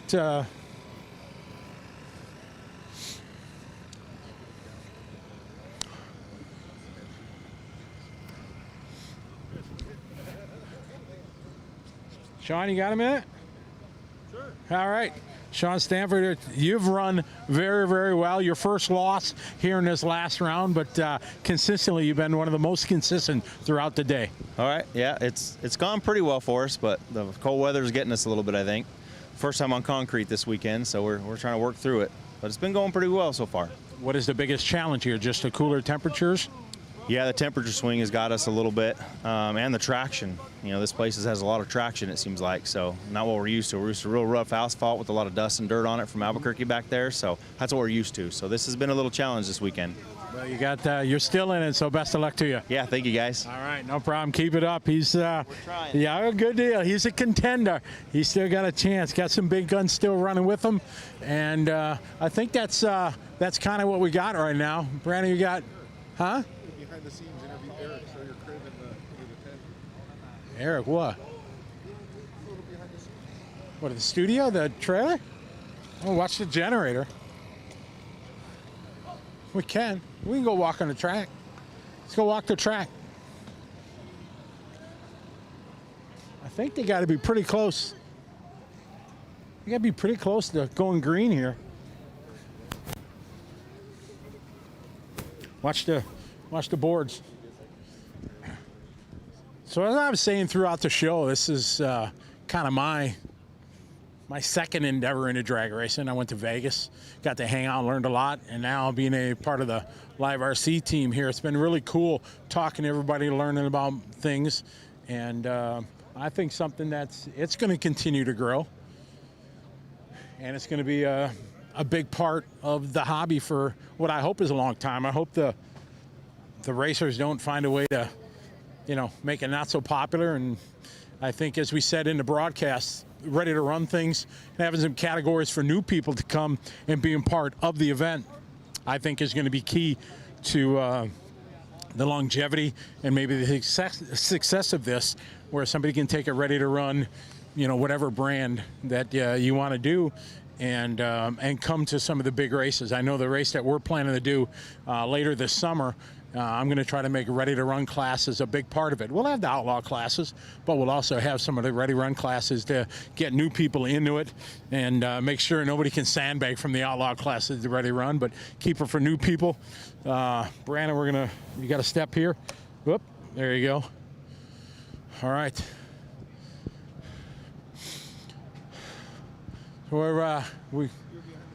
You can kind of see our studio here that we got. Nothing fancy, but it's what it is. John left his pizza here. So this is our awesome little broadcast. The lights have been helping. They've been helping keeping it warm because it's pretty chilly. I need my winter hat because I'm from Wisconsin, but it's pretty cold. So we're setting up. We got the Live RC trailer here. We're going in there. All right. So you can see Brandon and the crew drove this all the way down from Wisconsin. All right, you decent in here? Oh man. Oh, it's warm in here. All right, there's Eric. Did we lose our line of sight? I don't. There he is. That's the man that makes us look good. He's pushing the buttons and doing it all and making it all happen. That's Eric Jensen, the producer, pilot. He flew down here, flew his own plane. He's pretty awesome. He's pretty awesome. He finally got his pilot license, got himself his own plane, and flew down here. It's pretty awesome. So that's a little bit behind the scenes and a little bit what's going on. And we should have the heat sheets here in just a few moments. And then we got just a few more races here. We'll be crowning, what do you say, $8,400 to the winner and $2,800 to second and $1,500 or so to third and fourth. Pretty cool. So we're having a good time. We got a few more races to go, and we'll continue bringing here on liverc.com.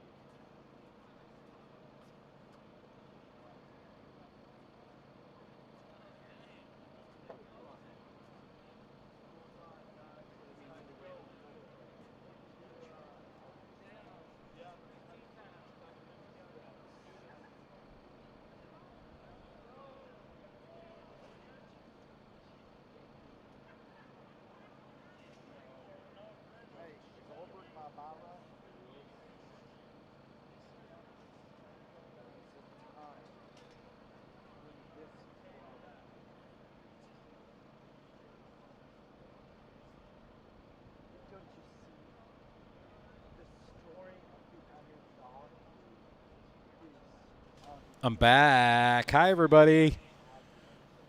So, did you guys like that little walk-around that we did? What's up, Boomer? Still watching. What's up, bro? What time is it now? Oh, it's dark 30 right now.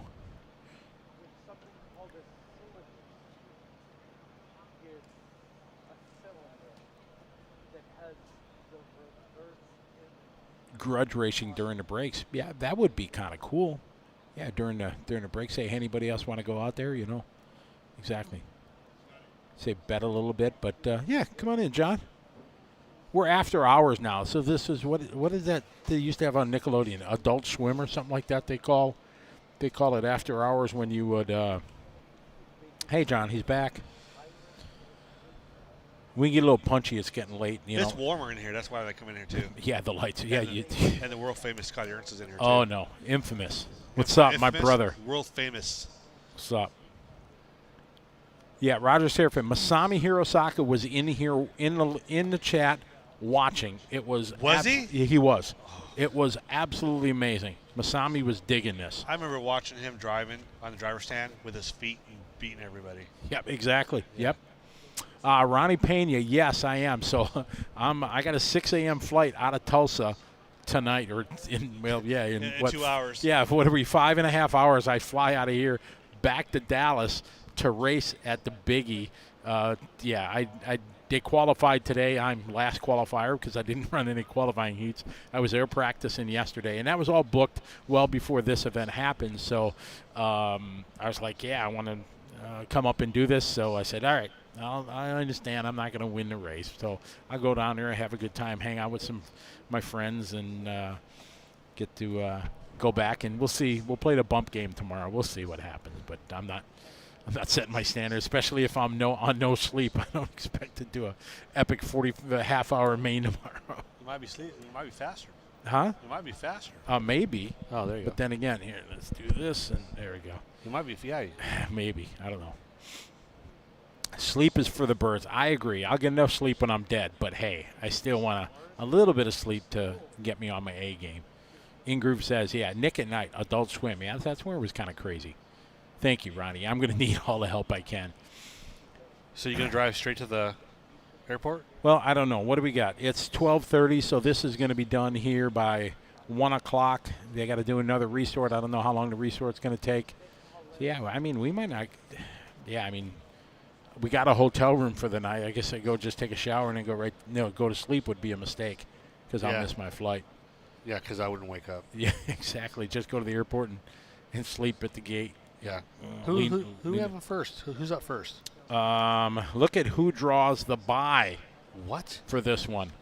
There's a bye right now. Frank Ulbrich is getting a bye. What did he run? Frank is on the last page. He was in the last round. Oh, I hear the chirping. I'm hearing some chirping going on. So he ran a 2:07.4, and he's getting a bye. Okay. All right. And who's up? All right, so we got Todd Soltero and Frank Greer. And Todd, I think, still has 2 horses in the race. All right, we are on the tree. Here we go.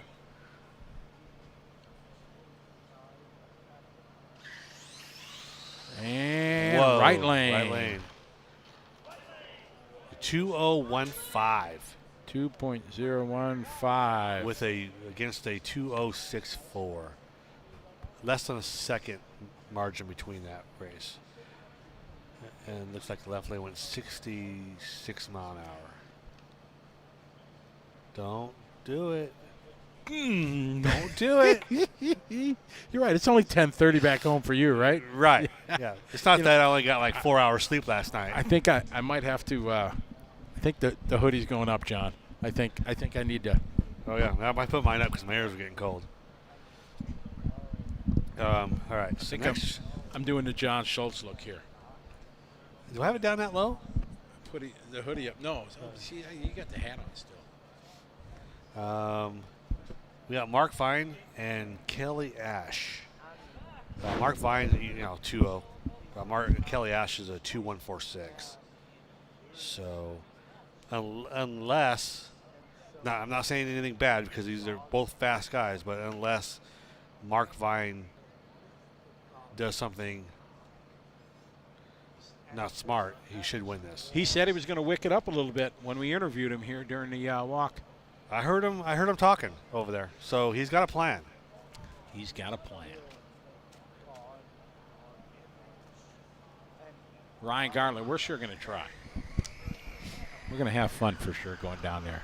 RCRCNT there in Burleson, Texas. And what kind of racing is that? 8-scale on-road. 60, really? 70 miles an hour. Yeah. You know what? I've done a lot of RC racing in my life. I have never raced 8-scale. Don't try it. It's addicting, huh? Don't. Oh, man. I've run it all except competitive rock crawling. I've done that. Dude, this is like to drive that car have it shift and go 60, 70 miles an hour. Oh. All right, here we go, Mark Vine. Kyle Ash on the tree. Here we go. Oh! Mark got him out of the back door, I think. You think? Mark wheelied. I never see his car wheelie. He got it. Look he didn't have the fastest reaction time. A 2:04.6, and he went 69 mile an hour, almost 70 mile an hour. Frank Greer went faster in the previous heat. Which was crazy because I've never seen Mark's car wheelie like that. And you can tell you put the power to it because he got out about 10 foot and the front end came up. All right, here's the difference here. Ooh. It's about a car length. All right, we got Sean Stanford and Chris Gilliand in this one. 1.9 against a 2.0. All right. Second difference between those two in the last round. Yeah, they're still running through tech. Sean has only one car still left in here, correct? Yes. Yes. He had his first loss in the last round. All right, Chris Gilliand, our last Midwest hope here from Chicago. He's got it. Oh, no, he lost it at the end. I think he had a mid-track. See, if the track is tightening up because his car also came off 2.040. And it was a 2.040 with a 2.061. And it was really reaction time that was the main difference. So good run from Chris. That was a 67 mile an hour pass in the right lane.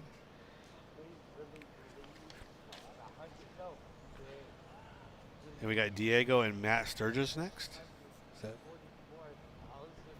Who do we have? We have Diego Salgado and Matt Sturgeon. Yeah, it's and Diego ran a 2.21, and Matt ran a 2.06.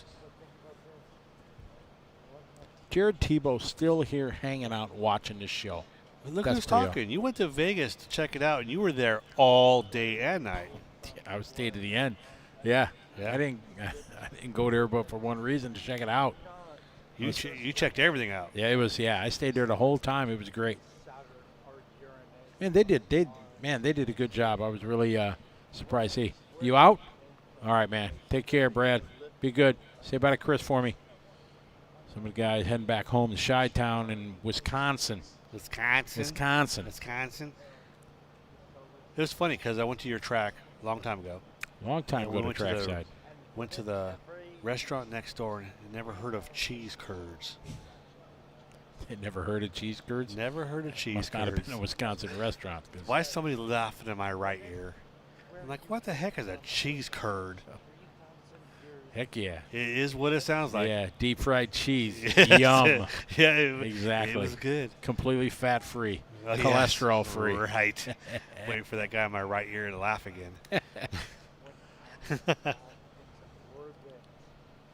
So it's great to have some of you folks still hanging out, enjoying the show. It's been a blast so far, and we are waiting for Diego and Matt to be here for this one.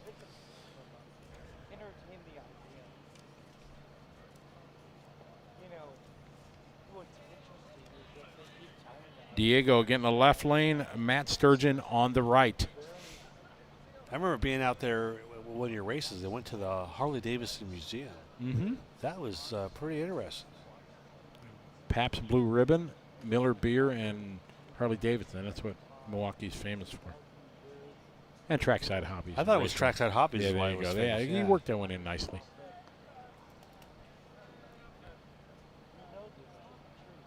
Kenneth Luby says, miss running carpet oval at Trackside. Now you're dating yourself, bro. That was a long time ago. Was the front carpet or was the back carpet? 'Cause The the back front- was oval, right? The back was off-road. Oh, that was Yeah, it was a and small then off-road. Yeah, exactly. 70 by 40 it was. But we had our first short course showdown there. Jared Tebow came up for that, and it was a good time. But yeah, carpet oval on the big 100 by 50. We had Roar Nats here in 2003. All right, next group getting ready to go. Diego and Matt. These guys trying to get it for a chance for some money. Originally. Yes. Yeah, All right, here we go. We're on a tree. Ooh, right. Oh! Diego sends it. Oh, if you're going to go out in a flurry. He took his clothes off at the finish line. Matt did let's see what his time we got. Oh, man, that was a solid hit there from Diego. 2.058.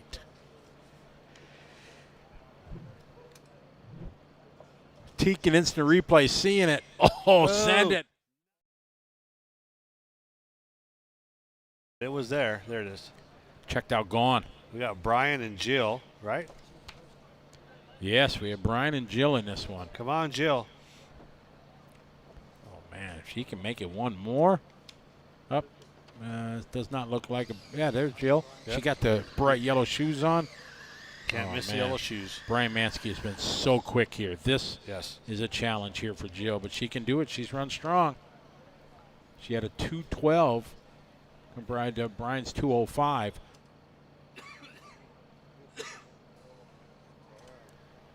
All right, Jill staging there.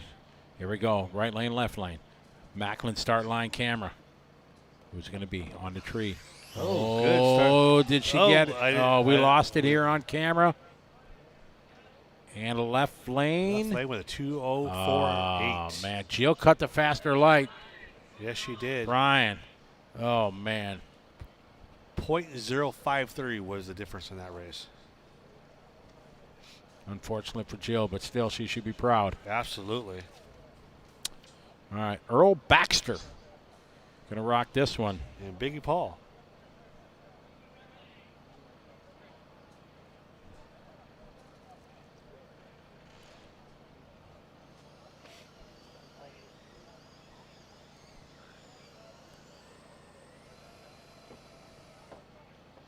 Tom Federer saying cheese curds heart attack in a basket. They're fat free. I heard they were healthy for you. Yes, exactly. Yeah. Bind you up. What you do. All That's right. good for a good plane ride. Yeah, exactly. Earl Baxter in the near lane. Far lane is Biggie Paul. Biggie Paul had the faster time last time. There he goes again. Good that we got this cough button. All right, here we And go. the We're on the Ron tree. Ooh. Oh, Biggie's got this one. Earl having trouble there. Biggie Paul going to take. Right lane. Biggie, what do you have? A 2.062. At this point in the game, there should be no mistakes. Can't you got be. to pedal or you got to steer your car. This could be tough to win this. And there's a lot of heavy hitters. Paul Geisler sitting here on Live RC at a karaoke in California because your sister wanted to go out to a karaoke bar. She's up there singing her best of, Shania Twain, and you're watching on your phone at the tall boy table drinking a beer. Right. Awesome. I would have called on a stick on that. Would have stayed home. Cheese curds packed with calcium. You're right. Exactly. See, they are good. Yeah. They came from a cow, Jersey made. I mean, come on. It's not Jersey made, I guess. It would be Milwaukee made, but I thought they're made out of milk, and milk does a body good. It does a body good, exactly. And you deep fry it, it probably gets rid of all that stuff that you don't want to eat. Right. Osborne RC, we are doing outstanding. Outstanding in the parking lot, literally. No, we're out sitting in the parking lot. We're sitting in a parking lot, Right. yes, here. Look at that. You can see the beautiful sky. The lights are shining. Was that the moon? The moon. The square moon. Cole Webb, what's up, Cole? One of my newest friends. I met him at the Hobbyplex. I was in the Hobbyplex a couple weeks ago, racing with my daughter and granddaughter and son-in-law. It was pretty awesome. Nebraska? Oh yeah, exactly. Yep, Alex Sturgeon. He's probably still online, just lurking, hanging back. Working night shift is Charles. Yeah, you're getting a lot done, right? Listening to us. This has been a long day, but a long, fun day. A fun day. Tom's got it. Pizza has all 4 food groups in one, so it's got to be healthy. Does pizza have cheese turds or curds? Oh, it's getting late, ladies and gentlemen. Sorry. Here, you need a drink? We still I'm good. I got some water over here. Are you sure that's water? Oh yeah, All right. yeah. I've been pounding it.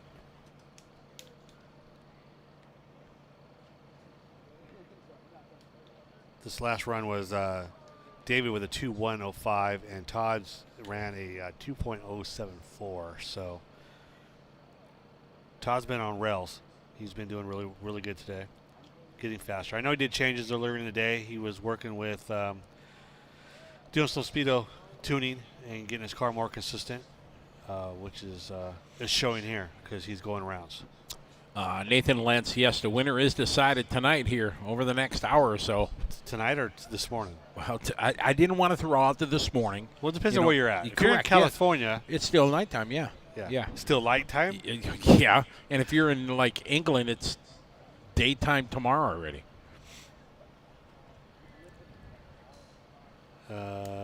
Jeff, this is it's kind of confusing how it is, but it's the second of the second bracket of the 5th round of the 27th month, 400th race of the 32nd minute. Yeah, squared route. I had somebody bring me a whole pizza. That was pretty awesome. Yeah, Mark Vine brought me a whole pizza. He's your favorite now to win. I like food. Yeah. Oh, see, Alex, he's starting his DR10 while watching. Boom. There you go. There you go, Alex. Exactly. Take your time. Make sure everything's free. And if you have any questions, go to my YouTube channel and watch it. Because you got videos on everything. I have an hour and 10-minute video on basically my setup. Hey, Alex, did you hear me give you a shout-out to your shake and bake call? Shake and bake. I was giving you props, dude. There All we go. right, so who do we got in this one? Todd Sendero and David Logsdon. Close enough. Okay. All right. I don't hear much chirping coming from the burnout still. So we're going to have a slow run, you think? No, not with Todd.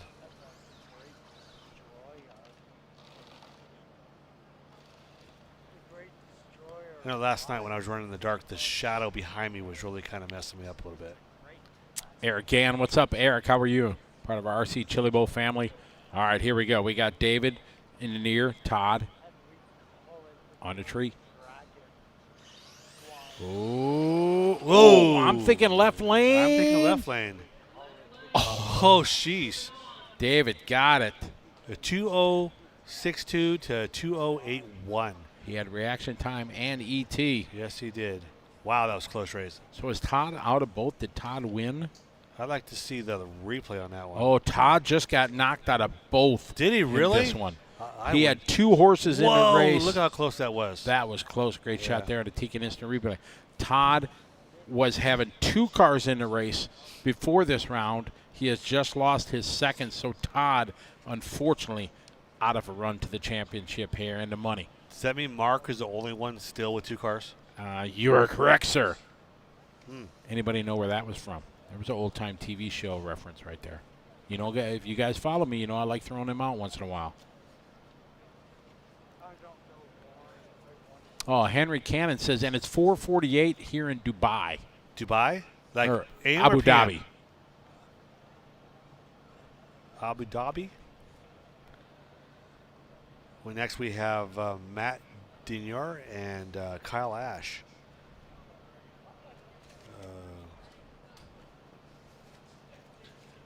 Got 3 races left to go, 3 heads up. Here's Johnny. That's another good one. Ed McMahon, Big Sack, you got it. Mike Basigli, he knows. That was good TV back then, wasn't it? Johnny Carson, he was the best late night talk show. Black and white or color? I don't know. No, it was always color? Yeah, it was always color because I think he started in like late 60s. Right. I was born in 1906 and 19 what? I heard a 19 and a 6 at the end. Well, it wasn't 86 or 96, it wasn't 76.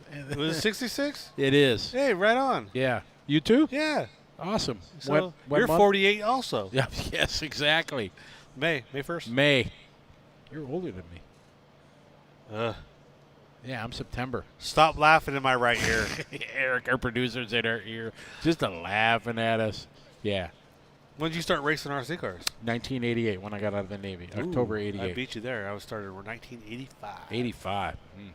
The only RC car I had my mom got me one back in the day. It was stick radios. You buy a toy store that only turned like left. Yes. Backwards. So if you wanted to go right, you had to go back up and turn left and get back up. Yeah, and it only like that. You guys don't know nothing of the aches and pains of the early years. Oh, yeah. Nickel metal, brush motors, cutting comms. Yeah. Shane, these are just battery. 2-cell or 8.44 volt max.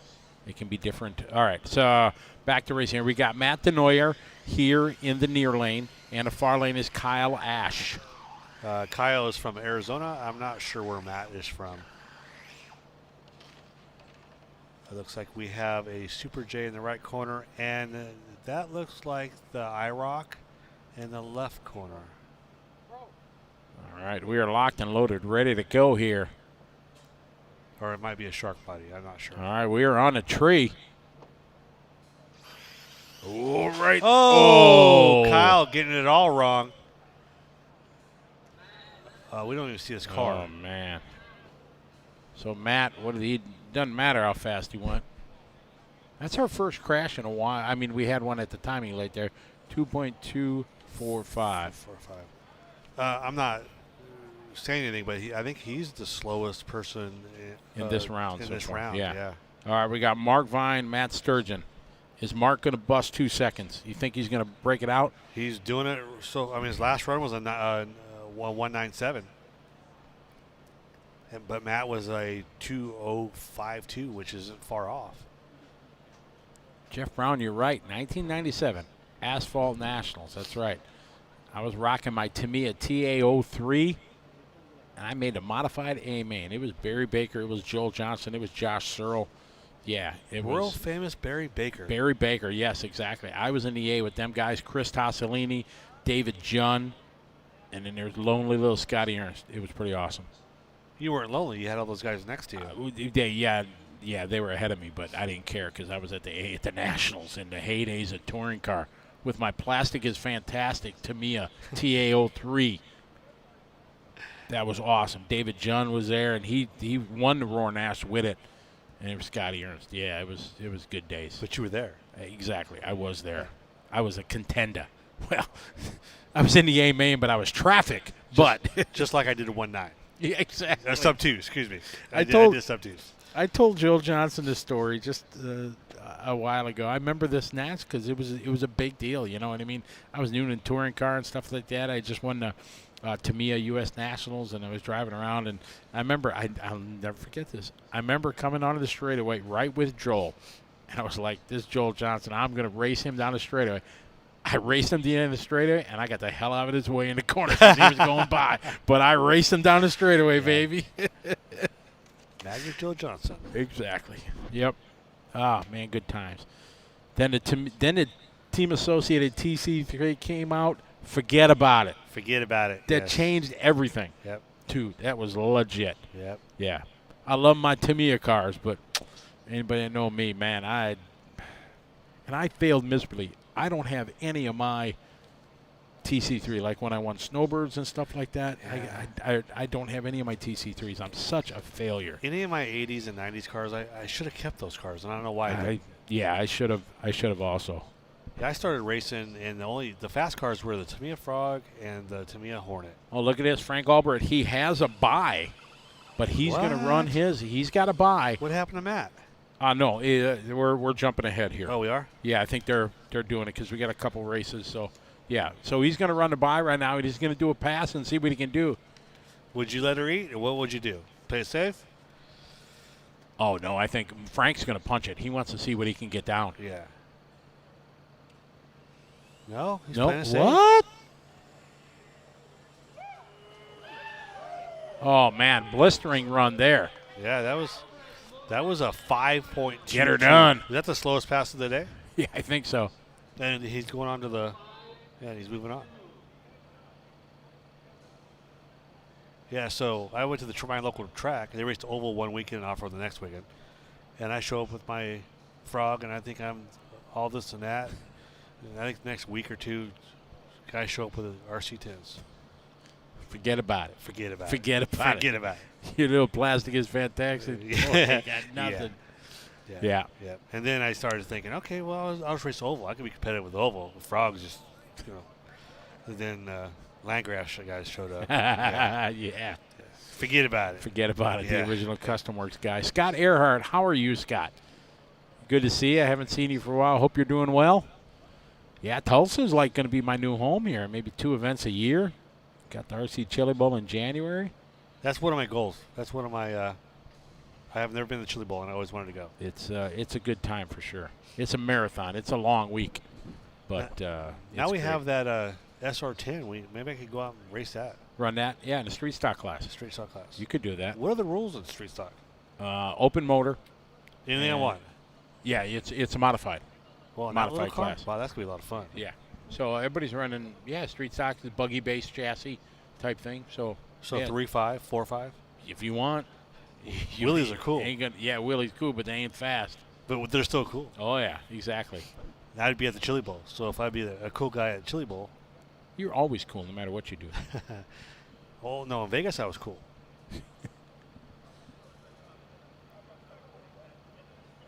Do you race anything at Chili Bowl? I know you announced. No, that's too big of an event. I just focus on running the event and try to give everybody the best experience they can have. Run a timely event that we have 60-some heats, and it's we don't want to get done at 10 o'clock at night, so we try to keep things going. Well, at one time, did they run 24/7 there? No, Oval? we don't. No. We start usually start at 8, and we try to be finished. There's a couple days run late, like the first practice day, run till 10. But otherwise, I try to get everybody out by 8 o'clock, so there's time to go to the big race if they want, or go out and have a nice dinner, stuff like that. Nice. Look at that, just taking the suitcases. I'm out, guys. Thank you. See ya. Peace. They're probably going to the airport like you are. You'll see them at the airport. Dude, yeah. We're at 1 o'clock now, and we still got a couple rounds. So I think it's to the racetrack, hotel, shower, airport. Maybe some food in there somewhere. We had pizza. I'm good. I had pizza. You did. You want some yeah, cold we pizza? had pizza before. Oh, you had pizza. Yeah. You had warm pizza. Yeah. I'm not complaining about my pizza because my pizza was good. I like cold pizza. I like cold pizza and chocolate milk. That's great. It's cold pizza and chocolate milk for breakfast? Yeah, it's awesome. Oh no, I love chocolate milk, but if I eat chocolate milk, if my brother's online, he's gonna laugh. Man, I drink chocolate milk. I'm gonna be busy in about 30 minutes. Well, I hear Mark. Oh yeah, there was some chirping. Mark Vine and Matt Sturgeon. If you're Matt Sturgeon, you got to be thinking, oh, I made it this far. Oh, great, I drew Mark. Well, I mean, what would you do? I would turn it up, I guess. You got you have to. You have to, because Mark is absolutely going to do a 2.01 or 2.02 on a slow pass. Yeah, exactly. He ain't wicked it up yet. Here we go. Vine in the near lane. Matt in the far lane. On the tree. Wow. Oh, did he get him? I think that was Mark all day. He did a 2.013. That was a left lane 2.013 against a 2.041. Look at that reaction time. That is quick. One of the fastest we've seen. 239. Yeah, 239. With a 263, which isn't. All right, here's the final heat of this round.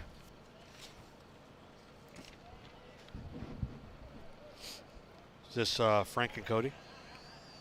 This is Brian Elkins and Cody Jarvis.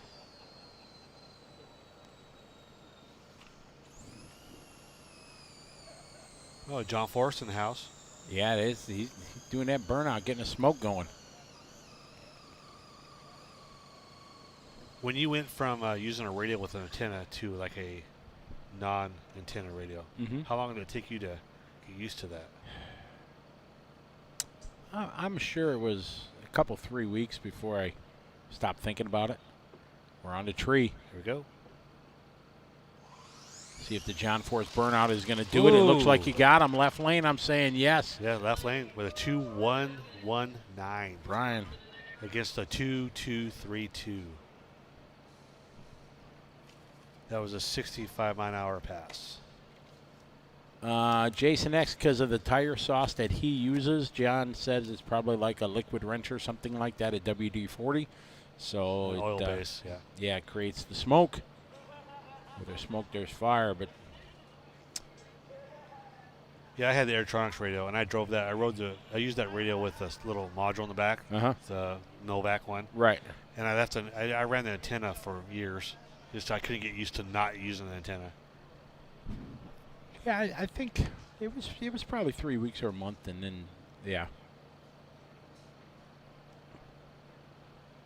All righty, so we got to pause again here. And I'm going to go to try to find out how long it's going to be, if it's going to be a long break again. So, John, you going to join me again on the backside of this one? This is great. All right, now we start getting serious here. Now we start getting into some of the paydays here in the next couple races. So we'll continue to bring coverage here. Don't go away. Go out and have some chocolate milk and pizza. Yes. If you want, cold like John pizza. likes. Cold yeah, pizza. cold pizza. Yeah, or whatever you want, or some ice-cold adult beverages if you'd like. And John and I are going to be back here as we continue to bring you the closing stages of the 2021 Super Chip event here from Tulsa, Oklahoma, here on LiveRC.com, presented by Team Associated. We'll be back in a few minutes. Yay.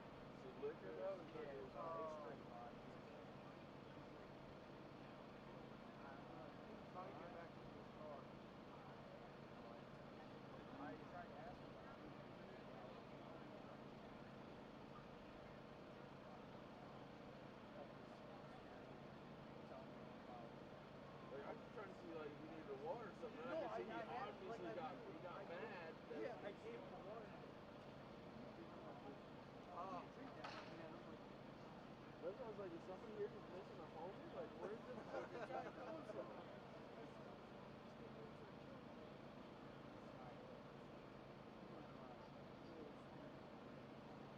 Then, like, I come over to, like, see what's going on. So then he got up and looked like he was going to do something. I'm like, I'm a long way. Don't worry about that. Don't worry about that. It's all right.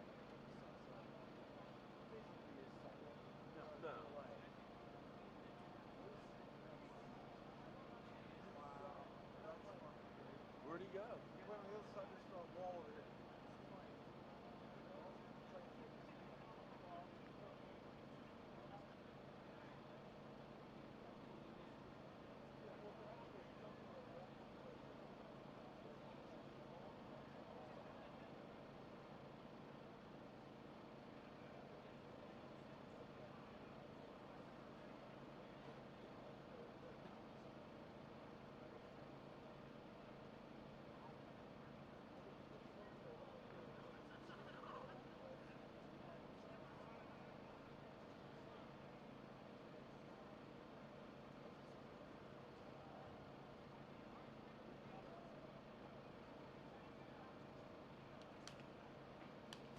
And we're back, everybody. Hello, everyone. My name's Scotty Ernst. I'm here with my tag team partner tonight, John Schultz. John is back with us. Hey, and, you keep pushing my button. Yeah, I do. Yes. Yeah. So we My got yawn the button. the resort here, and we're just trying to now find out how long of the break, because I know a lot of the folks John and I are both getting messages of what's going on and how long things are going to go. And you just need to crack the whip and tell these guys they got 20 minutes, and that's what it's going to take. But it's got some exciting. We got Frank Greer and Mark Vine here going to be in the first group. That's going to be a really good race. Sean Stanford, who's been solid all day long. Matt Sturgeon going to be in the second group, and then Brian Mansky and Frank Ulbrich, which is as big as Frank and Mark. As big as Frank and Mark is going to be, that Brian and Frank Ulbrich. And then we got Biggie Paul still in it, David Langston, then Matt Denoyer and Brian Elkins. And Mark Vine getting a bye in his second side of the bracket. So Mark getting a Vine to go into the semifinals. Very, very exciting time here. $8,400 on the line for the winner. 22,000 something for second, and then 1,300 for the rest. Yeah. So who has stayed with us here and is still with us here in the final stages of the 2021 Super Chip from Tulsa, Oklahoma? I'm here. You are. Yep. I'm here. You're here. The cold is here. Tony Angelis, we were just talking to some of the guys and saying that he said they were, giving the guys time, and John and I said, man, you tell them you get 20 minutes, whatever it is, and if it's the same for everybody, boom, that's just the way it is, and that's I know Jeff Brown. What time is it in Michigan? It's got to be 2:30 in the morning. Oh yeah, 2:30. The full size, like the guys around 405, Big Chief and all those guys, I think they get 20 minutes between rounds. 20 minutes. We should be able to do that easy. Yeah, I think so. Cars are only tenth the size. You're right, and they don't use that much of the battery in a 2-second run, so you can charge it back up and. Right. Yeah, you don't. They charge them at what, 80 amps or whatever. I don't know. I charge. Funny enough, these cars put out so much power and they're already overpowered. I use a Reedy charger. I charge at 14 amps. I don't charge at these high rates. You don't crank it. Well, because every time you charge it at the 40 amps, it gets more powerful. So your battery's putting out more juice, which makes the car more inconsistent because the battery's getting hotter. So I'd rather have it the same all the way across. As I say that because I'm not sitting in any of these races right now. Yeah. But that's my theory. All right. Looks like they just made the call. They get these guys up to the grid. 2, 3, 4, 5 races yet to go, and then hopefully only a 20-minute, and then but it's still gonna be 3 o'clock before we're done. Hell, like I said, I got a 6 o'clock flight. Where do you have to drive? Where's your flight at? At the airport. Which airport? Tulsa. Tulsa. There's an airport in Tulsa? There is. Oh, wow. Yeah, Tulsa's a kind of a big city. Is it? Yeah, exactly. I drove here. I didn't see very many big cities at all. So technically, this is a 2-day event, John B says. Oh, it is a 2-day event. Yeah. Nice. We should have been here like the day before practicing then. Yeah, exactly. But it would have been raining.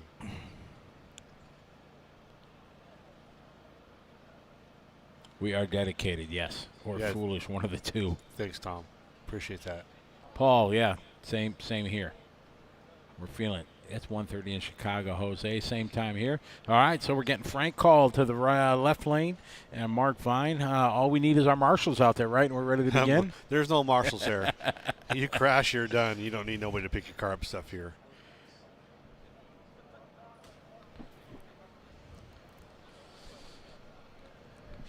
All right. Do you got a favorite, John? Yes, I do actually have a few favorites. Yeah. I mean, overall? I'm not going to say it loud, but I think the guy that's probably going to go the way is going to be this guy. Mm-hmm. But I'm not counting anybody else out. Yeah. Him. Yeah. Him. That'd be an ultimate. That one. Yes. And I think this one. We could connect the dots Yeah, here. yeah. It's whatever which way. Yeah. All right. So we got Frank Greer here in the left lane, Mark Vine in the right lane, and we are on the tree. This is a final race right here. This is a. Whoa! I think Mark got him. No, left lane. Left lane. By a thousandth of a second. Holy cow. Mark ran a 196. The winner ran a 201. A 196 lost to a 2-0. The reaction time was everything. OMG. Wow. I did not see that. Look at that. Look at that. Watch. Look at that. Wow. Wow. What a great race. Man, oh, man, that was epic. Look at that. Just by a nose. I know we have to wait for the between rounds, but wow, the racing is awesome. That was spectacular.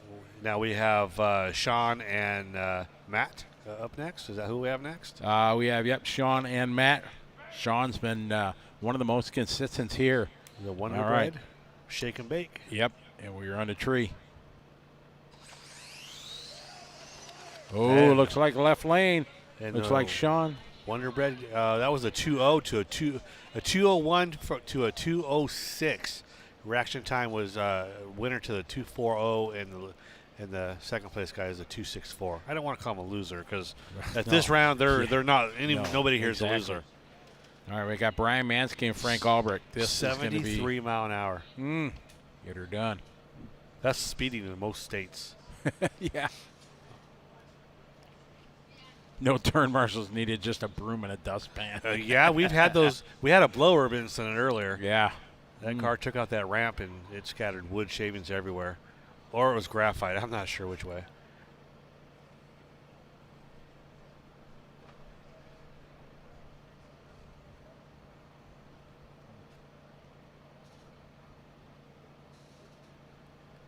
What great racing tonight. So, is this guy going to get a bye then? I think Mark Vine is the only bye here. This one. Yeah, Mark's got the bye. Yeah, but is in the next round. Oh, I don't know. Next round. Or is it going to be? No, it's going to be. The rules state that if you get a bye, you can't get a second bye. Oh, okay. So we'll see. All right, we are set here. Brian Mansky and Frank Albrecht. And whoa! I think he almost tried left lane with a 2:003. Brian got it by 0.049. 2.003. And it's sure like he had to check up there at the end before avoid the timing. 2.051 was the second place.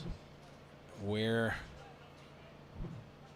we go to the Tekin instant replay here. You see him get so close, and he backs out the last minute. Wow, I would have never lifted. I would have If never he lived. would, you think he probably would have hit it? Don't you think? I take that chance because he lost. Well, no, Or, he I mean, won. Oh, he did win. Didn't Yeah. He? Oh, yeah. He won. Yeah, that was smart on him. I would have been stupid. I would have Send sent it to win it. Yeah. I would have took home some wood. It would be stuffed in my carbon fiber chassis from the ramps. Those ramps have actually held up pretty well for how many times they've gotten hit today. They have gotten clobbered. They've had to move the front one to the rear and the rear one to the front because the front one was getting that beat up. Yeah, all right, so you got Biggie Paul and David Logston. And that's probably like $75 worth of wood right there right now. Nowadays, yeah. Somebody posted a great picture on online of some barn with a dusty old like Porsche. Right. 2 pieces of wood, and all it said is a great find. I got 2 pieces of plywood. Yeah. Crazy. I think it's like $8 for a 2x4 now right now in California. Oh yeah, it's two. Normally it's $2.50. Yeah. America's we're in massive trouble right now. Oh yeah. This is crazy. Man, we haven't seen inflation since Jimmy Carter in the 70s. Don't get me started. And now it's like crazy. I heard the prices of bananas are going way up, but that's all because of Charlie Swanka. All right, we were on the tree here. Biggie and David. Oh, what no. I would not have. Biggie takes that one as David is out. They're both? Why does it say DNF on both? I don't know. Did somebody red light? I don't know. He called the win for Biggie. Wow. Good job, Biggie, though. I mean, he went a long way. Oh, Biggie took the win. Oh, did he take the win? Here, let's see. Did we get any red lights? Oh. And that was the right lane. Right lane. So that was David red lights. So David red lighted. So Biggie gets the win. Okay. Wow. So now we got Matt Denoyer and Brian Elkins in this one. Hey, where'd everybody go? Everybody go. They I'm out. I'll watch it at home on Live RC. Hey, we could be driving to the airport and talking mobile. We could.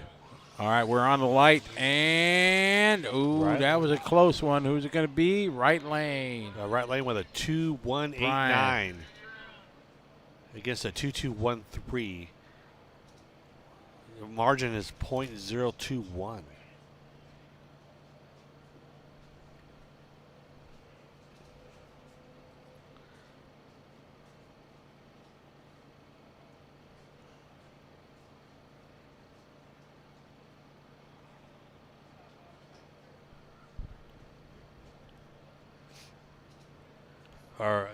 It seems that we're having a lot more mistakes in this round. People are getting tired. Their cars wearing tired. out. What have we got? We got 140 in the morning here. Tires aren't, So Mark Vine is just going to take his. Is he not going to do it? Back to the instant replay here. With car length. I don't see Mark Vine, so I'm thinking they got Dave. He's passing around your pizza over there. The pizza's right here. Oh, they got another pizza? Or Mark Vines brought pizza to. Wow, that's awesome. 1320's got a lot of pictures of our RC stuff. Oh, do they? Yeah. Oh, excellent. That's great. That is epic. Yeah. Well, that's a good picture right there. Wow, really cool. Yeah. Yeah, if you guys don't know, 1320 is here. The full-size fast guys that travel to Sweden and everywhere else. That's got to be a tough job. Yeah. Driving around and watch people go fast. Uh-oh. The cough button coming in, working well. Hey, there's our broadcast studio right there. Hey, we're sitting right there. We are. This we wave. Are there. Yeah, you see us waving? Mm-hmm. Yeah. Hi. Hi. They're walking by. Hello, he's waving. He's waving. Hi. Yeah. I figured this would be enclosed with heat and.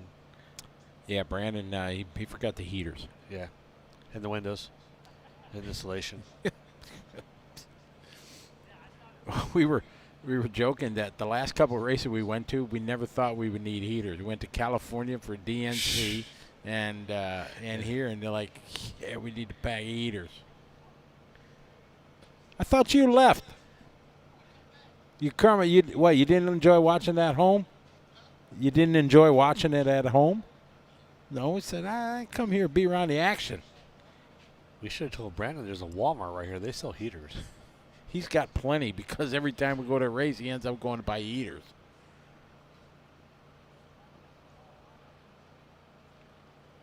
I keep saying someday I'm going to buy long pants, but I just haven't done it yet. I should have brought sweats or something, just thinking that it's going to be cold. I think pajama bottoms are in now. You get a onesie. Get a onesie. We could have rocked the onesies onesie. there? Yeah, you would make that look good. Big rabbit ears on it or something. I noticed that the shoe of choice here are Crocs. Man, don't knock them until you try them. I have some Crocs. Oh, man, Crocs are legit. I embarrassed my wife because I'll wear them to Walmart. But I didn't buy them. They were given to me. And I laughed at them. And then I started wearing them. And I'm like, these are comfortable. I did the 2007 World Championships in Finland. And Crocs was a sponsor of the race. Everybody got a pair. Nice. And when we were leaving, they had a satchel of them left. So I said, hey, can I get a pair? I got like 4 pair, like a couple for me, a couple for the family. I come back, just a satchel full of Crocs. Yeah. They're super comfortable. Oh, don't knock them till you try them. They're like legit. And then you can put them in 4-wheel drive. Or 2-wheel drive. Oh, yeah. They're 2-wheel drive, 4-wheel drive adjustable. Oh, yeah. Yeah, don't knock Crocs until you try them. No, my four-wheel drive's broke. Is it? Yeah, but the cool thing is they're bright white, so you cannot miss them. So when I go outside, I just embarrass my wife. we stopped at a KOH on the way back from Moab, and we went to the pool. I wore those. She goes, "Aren't you gonna put like tennis shoes on?" I'm like, "No, we're at a trailer park. These fit in perfect." Trailer park, Walmart, wherever. They were awesome. I like when I go on long road trips, putting them on. They're nice because you can take them on and off really easy, and they're good. Friends don't encourage friends to wear Crocs, Jeff Brown says. No, but they're great. I don't encourage it. I insist you get them. All right, here come Mark Vine, ready to make his bypass. He's got no competitor in this one. You think he's going to send it? I don't know. Does he need to prove anything? Nope. He just took the light. Yeah, he just. That's it. That's all he had to do. Break the beams. Yep. Is it going to take him 20 minutes to charge his battery? Yeah, no, that was so. We got 145 right now. In the afternoon here. So what do we got competitors? We got 1, 2, 3, 4, 5, 6 competitors left. No, he just did his buy. Well, yeah, but 1, 2, 3, 4, 5, and 6 left in the whole program. So how does that work? We have 3 more races left. And then there's 1.5. So somebody's So- going to buy to the finals. So if this guy's got to buy and this guy's got to buy. Right. I don't know how he can't get a buy and a buy. No, so if they move on, they can't get the buy. So the third guy that didn't get the buy is going to get a buy. So I think Mark might be running Biggie in this one. Ooh. Yeah, Mark still got Mark lost that one. Yes. That's right. So he's only got 1 horse in a race. That's something we haven't said all day. Yeah, Mark's exactly. lost something. Yeah, so my wife's been she's been looking for me for a darker pair of non-standout-ish Crocs, and I'm like, but I just broke these ones in. There is a break-in period. Yeah. Yeah. No, we didn't, Lindsay, we didn't boo Frank for what he did. Not by any means. No, not at all. We were just kind of contemplating do you go full throttle and punch it to see what your car can do, or do you play it safe and do like he did and just, coast down the line and just like Mark did, break the beam. So we weren't for sure picking on on Frank by any means. You just wonder. I have to speculate because I've never been, nor will I ever be in the Elite 6 at a $10,000 race. I'm just thinking, what would I do if I was there? Yeah. I'm a full send kind of guy, so I'd probably just full send it. I know the crowd did. Copy that. Here's a shot of who's hanging out, still here to watch crown our champion, 2021 Super Chip, here on LiveRC.com, presented by Team Associated. When are you wheels up tomorrow? Are you driving home tomorrow? I'm probably gonna hang around here tomorrow, reclean my rental car, repack it, do that kind of stuff, and leave Monday. north and see some hobby shops and head towards Colorado. Oh, okay. So there's 4 drag races this weekend in Colorado. Really? There's one on Friday, one on Saturday, and then they had a rain out for the one on Sunday. So they're going to race one race and then race another one after that. So you're going to be some serious racing next weekend. Yeah. You going to attend them all? Oh, yeah, absolutely. Oh, nice. Absolutely. Anytime I can go someplace and race, I'm there. And there's a lot of hobby shops in Colorado. And Colorado's beautiful. My brother just sends me a message. It's 1:47 in the morning. I'm out. I'm going CP. Don't be a quitter. Don't be a quitter, right. Come on. We got to be here.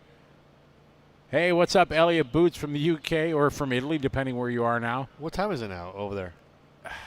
If he's in Italy, I want to say it's, what is it? It's got, they're 6-7 hours ahead of us. So what is it, 8 in the morning? He says, I've been sleeping and we're still going. Yeah. Yes, we are still going. This is, we started broadcast 3 o'clock, something like that. I think we went on before that. So I've been here since 7. So yeah, and I left at 2 o'clock last night. So not me. I CP at 2 o'clock. Yeah, I know because I went to get your hat. Oh yeah, you were gone. I was gone.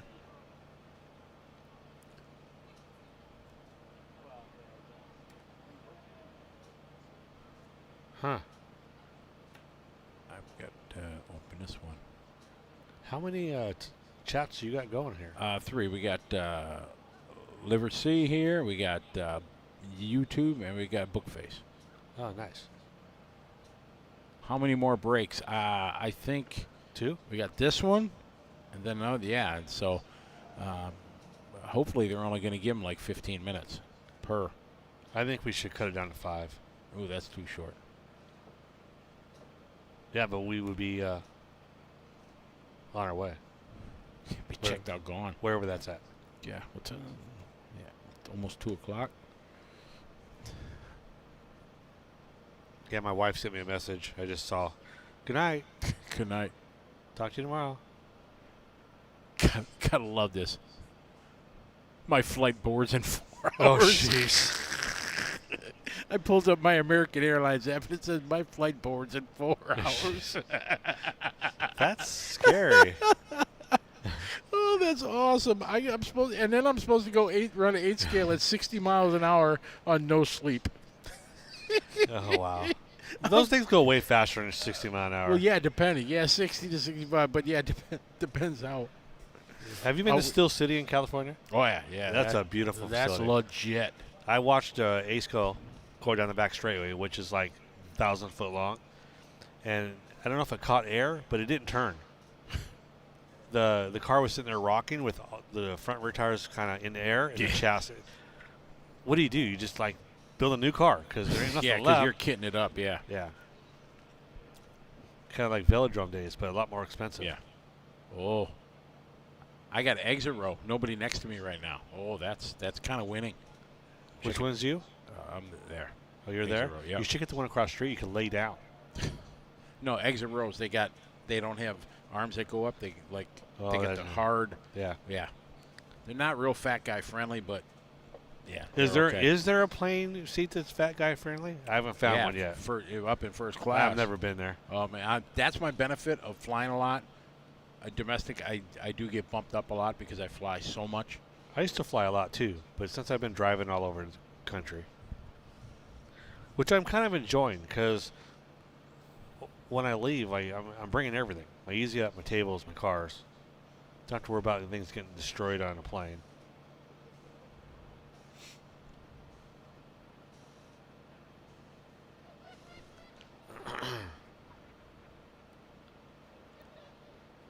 Why is Brenda Wilson at Die Hard RC live?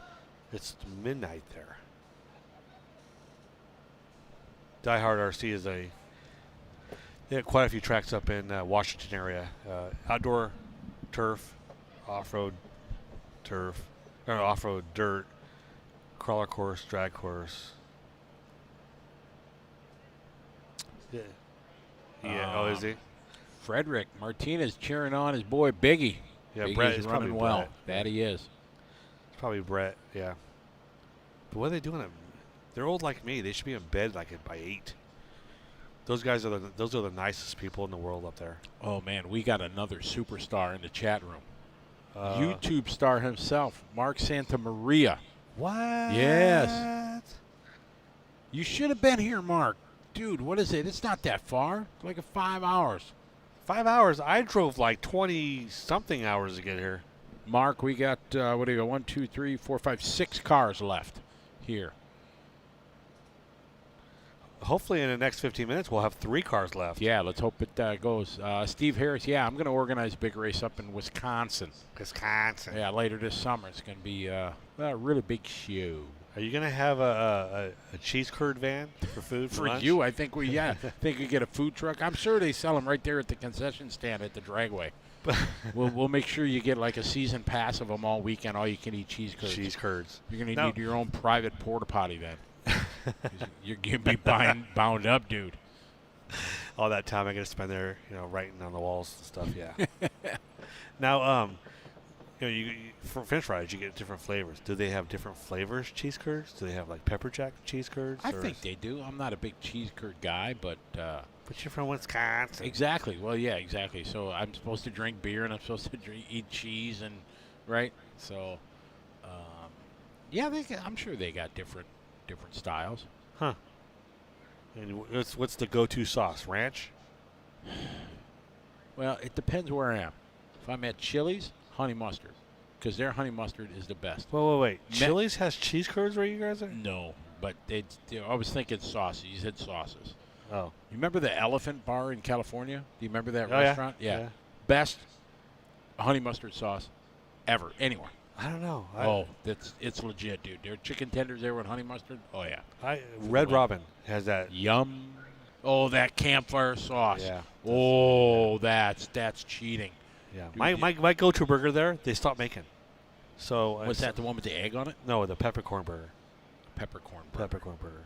They Not too discontinued spicy, it not like too hot. 3 times. They keep bringing it back. Oh, Mark Santamaria poutine. That's that Canadian thing where they have fries with like a gravy on it.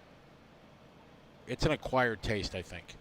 Gravy? Because the fries get kind of soggy. So it's like getting a mashed potatoes, but they're deep frying the mashed potatoes first. Yeah, kind of. Stay focused, Scotty. We're talking about food. Hey, we're passing the time here, trying to keep you guys entertained. We talk about old school movies, TV shows, or food. We can do all 3 of them. John says that sauce is dangerous. Yeah, that campfire sauce from Red Robin. Yum. Yeah, that's legit. Uh-oh, we got paper here. Hey, we got paper. I like it. Thank you. All right, so why are they getting smaller? Does they know we're older? You can't see that. Yeah, I gotta. So that's the final groupings. Yeah. So one guy's gonna get a bye. Which guy? I don't know, because there's, it's gonna go like this. Yeah. So one of the, who's already got a bye? Mark Fine's got a bye. So he can't do it again. Who's the second guy? I don't know. I do not know. We have to go through that stack of paper. That seems like a lot of work. Yeah, that's a lot of work at this time. Culver's has got some, cheese curds, exactly. Culver's started in Wisconsin. Exactly. Now, we have Culver's not in California, I don't think. I think Arizona they got Arizona. Yeah. But they don't think, they do have cheese curds. Oh, yeah, they get that. Yeah, for sure. It's a Wisconsin. Tillamook cheese curds for the win. What? Tell who what? I don't know. Man, I'm not into that poutine thing with the fries and the gravy. Oh, my favorite fries, waffle fries. That's my favorite kind of French fry. Yeah, waffle fries are really good. I'm kind of a Five Guys Cajun fry. Really? Yeah. It depends on the restaurant. Me and Spicy, we don't get along too well. Oh no? Yeah, I'm on a level 1 through 10. I'm about a 1, maybe a 2. So see, my mom, she thought McDonald's was spicy. What? Yeah, she didn't like spicy stuff either. But it's I love the Cajun fries, but they have to be done. They have to be done right. If they're soggy, forget about it. Forget about it. Nina Friend says, God bless you all. Thank you. We're talking about food at 2 o'clock in the morning. The sad thing is everything around here closes at like 9 o'clock. Wingstop, not a fan. Not a fan of Wingstop. Although I'll give them props on their customer service. I went to Wingstop. There's one right by trackside. I said, "Oh, it's awesome." So I had a Jones for wings a month or so ago, whatever. So I ordered up and get some wings. I get them back to the track. It's a race night. I'm eating them. They're terrible. They're hard. They're hard. Really?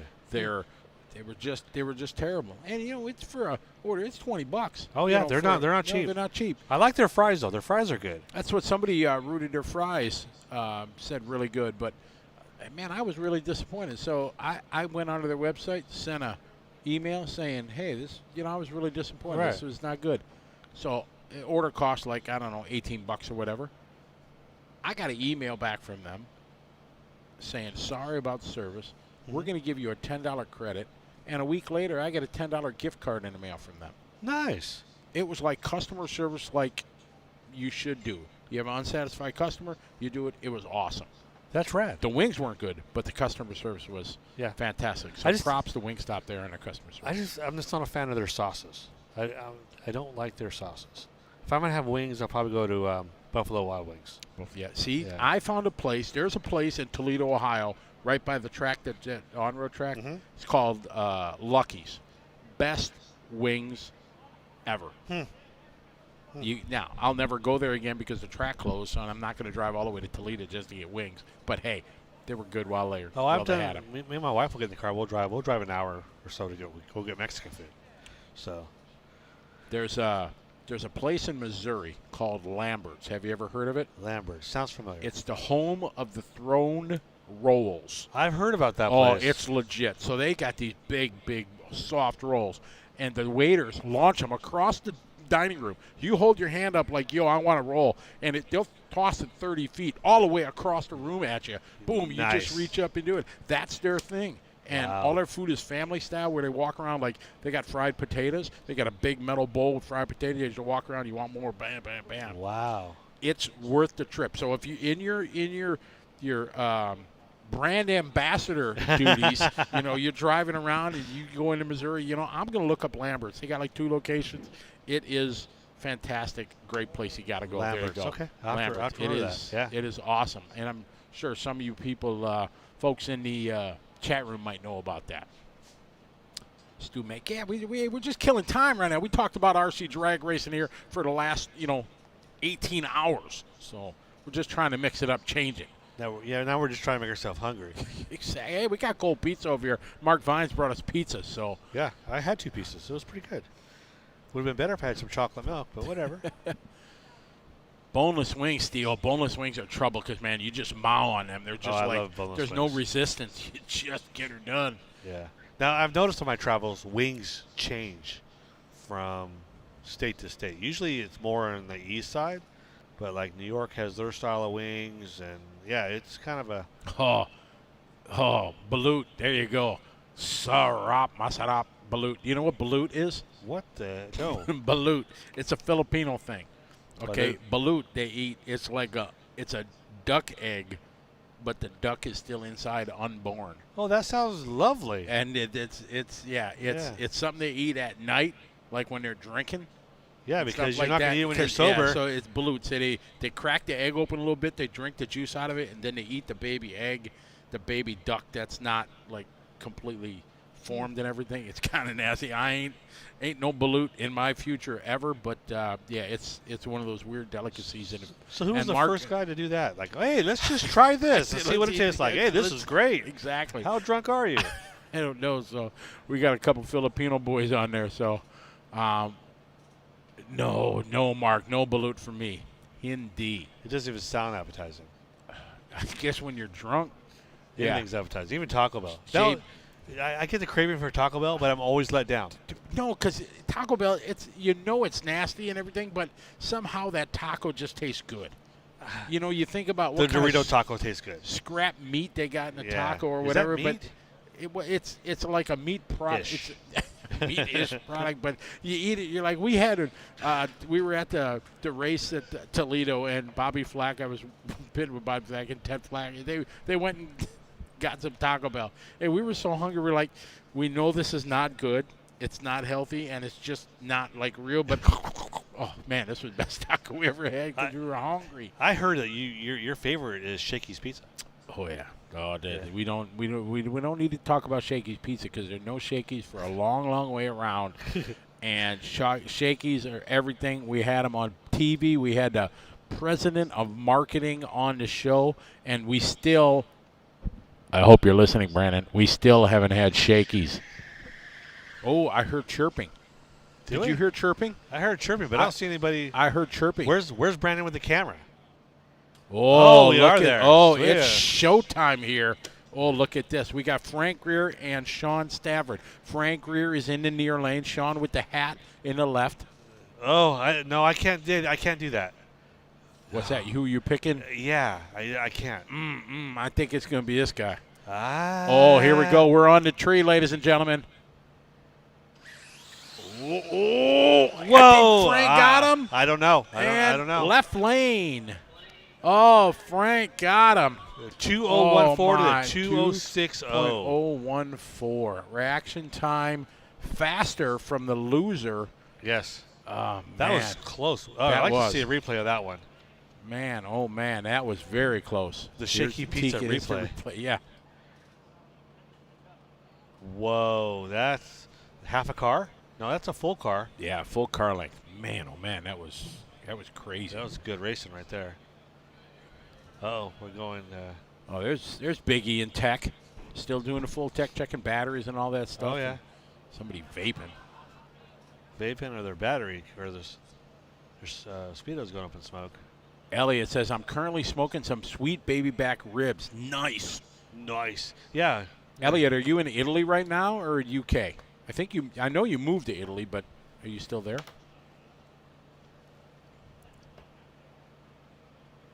Food Talk Nationals, yeah. I think I would qualify high for the Food Talk Nationals, especially if we get some Shakey's. Well, we have a Shakey's Warehouse. I went in there. It was the nastiest thing ever. Really? Oh, No, Shakey's. The Mojo potatoes? Oh, there was awesome. nothing that was more than a day fresh.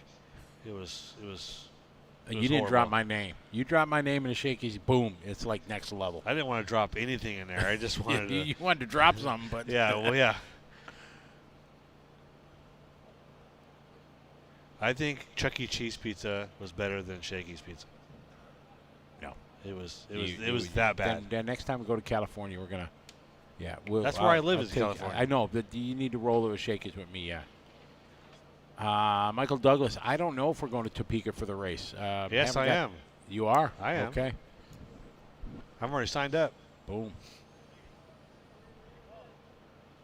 All right, we see coming up next, Brian Mansky and Biggie Paul. Biggie Paul's got fans on here. There were some people from New York cheering him on. Hey, Biggie Paul, he's a nice guy. He was an awesome guy. Jorge cheering him on.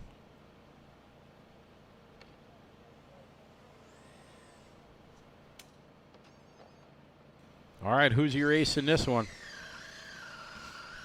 Well, listen to those tires. That's it. It's getting them chirping. This is the first time I've been into a race and we haven't had the police people stop by and say hi. Usually we get police people. Yeah, especially this many lights at this time. One squad by, probably checking things out, watching. Brandon says he saw one drive by about 2 hours ago. All right, so here we go. We are setting the stage for this one. We got Brian Mansky in the near lane, or the left lane as you're looking at it. Biggie Paul in the right. Here we go on the tree. Oh, we got a drag race. Unknown. Left lane. Brian Mansky takes it from Biggie Paul by 3/100ths of a second, and it was all reaction time made it happen, cutting a .269 light. Yes, 2058 to a 2032, and the 058 took the win. So the slower elapsed time took the win. Yes, with a better reaction time. Yes. So leaving the line faster, that's what it was all about. Yes. Ooh, man, now we got Mark Vine and Brian Elkins. Of these people, Watch the smoke. Oh, yeah, he's going to – oh, look at that. Oh, John Forrest. Get a little eat. John Forrest right there. Either his tires are smoking or his Speedo is letting some of the steam out.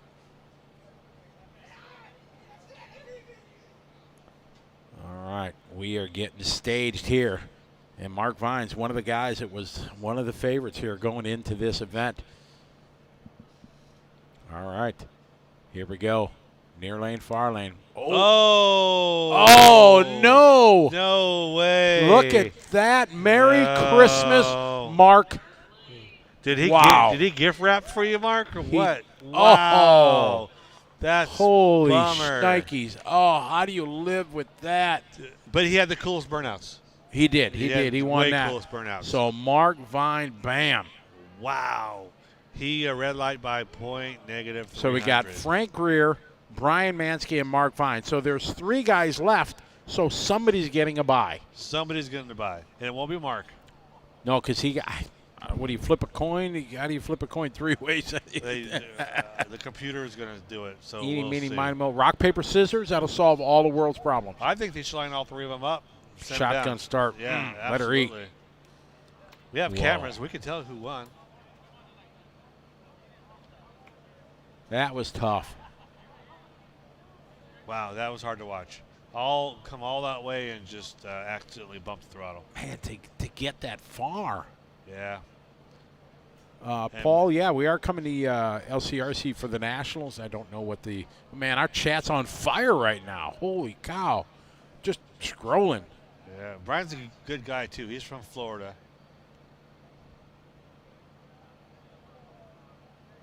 So we have Frank Mark, Greer, so Brian Mansky, and Mark Vine. Are they all from Arizona? I know Greer and Vine are from Arizona. Yeah, that was unfortunate doing just bumping the throttle and. Wow, that is a bummer. But that's racing. What do you do? Correct. You move on. See you next time. What? White Castle versus Crystal? I don't know what Crystal no. is. What's Crystal is. I think it's just as bad as White Castle. Oh, really? Oh, it's horrible. I've never heard of that franchise. I think it's the same place, just with a different name on it. But they're usually not in a very good neighborhood. Steve Harris. If we look back to 2 weeks ago when we were Silver State, the Canadians could not get across the border. It wasn't happening. No bueno, no chance at all. So I don't know here, only 2 weeks away, if they're going to be able to get to the Off-Road Nationals also. It's still closed, isn't it? Yeah. Yeah. Hello. I heard they're locked down. I have friends up there that say they can't even leave the house. Oh, here's the. Here's the. Just see. He's he's just standing there, ready. Mark is gritting. And then here's the little bump. Oh, look wow. At that. An inch. Yeah. You can see the red. Yeah, but, that's the rules. Yeah. That was so sad. So sad. Yeah, absolutely.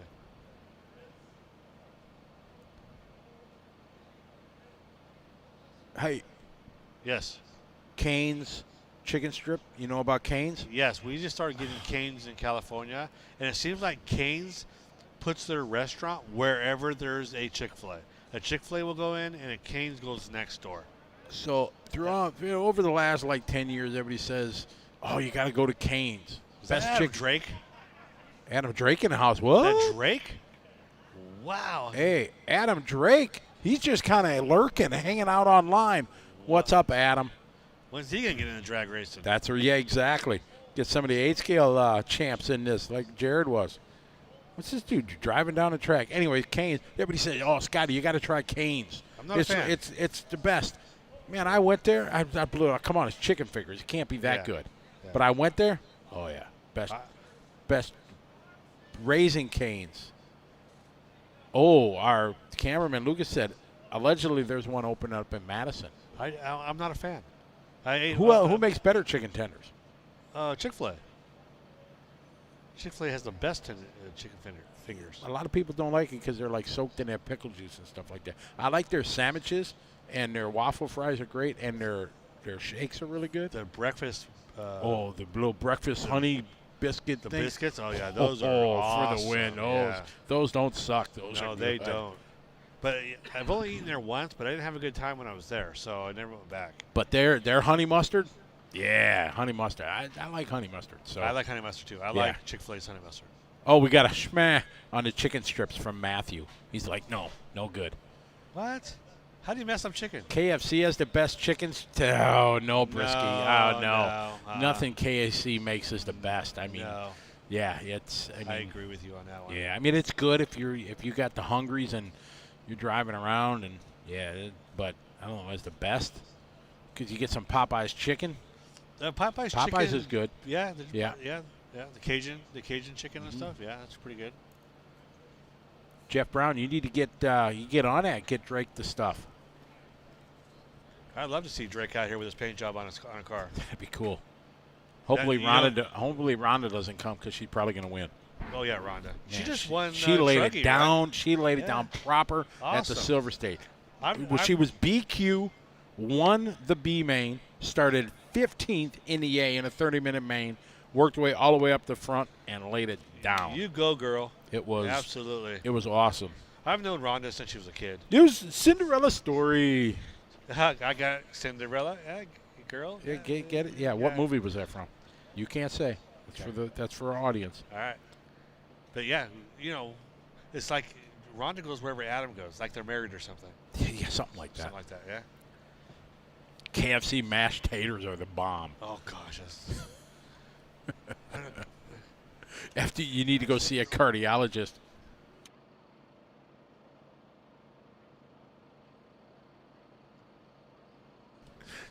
I'm just saying what we can say. Hell, it's 2 o'clock in the morning. We can, this is the Adult Swim version of Live RC after hours. We can be a little more. The KFC bowl is a throw open a bowl. Up, you're off air. Nobody heard that. The KFC bowl is throw open a bowl. It's so nasty. It's like pre-chewed before you get it. Hey, Isaac Jarrett, he got my Caddyshack reference. Very good. Caddyshack is awesome. Yeah, exactly. One of those movies. If it's on, you just got to stop and watch it. Like Spaceballs. Yeah, I love Spaceballs. Caddyshack. I was somewhere with nothing doing. I was scrolling through one of the movie things on my iPad in 48 hours. Bro, I haven't seen that in 20 years. Let's watch it. That was a good movie. Yeah. Nick Nolte, Eddie Murphy. Yep, absolutely. Roxanne. When he's sitting in the jail singing, that was pretty good. Yes. I like watching a lot of those older movies. The coleslaw from KFC, that's the good thing. Yeah, that's a good thing from KFC. That's about it. The coleslaw? Yeah, it's good. It depends. Culver's coleslaw is like the best. Culver's? Of fast food-ish coleslaws. I love coleslaw, but it's got to be. I'll have to try it. I've never had Culver's. We just started getting Culver's. Oh. How many people here go to McDonald's and ever get their order right? Or ever have ice cream? Do you know about the ice cream machine shutting down at McDonald's? You've heard about that, It's right? always broke. It's always broke. Always broke. And there's a story on YouTube. Somebody did in-depth research on why. And there's a proving thing. It's like a half-hour show, and it's the company that makes them is Taylor Ice Cream, and this is allegedly what happens. So if McDonald's corporate's listening, so allegedly, it's all made by this one company, right? And they put error codes in it. When it shuts down, the restaurateur, the owner, they can't decipher it, and it's in their written contract that they no options. They have to call that company's service guy to come out and service the machine. I'd like to see who signed that contract. Oh yeah, it's kind of funny, but yeah, they're always many millions of dollars a year they lose ice cream sales. And they've lost numerous $3 at a crack for me for a McFlurry. How many times I go in there to ask for? I'll go there just to get unsweet tea, or unsweet, not sweet, unsweet. They call it iced tea, and they never get it right. Never. I always get sweet tea. I always hand it back. Oh, somebody knows. Synergy Stream. Yes, the Taylor guy has to come out. Exactly. They're always broke in Australia, too. Yeah, it's like the deal. Yeah, It's a scam. Oh, yeah, for sure it is. It is. But they've been doing that for years. You think they would already change models? You would think, but no, because they got to end with the Taylor. Cider vinegar slaw or mayo slaw? R.J. Dittmer, yeah, mayo slaw. Oh, here we go. We got it. It is right here. Who's got the buy? We got the paperwork. If Yes. I'm going to say Frank Greer. Nope. Brian. So it's got to be Brian then. Okay, because Mark. So Brian is in the championship final. All he's got to do is put his car and cross the beam. So Brian is in the championship final, and then it's Mark Vine and Frank Greer. OMG, who are we going to pick on this one, John? They drove all the way from Arizona to race, and they could have just done this. They're both from Arizona? They're both from Arizona. Really? Yeah. Oh, my. Wow. They're both great guys. I don't know which way to go. That's a tough one. One of them's going to race this guy. Yeah, Brian is in it. So, but these guys are all in the money now. They're all, yeah. So one of these guys, I think it was $1,200 for third. It was $2,300, I think, for second, and $8,400-ish for first. So that's a pretty good payday. Say if I'd be down with that. If we were going by numbers from the last race. Mm-hmm. Who's got the fastest? Mark Vine he had a bye, so right. that doesn't count. But out of these two, if you go by the last race, Brian went a 2:0:03, and Frank went a 2:0:10. So, Jonathan, I think buying what was the buy-in? $50 for the event? $50. Yeah. But if you're like me, you spend $100. I call it tuition. Quick Trip. Now, is it the Quick Trip here, the QT Quick Trip here in Oklahoma, or the Quick Trip back in Wisconsin? Because the Quick Trips back in Wisconsin are everything you want. Great customer service, clean, good food. They're awesome. I just found this place last month or 2 months ago called Buc-ee's. Okay, I was just going to bring it up. Yeah. Brandon said I got to find out. He says in Texas. You guys must know about this Buc-ee's. You go there, they got like 100 gas pumps. I said it's a gas station with a supermarket in it. It's a gas station with like over 100 pumps on the outside, and it has everything on the inside. It's like a Costco, but you buy little stuff, not bulk. It's got everything.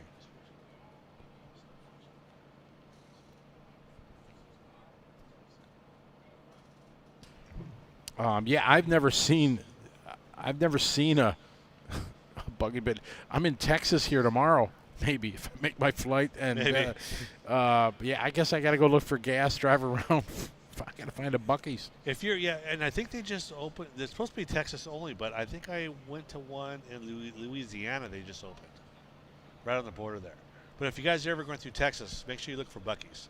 They have everything. Joey says, barbecue sandwiches at the Bucks. I've never had any of the food. I get the snacks. What is Adam and Rhonda doing up so late? Oh, it's only midnight in California. Saturday night. That's true. It's Yeah, isn't that 12:30. bad? Yeah. Have you seen their horses they call dogs? Oh yeah. Yeah. They're Huge dogs. Exactly. It is. Yeah. Pretty big. Want a meatball sandwich? Who's going to bring us a meatball sandwich? Ronnie Chapman. What's up, Ronnie? Ronnie's still hanging with us. You racing tomorrow, Ronnie, or did you guys race today? Got a dirt over your Wild Bills around in somewhere around. I don't know how far from here. Dirt Oval seems to be on an uprise lately. Oh yeah, it's Adam Drake breaking in engines is what he's doing. Yes. Yeah, got the Drake service there, breaking in your engines. Send them in if you got nitro engines. They break them in at an oil bath. It's pretty dialed. Yeah, anybody has a nitro motor. Jonathan doesn't. Jonathan's been racing. My son, been racing A-Scale, and he sends them to Drake. And if anybody's getting into A-Scale, want to break some motor, send them to Drake. Don't even hesitate. Don't even ask second questions. Just send them to Drake. He'll break them in for you. Send them back. Shane, what is a gallon of petrol worth here? I think it's $2.89. Not in California. Here in Oklahoma, it was, I think we're $2.99 in Wisconsin. You're like, what, $18 a gallon in California? Yeah, $18. Yeah. Why you guys want to live in California, man? It's like crazy. Yeah, because this work I work for. Well, yeah, I really love what I do. Yeah, you love what you do. But if I could move to Utah and drive to work every day, or I would do that. But I love my job. It's been a life. It's been a life dream of mine to do what I'm doing, and I don't want to change it. So maybe when I retire. But yeah, California. $4.59 a gallon in California. Yeah, $5. They're saying it's going to be over $6 in next month. Turn your flash off.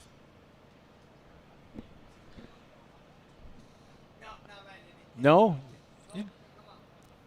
Biggie Paul going to try to get a picture. Biggie Paul, the fast guy, Biggie Paul?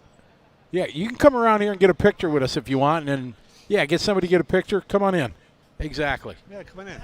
Why not? Yeah, come on in, guys. Yeah. All right.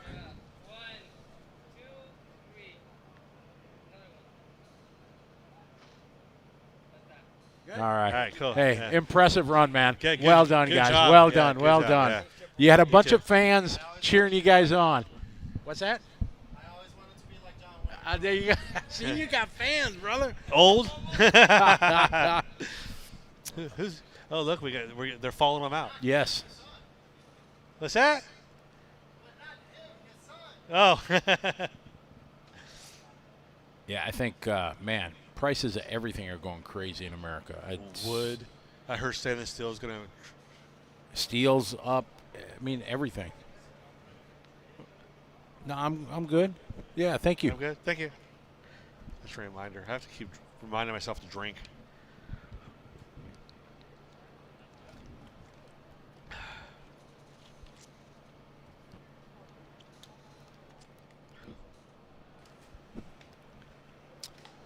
So then there were three. That means Mark and Frank. You will possibly meet your airplane. You know, you're right. What time is it? It's 2:30 now. So this one will be done by by 2:40. Hopefully we start and we run a final at 3.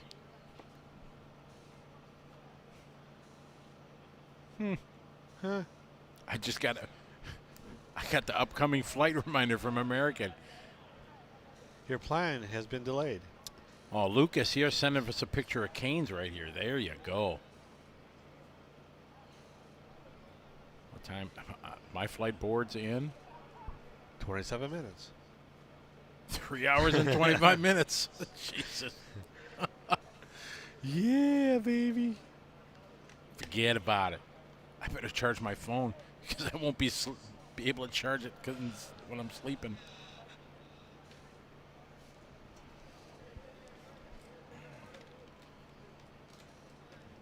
Oh, they're racing on a hot rod.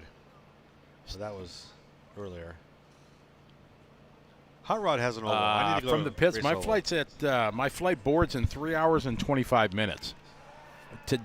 Back to Dallas because I'm supposed to race the mains today, but I'm gonna be on 2 hours sleep on the an hour of sleep maybe at the gate, and a 41-minute sleep on the plane.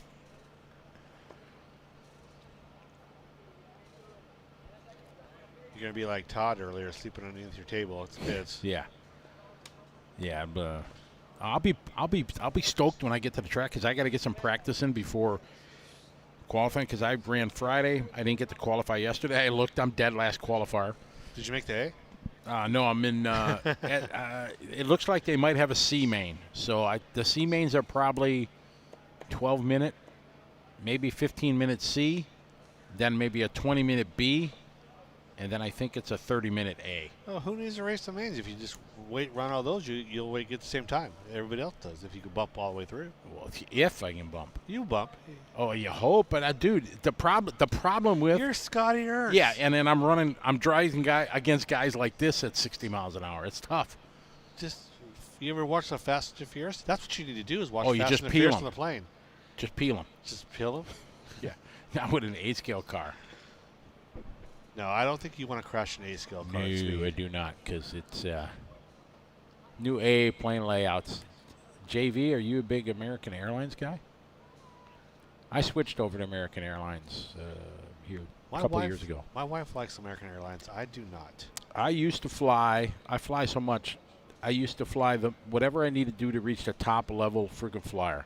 Yeah. So I used to fly 100,000 on United, 100,000 on American, 125,000 a year on Delta so I could keep top tier status on all three Right. because I flew that much. But then I was like, there's there's not many benefits. Like Delta, you can get upgraded domestically, but no chance to get upgraded on international flights. And that's the ultimate thing that I want a chance for. If I'm flying to Tokyo for 16 hours, I want to try to get upgraded to business class. So Delta doesn't have any chances. So and United, they do, but their planes were hurting because on an international flight in business it's 2 seats. Then they had 4 in the middle, so you could get a business class seat, but then you're in the middle. You got to climb over somebody to go to the bathroom. And American has all 1 by 2 in the middle and 1, so you always have aisle access. So I moved everything to American for the hope to get some upgrades, and yeah, it's been nice. Yeah, I have mixed emotions. If I'm just like an hour here, an hour there, I like to sit next to the window. William, sorry. Now, William, we're good. Thank you, though. I appreciate it very much. But if it's longer than that, I like sitting on an aisle seat, just so I don't have to step over anybody. I'm an aisle guy, yes. I always want to get aisle because if I want to get up, I want to stretch, whatever. Yeah. I want to do that. I need to get up and stretch. I have to get up and stretch. If on a 5-hour flight, I have to get up and move around. Well, we should be hopefully getting these guys called to the grid any time because we're running out of food stores to talk about. We're running out of daylight. we ate. Or is it nightlight? Yeah, it's late night.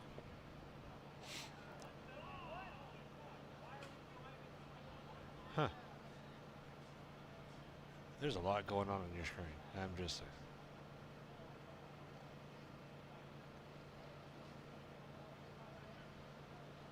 I wish they'd bring back Tisco and gas truck. They're starting to. There's a conversion guy in Oklahoma here or northern Texas that's converting. I can't. It's Associated Truck. Yeah, but if it wasn't, I'd remember, and I can't remember. Daryl Bird and I from Texas were just talking about it. We talked about it at Silver State, so it's getting some popularity again. Somebody's making a conversion for it. I miss gas truck. Tisco nitro truck. It was fun. It was a blast. Oh, here's the race director coming up. Jared's coming up to the table here, so we're going to get the call. Chad Parks, Adam Drake. Yeah, Adam, we were talking about that. That's right. Chad Parks is making conversions for it, and I was interviewing Adam Drake during the Silver State here a couple weeks ago. We were reminiscing about the good times at Gas Truck. Ignite RC, thank you very much, Adam. And we were reminiscing of the good times we had at Gas Truck. Adam was an ace with Gas Truck back in the day. It was so cool, and we had a chat, and he brought up a lot of cool points about get people into nitro racing at such a lower cost now than going 8 scaling is really cool. Adam's been doing this for so long. You can just imagine the information he has in his head of 8-scale racing, 10-scale racing, all that stuff. Why is it taking so long? They're giving everybody now. The last couple rounds they did about a 20-minute break to give people a chance to charge their batteries, prep their tires, things like that. But man, we need to kick the tires, light the fires, get this one rolling because we're rolling on 2:30 here. We got 3 guys left. The money is set, meaning somebody's going to get around 1,200 for third, 23 for second, 2,300 and 8,400. But that is going to increase because the 4th place they said is going to move that in and split it up between the 3, something like that. So somebody's going to walk away with some Benjamins here tonight. My brother hanging out till all hours of the morning watching on a big 65-inch TV there in his man cave. Yeah. Well, your brother's still watching? My brother is still I thought he was like he went CP already, but no CP. Didn't he say buy like 4 times already? He did. Yeah.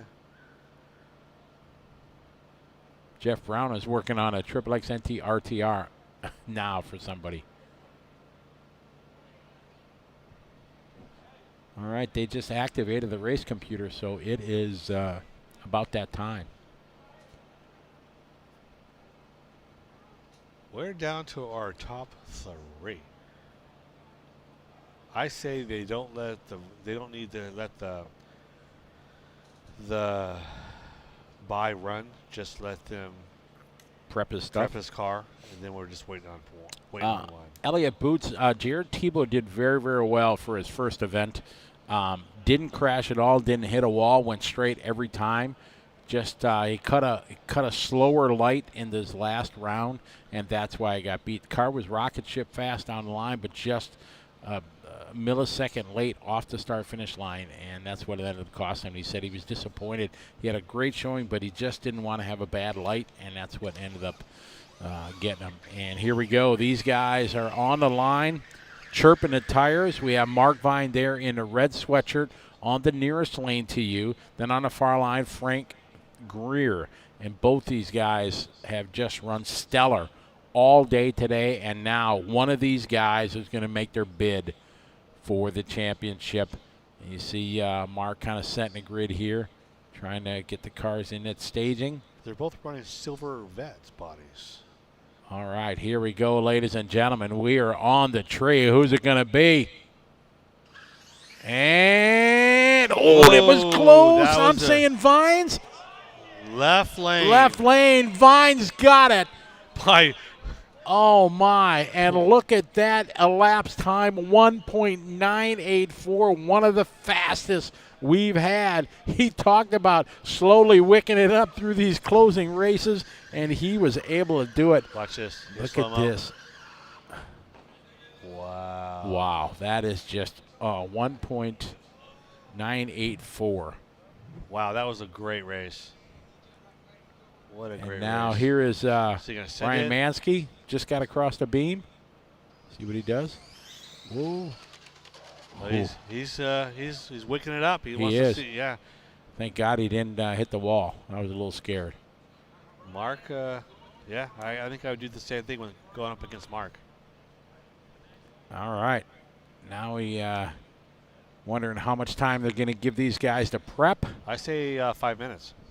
I would think 15 minutes would be a fair. You're being lenient. Oh, yeah. I mean, a lot on the line here. Hey, we've been here all night. Might as well make it longer. Yeah, what's another few? Yeah.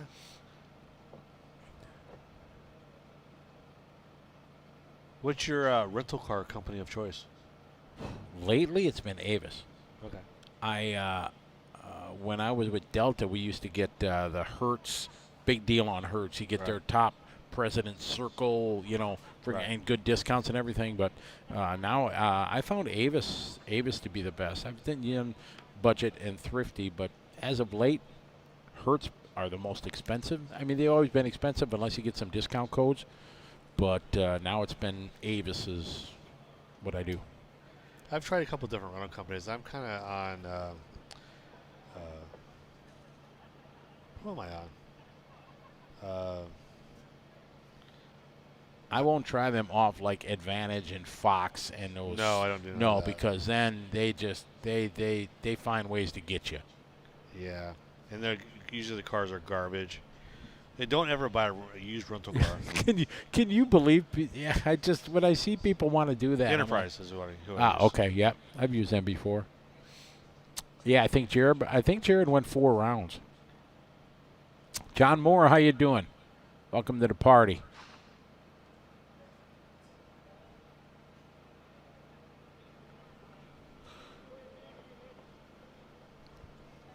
$5 minutes is too, I think, too long.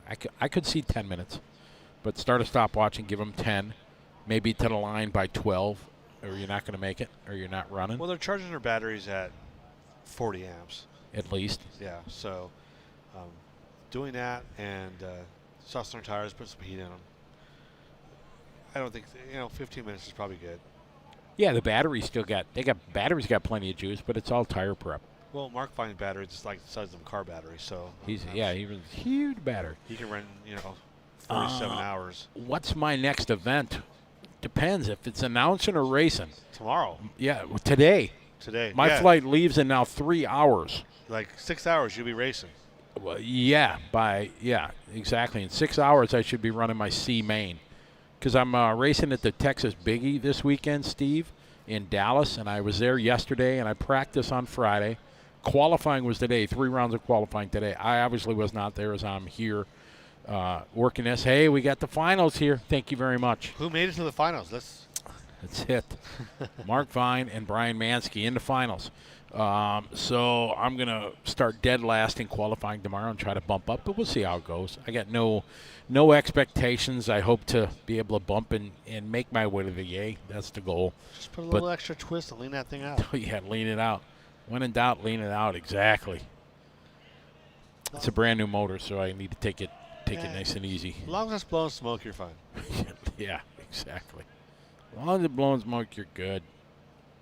So what? It was running 400 degrees. Still ran, Well, right? Yes, exactly. And it was really fast. Paul, I was expecting to be going seepy by now. So. Sleepy or wakey? No, because I'd have to be getting up. I'd probably be getting up. Yeah, I'd be getting up about 3 o'clock here. Yep. So I can SS and get ready to go. But now I'm just going to go to the hotel, take a shower, and go to the airport.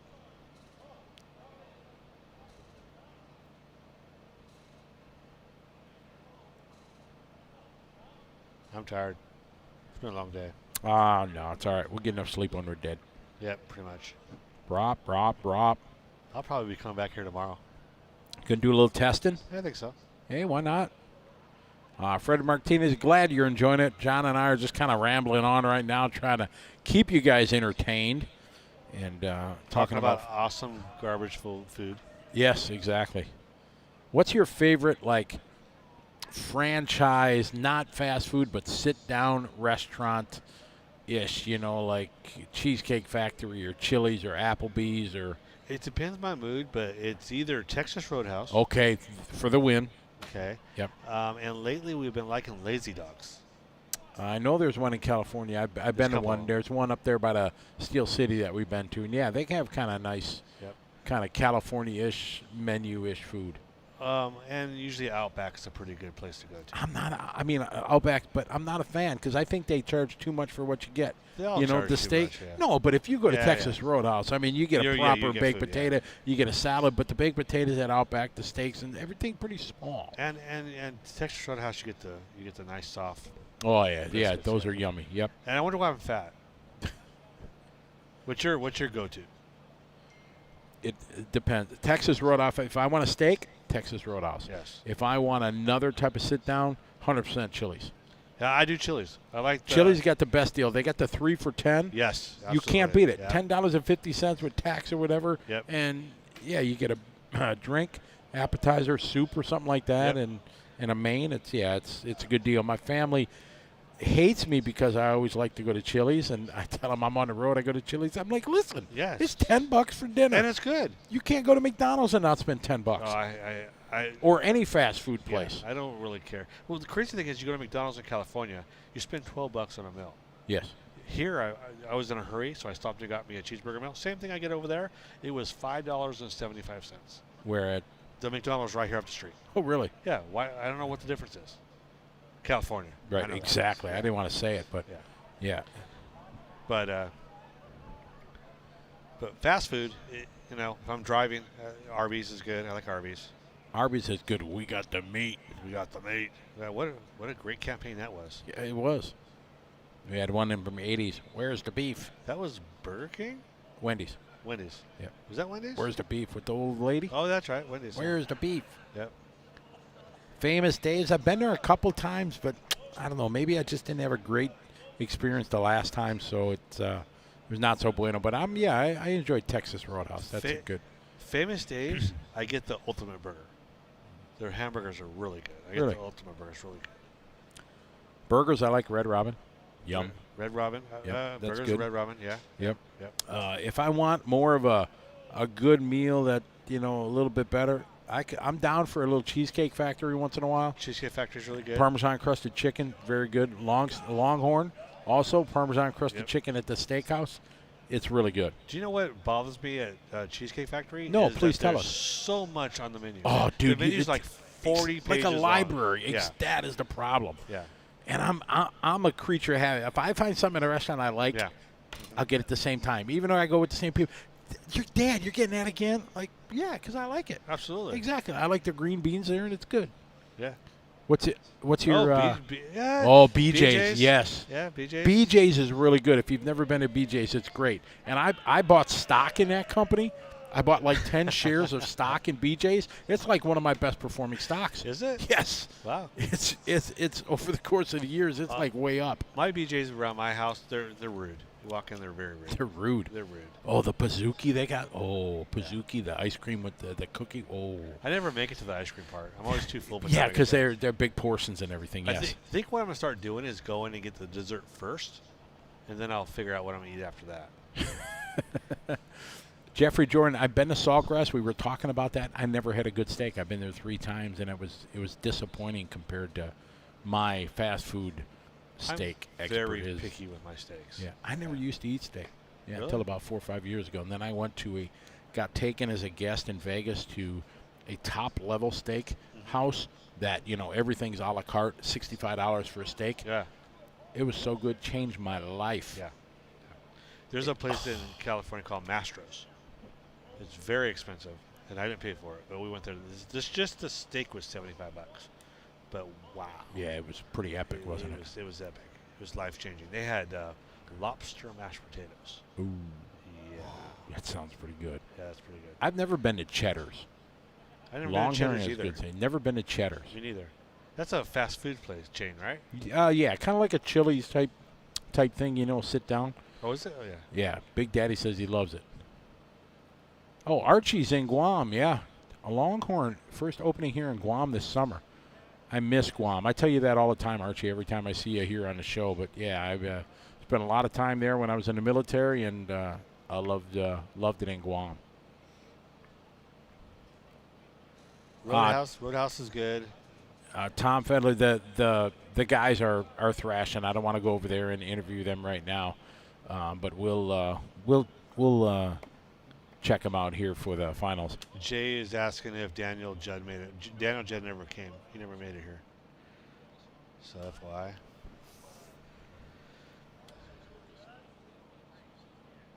Morton's. There's Morton's everywhere in Chicago. Morton's is way expensive. That's a big money store. But expensive. Is it good? Well, I see them, and I've never stopped. I don't know.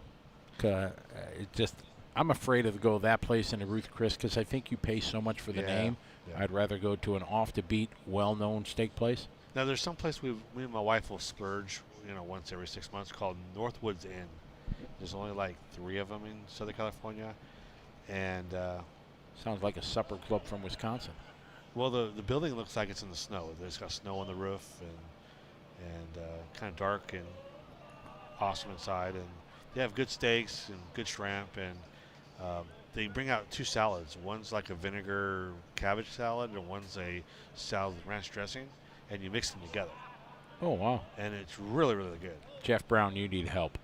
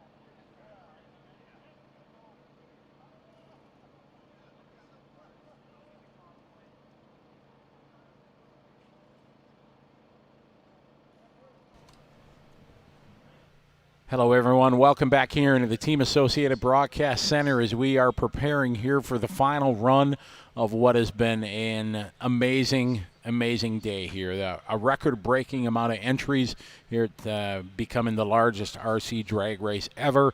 We had superstars, movie stars showing up, 1320 video guys. If somebody said they posted a video or something with 100,000 views already from today's activity. So it's just been a fantastic day. It's been a long day. They had a lot of entries to get in, and struggled there at the start to get all the chip draws and everything. But in the end, John, it's been a great day. It's been awesome. It's good. Thanks for having me in here. It's been a blast. It's been great to get your insight. You obviously live this life regularly, and me as a new guy, I'm learning.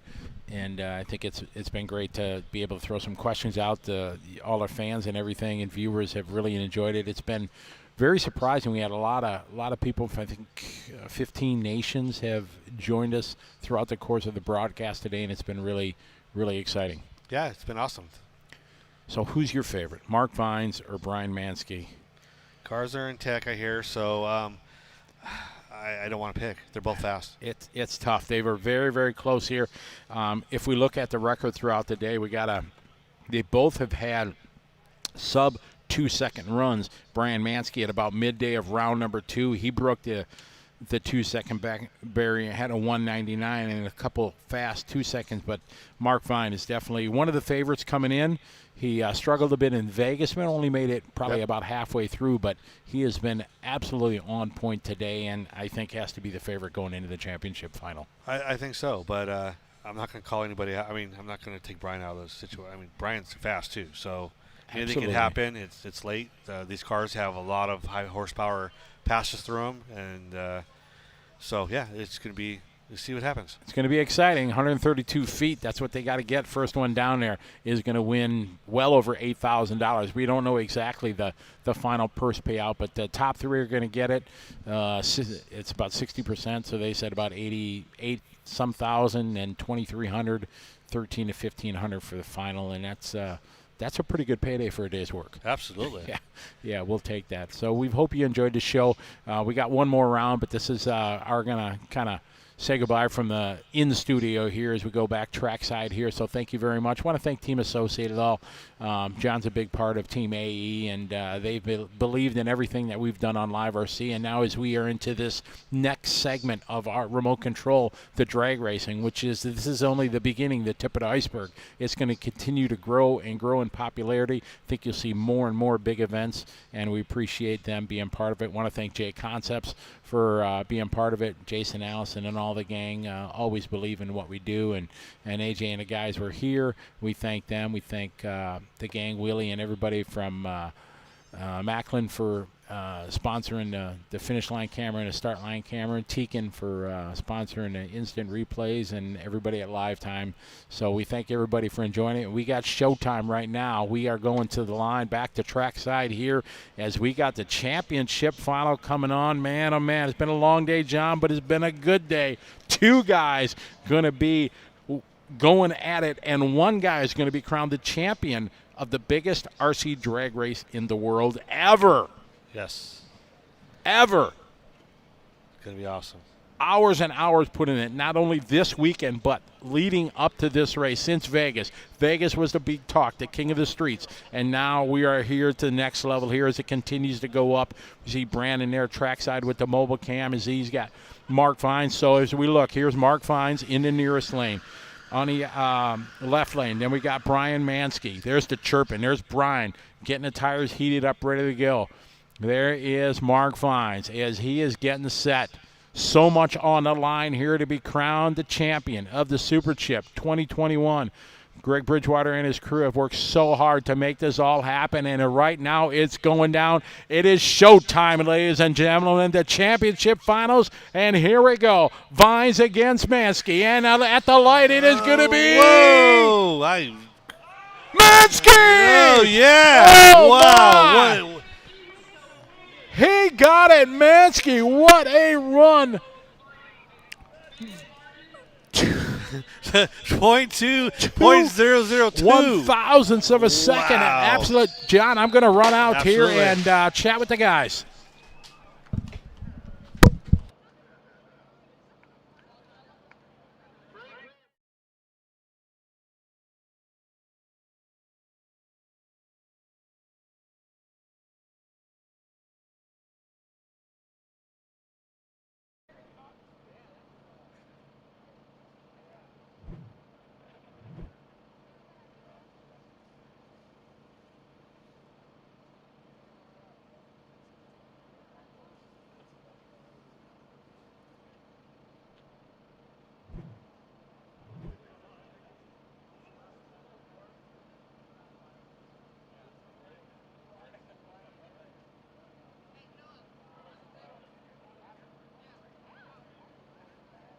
All right, we are here at the start finish line, and that was an absolutely amazing run. Mark, we've talked here. You were one of the favorites coming through. Did you think the day would go as it did right now? Obviously, you want to win, but still, that was a hell of a finish. Yeah, it's like a dream. You know, I had we have a team that we do everything together. We build cars together, and to have the team be the top 3, I can't even believe this is happening. Like it's insane. So proud of everybody. As the night went through, there was any changes that you did? You said you were going to try to step it up a little bit here. Has it gone? Did everything go as planned for you? Yeah, I mean the car worked great. Traction was real good. We started losing a little bit of traction towards the end when it got cold. So it was kind of a guess on how much power we could put down. But I think we hit it pretty good, right? I mean, it was all the cars were. I'm really proud of the Team Arizona guys. They're everybody did really good. Yeah, you did well, and you earned a little bit of money tonight too. Yeah, it's a good night for sure. All right, well, congratulations. 2 1/1000ths of a second was the finishing margin. That was just amazing. Yeah, it's good racing for sure. Yeah. All right, well, congratulations. Thank you so much. Thank you. All right, where's Brian Mansky? Where's Brian? There he is. Come on over. Couldn't see you in the lights. Man, let me shake your hand. Well done. Man, when you thought about coming to this race here, you said, oh, I'm going to go do this, and then the entries picked up. What did you think was your chances? Well, not real. Once we seen Ubrick's runs that he was doing, we were kind of a little nervous driving all that way to get here. Yeah. So, but my car was just on point. I mean, it was just running good the whole entire weekend. So, but to beat Mark, and that's, me and Mark have been best friends since '91. So, he taught me everything on this stuff, and I'm just glad we could all be in the top 3 at the end. So you're coming up to the line here, you're doing your burnout. What's going through your mind? Are you thinking about the lights? Are you thinking about his burnout, or what's going through your mind? I heard his burnout, and I'm like, oh man, I was like, my tires got to sound better than that. And they finally picked up a little bit, but then I knew I'd tree him. He's slow. He's slow on the tree. The trash talking can happen now. Our other boy took him out, with a tree. So, but no, it was a good weekend blast. We had a blast. Thanks, Greg, and all you guys. I mean, it's just been an awesome time. Well, congratulations. You are the champion here, the 2021 Super Chip, the biggest RC drag race in the world. Yep. Brian Mansky, your champion. Congratulations. Well done. Thank you very much. Appreciate it. All right. Man, what an amazing event. And just Greg Bridgewater and all his crew, just a fantastic job, and just everything we had hoped for. We got hugs and high fives being passed around here, and it has been really great opportunity for us here on LiveRC.com to bring it to you. We want to thank Team Associated and everybody that made it part to bring you what was the largest RC drag race. And it's not it's the first, but it's surely not going to be the last, as this continues to grow momentum around the country and maybe someday around the world. It was great, as I said, in studio to have the 1320 video crew and the Big Chief here and everybody sharing part, showing it on social media. It was just an exciting day, and we're glad many of you stuck with us the entire long day today, and it was exciting to have a finish of that .002 at the end. What more could you ask for? So we're going to crown the champions here. They're going to hand out some money, and we hope all you folks from around the world and around America here have enjoyed coverage here on LiveRC.com. The 2021 Super Chip here from Tulsa on LiveRC.com. It was a great one for sure. Going to go down in the memory banks as we look forward to our next gig here on LiveRC.com. We'll see everybody next time. Bye, everyone.